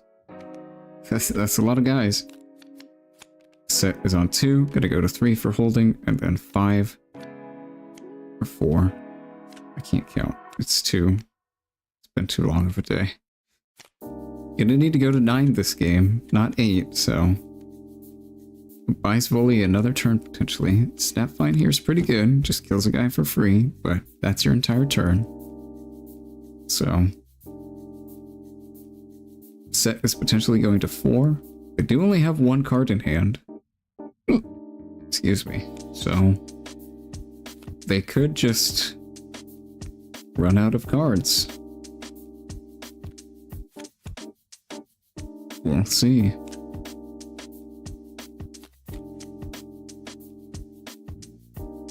We got a lot they can do this turn, but I don't know if it really accomplishes anything.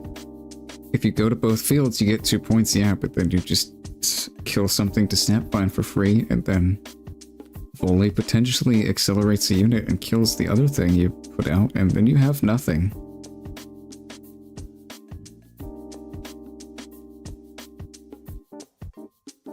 Miss Volley trigger.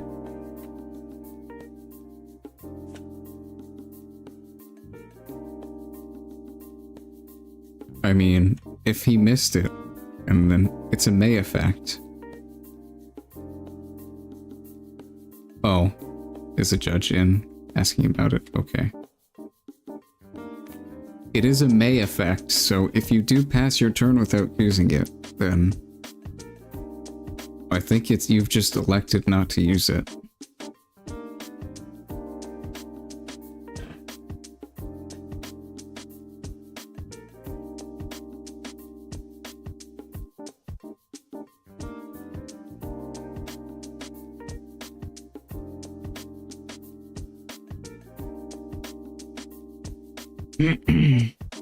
Looks like they're just talking about something. Alright, they're gonna go here. Maybe? Do you want to go here? Your unit dies to Snapvine for free. I guess you can save it with Set, but... yeah.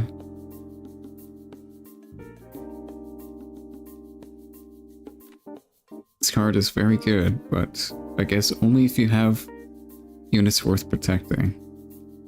You could protect this, yeah. Develop Fiora in base. Pretty good. Showstopper Fiora. Okay. This has 6 smite, which trades with Snapvine. So, you can't walk in here. You can go here and eat this for free. They could consider saving it, but you've got all your energy up, so if they do save Trifarian, they can't save Fiora. Looks like they're gonna trade. But not trade because Fiora will live due to Set's effect. No cards in hand. Yeah, I see. That is a bit of an issue. That is a problem. Set typically wants to have cards. to play the game. That is true. Yeah, I think you should have just snap find over this guy instead. Do you accelerate this? And then eat this? Probably, right? Challenge. I see. Okay. Yeah, that's fair. Killing the Fiora is probably better. Set has no cards. They have one card. Let's hope it's a good card. Shuffling units around. Okay. They're going to 6, which is a lot. They're getting close to winning. They've got quite a big board presence here, so they could still clutch it out. But Volley is getting to very dangerous amounts of energy. And Set cannot win next turn. They're at 6, they need 9. So if Volley just develops an Aurora this turn, that is potentially a lot of stuff for Set to have to deal with. That might just be what they do. Yep, sounds good to me. I don't think Set is going to be able to beat over all of the stuff that is going to come out from this card. Well, that's not great. It's not a great hit. It's still something for free.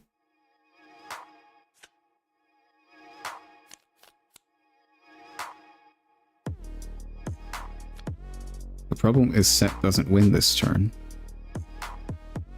If they were at 7, this would be an extremely good position to be in. But they're not.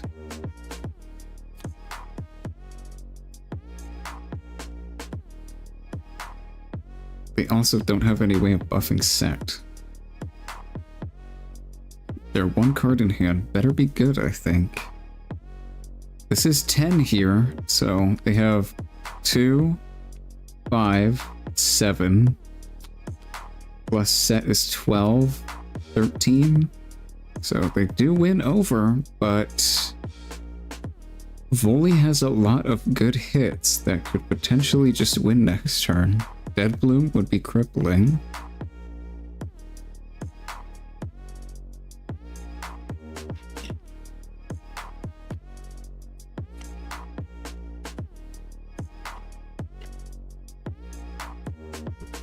I think this last card in Set's hand might have to be good here.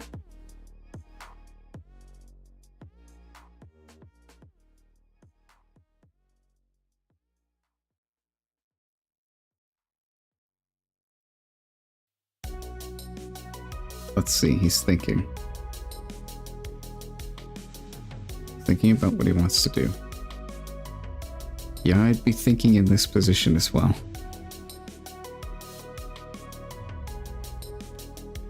Going here, okay, going to 7. And then passing after? Potentially, because you can't win this turn. Yes, passing. Okay. Their one last card in hand can't be developed onto board, I guess. That's not a good sign. I mean, Dead Bloom dropping is crazy here. Unless it's a Primal Strength in hand. That would be clutch. That could be very clutch. 6. Misfortune? Warwick. Okay, that beats over this.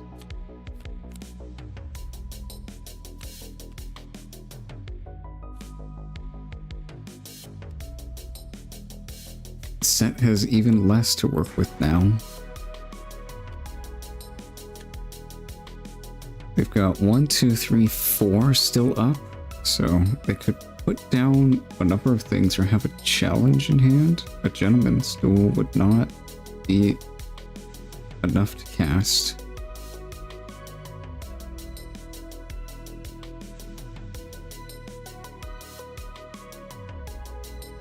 Oh yeah, this is game 2, huh?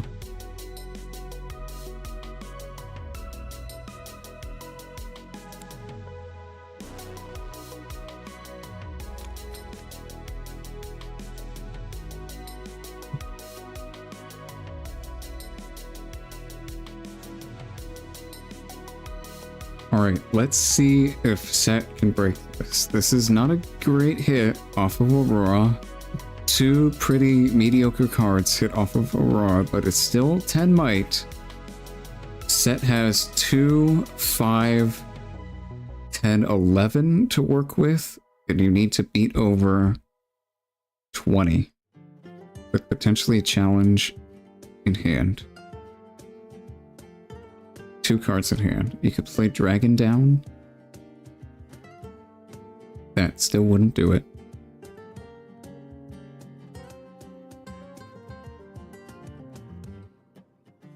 Yeah, I'm not really oh, there's a dragon. Okay, that's good. That's a good start, but I don't think it wins. You do have some time to chill with Volley being only at 3, but time to chill means time to resolve more dazzling effects. Okay, so they're putting 5, 6 with Set. He's got tanks, so Warwick just dies. Looks like they're going to challenge Scorcher and Glory Seeker to get rid of the buff, so Set goes down to 5, and he trades with Warwick and can't be revived because he doesn't have a buff. That sounds good. Okay. Last card in hand, Pump Spell.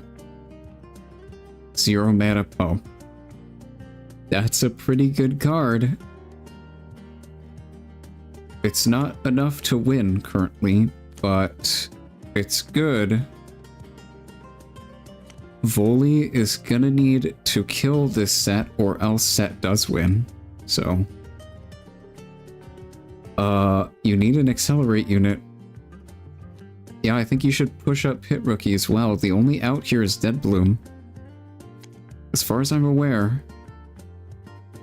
Maybe Darius and something else? Yeah, Darius and like an accelerated Scorcher would do it as well. But you need to kill both of these units or Set wins. So, let's see what he's got. 6, 7, oh, another Dazzling. No, Volley. That doesn't do it. How do you... What do you do? Oh, I see. Okay, Sky Splitter is free to play because you have Volibear on the field. That kills Set. That doesn't do it though. You still have Rookie on the field. Nope. No hit off Dazzling means Set is going to go to 9 and just barely win.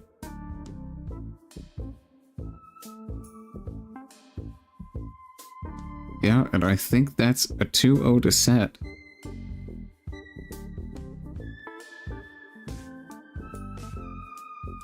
These Aurora hits are buns. Yeah, well, Cadrigan's good, but not right now. He hit a Scorcher and an MF, which were not great. Yeah. Set victory. Congratulations. Well played. I think he definitely played this game extremely well, playing to the outs that he had. He identified his win condition and went for it, and it paid off.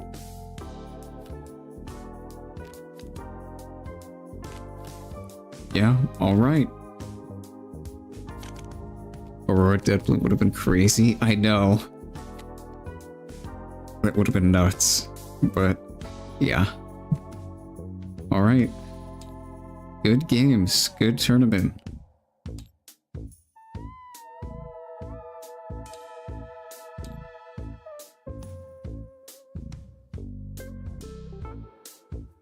Alright.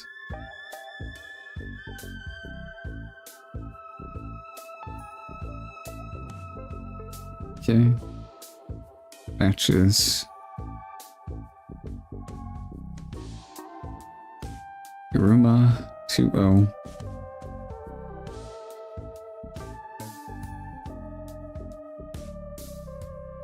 Let me see if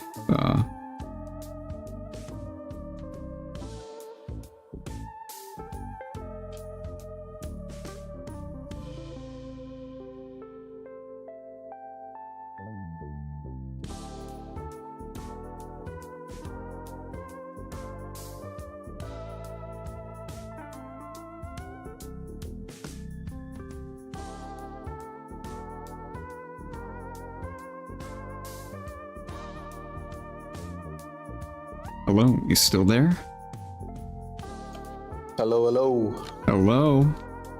Congratulations. Ha ha ha. Thank you, thank you. Do you want to Did you hype me do? up again? I did, yes. I did. Whoa, this Tog guy is insane. Who is he? Is he the Usain Bolt of Riftbound? No, I'm kidding. Did you want to do a deck profile? Yeah, sure. Like right Alright. I mean, if you have time, yeah. Anytime in the next few now? Yeah, days. we can do it. Alright. Up to you. You choose. I don't Yeah, know. right now it's fine. While you're here. Okay, let's do it then. Wait, how do we do it on the stream? You want me to like share my screen? You can just send me the link to the deck. Okay. Yeah.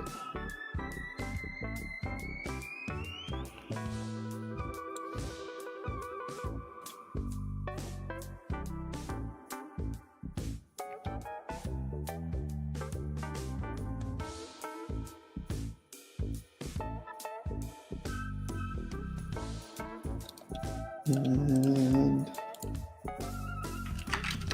there. Alright. Send it to you. Thank you.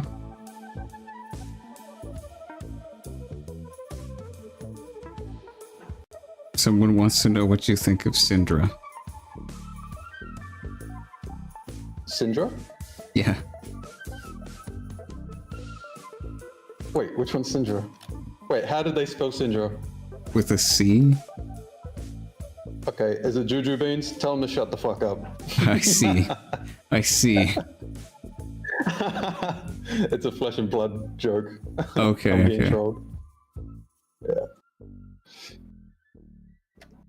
Yeah, I guess let's just go over battlefields first. Alright. Wait, should I pull up your... Wait, can you share your screen? Is that alright? Oh, I've got it open on stream. Okay. I'll pull it up. I'm just looking at the list. Up. Oh, yeah. Okay, 2 seconds. Bang. Bang. Well, pretty much. Set's just the most broken deck in the entire game, not even close. I don't know who's second. He's probably not the best deck in the game. But yeah, starting off with battlefields, pretty much, I think the battlefield philosophy in this game should probably stay pretty consistent, besides like, what would you say, like ones that have abnormal type of effects on their battlefields. So like sets isn't really synergy based, you're more got the best cards kind of thing, and you tell your opponent to deal with them, and it's like almost impossible. So with the battlefields, with that in mind, I'm just trying to find like the one that I want to choose going first would be Candlelit, because going first, it's like the lowest impact I can give to my opponent, and I don't know if I'm first or second going first, or in game one, sorry. And so I can use it in a way to find my buff counters, or I've got like all the matchups like kind of dialed in, so I know what key cards needed to win matchups, and so like I use it for that. I also think it's pretty important in that way because it's pretty important to beat all the aggro decks game one, because then you get, they do take you to game 3, which happened in my like game 4 or 3 against a Yasuo. Like going into game 3, I just get to go first so I win. It's like pretty as simple as that, because if I'm going first, like when I know I'm choosing to go first, I bring in the stupid one, Fortified, whatever. Fortified honestly just needs to get banned straight away. I don't think this game needs to be buffed for the player going first any more than what that gives you. And so I'm just abusing I'm pretty sure an objectively broken card right now with Fortified whenever I'm going first. So, and then going second, I'm just running Aspirin's Climb because when you go in second, you are at a disadvantage. I think point tempo in this game is like super complex, but if you were to break it down very simply, point tempo is like the entirety of the game. Like a lot of those wins that I think even on stream, like you probably watched the Lee Sin game, I won because of point tempo.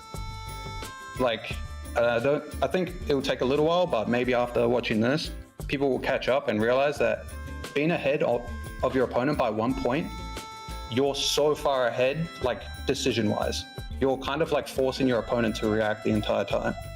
So like Aspirin's Climb, what that does is it essentially breaks the thingy, what do you call it?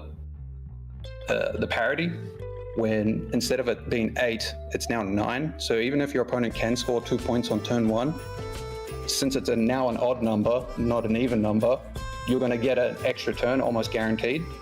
And so like that extra turn is like that extra turn that you can use to build an extra like turn of units, which is super good in set because all my units are overstated. And you probably saw that in the League game as well. Like I'm going to do like my own breakdown of these VODs because like I'll record it from my point of view. And then pretty much there's a lot of like unorthodox things that I do that I'd never see other players do, where it's like I'll develop my board instead of like ever fighting when I'm going second, because I know I've got an extra turn later and I'll just set up more might than them. And especially if they try to hold up reacts, then like if I just pay 4 mana and make 4 might in my base and they pay 2 mana and make 2 might and try to hold up a reaction, I just won't play into it, because I know like in like 2 or 3 turns I'm just going to have more might ready to go, and then I'll just like take over the game from there and try to take the point tempo then. But yeah, that's the battlefields. That was a bit of a rant. You're good. Yeah. Yeah, I think board advantage is really king in this game. I get what you're saying about points tempo too, though. Yeah. Like just having a bigger board than your opponent allows you to just like be so far ahead, essentially. Exactly. Like, there's a very like simple way to look at it. It's just like if you use every mana to put a point of might in your base, like you can kind of just compare who wins the game like that, because eventually the guy with more might will trade over the other one and have 1 left over and like points. But like obviously that's super simplified and it's like probably shouldn't be looked at like that, but you can still like learn something from that, if that makes sense. Yeah. Like if my opponent stumbles once, if my opponent pays 4 mana to play a 3/3 and I pay 4 mana to make a 5/5 set, like I feel like I'm just super far ahead the entire game. So it's like, yeah. Yeah, this deck Board is presence is definitely very efficient at putting big things and might onto the field. Yeah, exactly. Like I come from Flesh and Blood, and like the math of the games is like pretty much the heart of it, like how much a card is worth. And I pretty much just took that same philosophy and like came over to this game, checked every single card in the database, and I was just trying to find like, okay, what's the most overstated cards? I found Set, and then I realized and read Set's ability, and I was just like, okay, well, Set's ability is just by far the best. Even if you only just save 1 like 2/2, it's already like so far ahead of like Lee Sin and stuff. Like you see me saving all my Cytherias because I think it's that broken. Yeah. Yes, definitely. I think this is probably the best legend in the game. It's very strong. Agree. Absolutely agree. I think the deck is pretty standard and pretty much what I'd expect. Just units, removal. 1 bar, though. Why 1? Bar sucks. Don't I at see. me. Okay. We saw it put a lot of work in on feature. It seemed good. Exactly. Like I have the two extra in the sideboard because there's definitely matchups where it will carry. It carries against all these slow matchups. But like if you go back to that fundamental like philosophy that I was talking about the might thing, like paying 3 to get the counter, it's not like that immediate might that you need. So you have to think of it like that you're going to get whatever your rebuys off of your thing. And so what that's good into is when your opponent is able to trade over your board, if you can just spam counters, then it doesn't matter. Like, because I'll just rebuy my things and then shove them back in. And so like, that's when bar's good. Yeah, So I all can the see slow it. matchup, but like, Yeah. yeah. It So it's bar's a sort of bad like card in general. it's sort of like banking might for future turns. It doesn't really have much impact right away. Yeah, exactly. Yeah, I can Like see if it. you draw See it. this against like Jinx or like a Swarm Victor, I think you're losing. Like just drawing it, because that's just one dead card in your hand. And like I played a lot of Yu-Gi-Oh! And like other Yu-Gi-Oh! Players will understand, like drawing one dead card is probably game. So I really wanted to minimize that. I have the other 2 in the sideboard. I did bring the other 2 in a lot, well, at least for the last 2 rounds. Can't remember about the first ones. I will say, I feel like my list is a little bit different to others because of like ratio wise. I'm super big on 2-drops because of that might thing. Like, you're just gonna see it on like all my decks. Like my philosophy about just building base, building more might than my opponent, and like all of that. So I feel like 2-drops, you're always able to play them every single turn, no matter if you draw them, because you always get 2 resources every turn. So it's like, yeah, 2-drops are very important. I also think if you don't play a 2-drop on turn 1 going first, like you're hard losing the game. Hard losing. Yeah, yeah. I think you're like 15% to win. So it's too important to not run 12 minimum, I think. Yeah, I think it depends on the deck. Set definitely benefits more than others because he can save them. Yeah, for sure, for sure. Yeah, someone's asking why play 1 bar in the paint. Why not just cut it and play like 3rd Hidden Blade? Well, 1 bar is not bad. So like, I would ask, why do I need the 3rd Hidden Blade instead of the 1st bar? Like, there's so many matchups where if I do draw the 1 bar, like I get lucky, then I'm probably gonna win. But there's never a matchup where it's like, I need to draw the 3rd Hidden Blade, you know? Like, that's how I look at it. Okay. So I always yeah. get a little bit iffy about, questions like that, because it's like, you might as well like put the 1% chance in there. And Yeah. it happened to me. Like that game 1 against Lee, I drew it. So it's like, and I won because of it. Yeah, it's more about density of cards and not breaking on stuff. Like drawing 1 bar is fine, drawing 2 is probably terrible in some matchups. Drawing 2 blades probably Exactly. also terrible in some matchups. Yeah. Blade against aggro is not what you want. So they're kind of doing the same thing, but for the opposite matchups. Yeah. But yeah, my list's very low to the ground. Sideboard, Hold the Weak and Harness Dragon. Just more removal options against certain decks. Yeah, against Volibear, Lee Sin. I think Yeah. those are the 2 hardest matchups for set, just because like they can consistently run over your board and they have the removal as well. Yeah. So like, yeah, Harness Dragon gets a lot of value. Cold the Weak, I think we saw me play it. I can't remember. Yes, yeah. Oh, I misplayed that turn though. I misplayed it. Because I could have capped with the one with the counter, then Cold the Weak, and then capped with the other one to untap my set. And then when he did challenge on my thing, I could have protected it. I see. So I was yeah. down a 2-2 that entire game. Like I probably should have lost off of that, but I kind of got lucky in the end. You got close. Fully hit some garbage off of Dazzling. Yeah, that's the problem with that card. Like, I know they're going to play Dazzle, so I'm just like, okay, I'll just spam the board. I'll be the beatdown. I hope you hit. Like, Yeah. I'll just handshake it. Well, hope you drew it first off, and then hope you also hit. It's the thing. Yeah. And then the Wild Claw probably for more aggressive matchups. Yeah, I'm going to take the Wild Claws out. They were like a theory of mine going in. So like aggressive matchups, it's just a 4/4 with haste that when it dies will make a 3/3 kind of thing.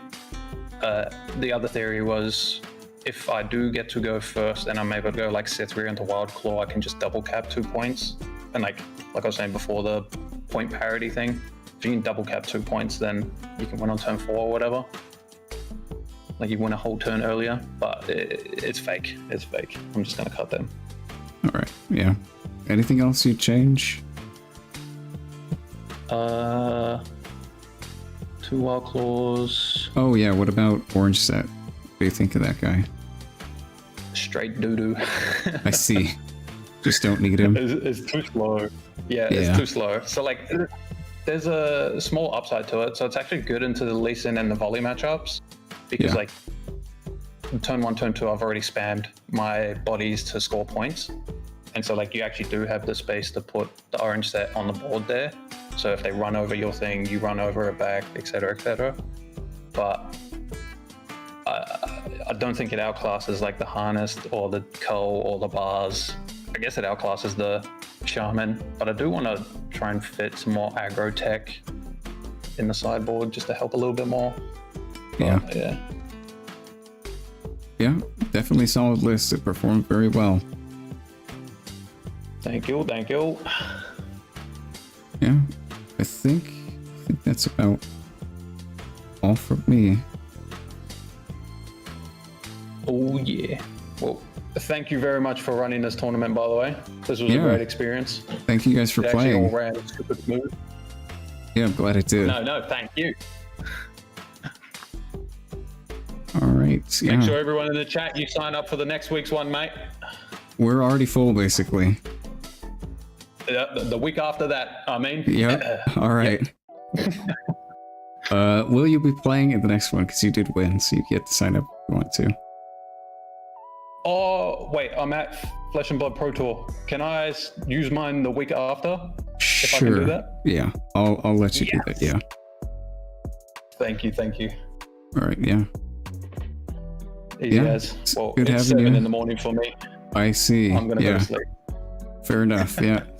Thanks for being here. Easy. Nice to meet you. Yeah, you too. Have a good one.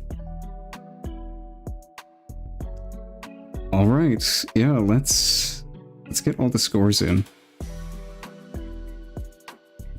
People are still playing, I think. Yeah, a bunch of people are still playing, so let's just get some of the scores in that we have.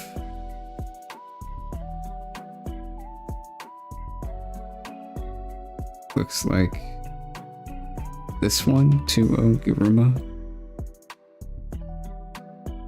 Oh. Yeah, Guruma. 2-0. And table 5, 2-0. Lark.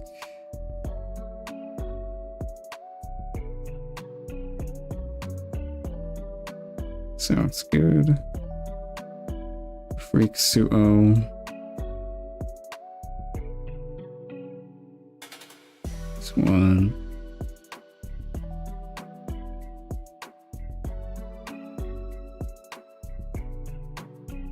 Ignore me. Okay. 2-0 for AirPod. 2-0. Oh, that's -2. Nope.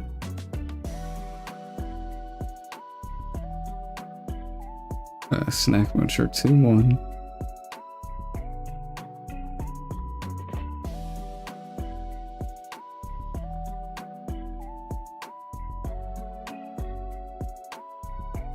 Cobra 2-1. Okay. Oh.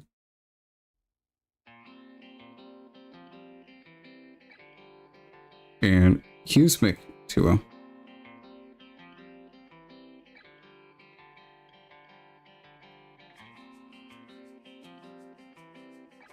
And Robomaster 2-0.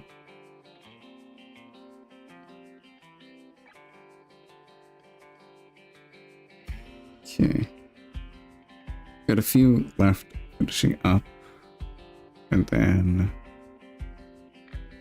someone pinged me somewhere. Not sure where. Tracking deck lists? I'm gonna try and get people's deck lists.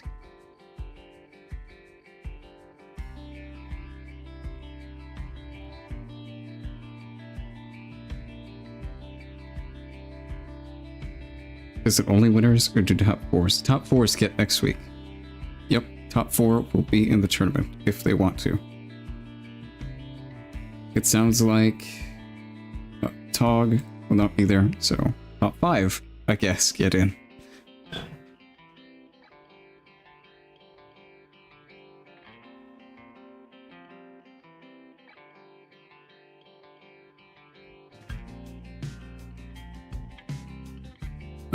Got a few games left to finish up here.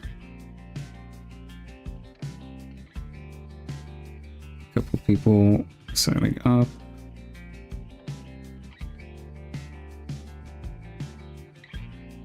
Yeah, we've got like a few minutes left. This looks like it's Volley's list.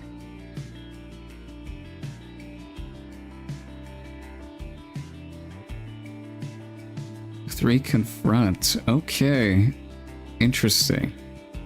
I play the spell in mine. The deal 2.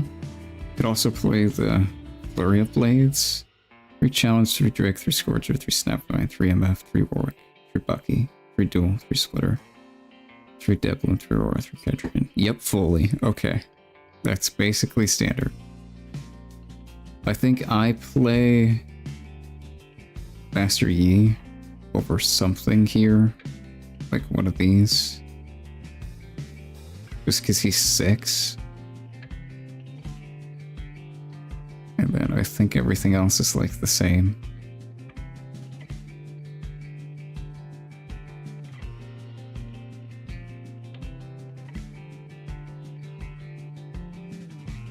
Yeah, I think probably Flurry of Blades might be better over this, especially if you're maining Warwick. You have that combo in the main deck, that's pretty good. Also helps against Victor. Yeah. And the fields you play are just like these, basically.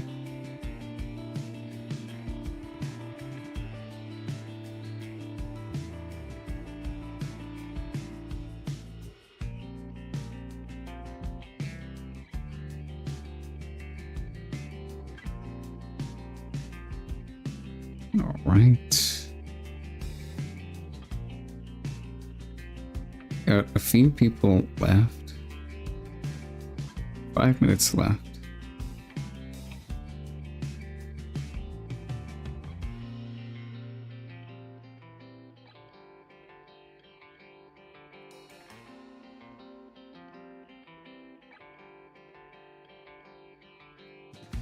Did you put in Tog's game? Good night. I did not. You're right.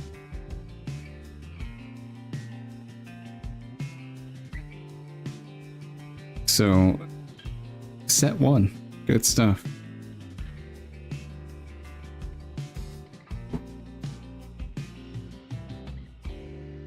Yeah, I think Misfortune would have been a really good pick for this event. Seeing a lot of Volibear and Set and Lee Sin, I think Misfortune would have a pretty good time into this bracket. I'm surprised nobody played her though. Yeah, if the meta shapes up to be like Foley and Lee and Set and just big body decks, then yeah, MF is definitely a good pick into the meta, I think.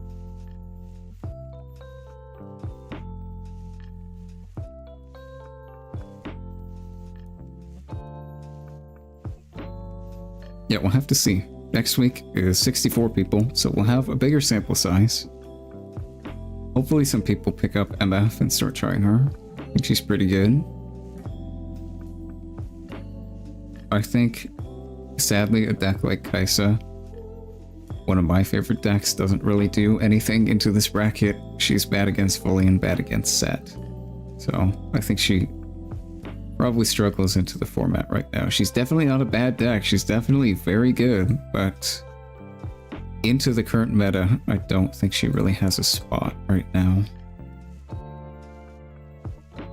And then other decks, I think, are maybe just counter picks or like a little bit weaker than things like Set and Volley.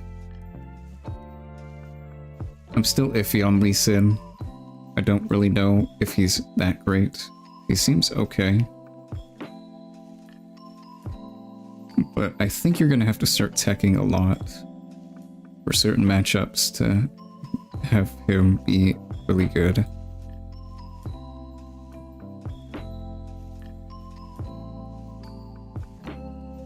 Nice to top 8 next week at least. You heard it here. All right. I'm not sure. I'm not sure. Maybe if everyone starts playing MF, yeah. But volley and set, oof. That matchup is a struggle. Right, skips to 1.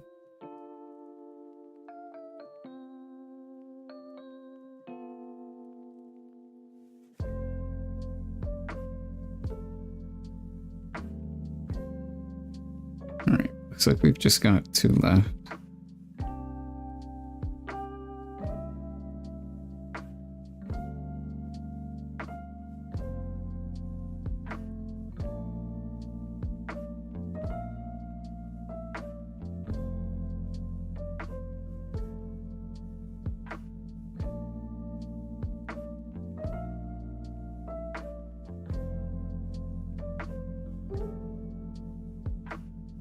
Alright, 1 more minute until time is called.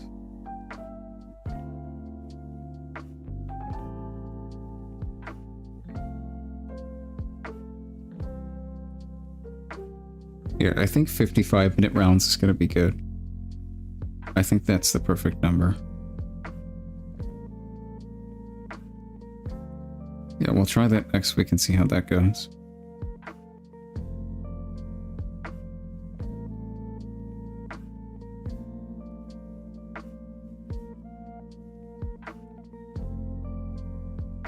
Alright, I think that's time.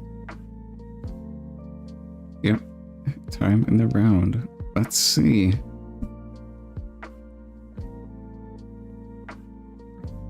It seems like 2 people went to time.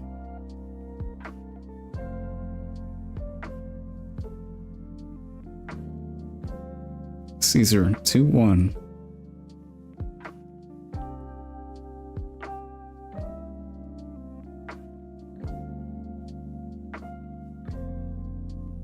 And 1 more.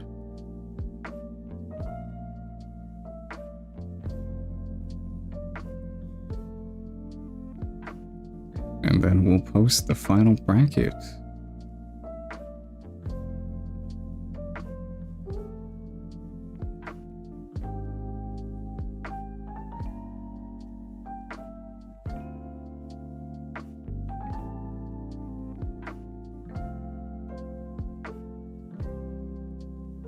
Looks like there's a judge in. Might be time extension. I'm not sure. I might just be seeing who's winning.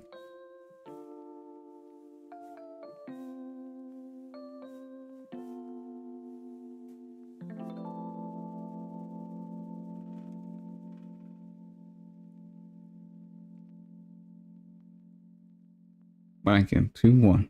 Okay.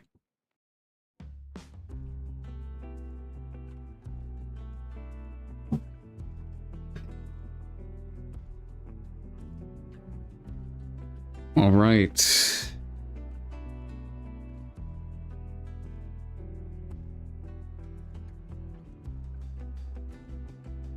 You can't defy Sky Splitter. Hello, hello. Oh, you are so privileged, aren't you?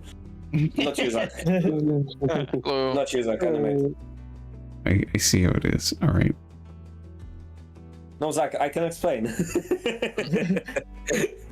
Kick him out of the tournament. No, Get him out of here. DQ. All right, we have I've given you a show. Listen, that game into AL was good. we have our bracket. I'm gonna announce our placings. We've got Tog, first place. Woo! Yo, that guy's so handsome. Boo! Nice. Congrats to our set player. And second place is Silent Brow. Third place. Oh, wait, ooh. The third place is Megan, or Beacon. I don't know how to pronounce that. Megan. Megan? All right, got it. Yeah. All right. Fourth place is Freaks. Oh And- shit! What up? And fifth place is Snack Muncher. That's relevant because Tog won't be here to play next week. So, top 5 will get to play next week. Oh, only got 5. Great. Yeah, because Tog won't be here. Normally top 4, but all right. Yeah, thank you guys for being here. A great tournament. I had fun watching. Thank you. Thank you. Next week is Super well hosted. Thank you. Yeah, for real. Next week is going to be 64 player cap, and we're going to try 55-minute rounds because I think we went into overtime a little bit too much. We'll try 55. Maybe that'll fix it. So yeah. Can we ban the winning legend every week? Can I ban the winning deck? The winning legend. Winning legend? I don't think so. I don't think we need bans right now. I don't want to play into more sets. Ooh. Take that back. Never. Nah. All right, I think I'm gonna try and get deck lists and stuff later. Just post in deck list channel if you want to, and I'll try and compile stuff. Yeah, I'm tired, so I'm gonna go eat and do whatever. So yeah, thank you guys for being So here. there is no top cut elimination rounds. It's just the Swiss. Yeah, just Swiss. Yeah. Oh, okay, so the final result is the result of the Swiss. Okay, thanks a lot. Yes, yeah. In future tournaments, potentially we'll do a top cut, but this one wasn't big enough, I don't think so. It would take the full day for that. Yeah. Yeah. It will also take a full day. The more people, it takes even longer. Yeah. All right, yeah, I'm gonna head out. Bye bye. Yeah, actually, you Jeez. okay. All right. Yeah, that went great. That was super fun. How many rounds next week? It should be 6. It doubles. Well, the doubling the number of players adds 1 round, so it should be 6 with 64 people. That should be how that works out. Top 8 decks. I'll try to get them. And yeah, I'm gonna have an analysis video of top cut and stuff and conversion and all that probably Monday. So yeah, and then sign up will probably start either tomorrow or Monday. I'll post about it when it does, but the list is basically already full, so like only a few people are gonna get in. So yeah. All right. Yeah, I think I'm gonna end stream there. That was good. That was fun. It's great to watch. Yeah, thank you guys for being here. I'm gonna go and eat food because I'm hungry. So take care. Bye bye.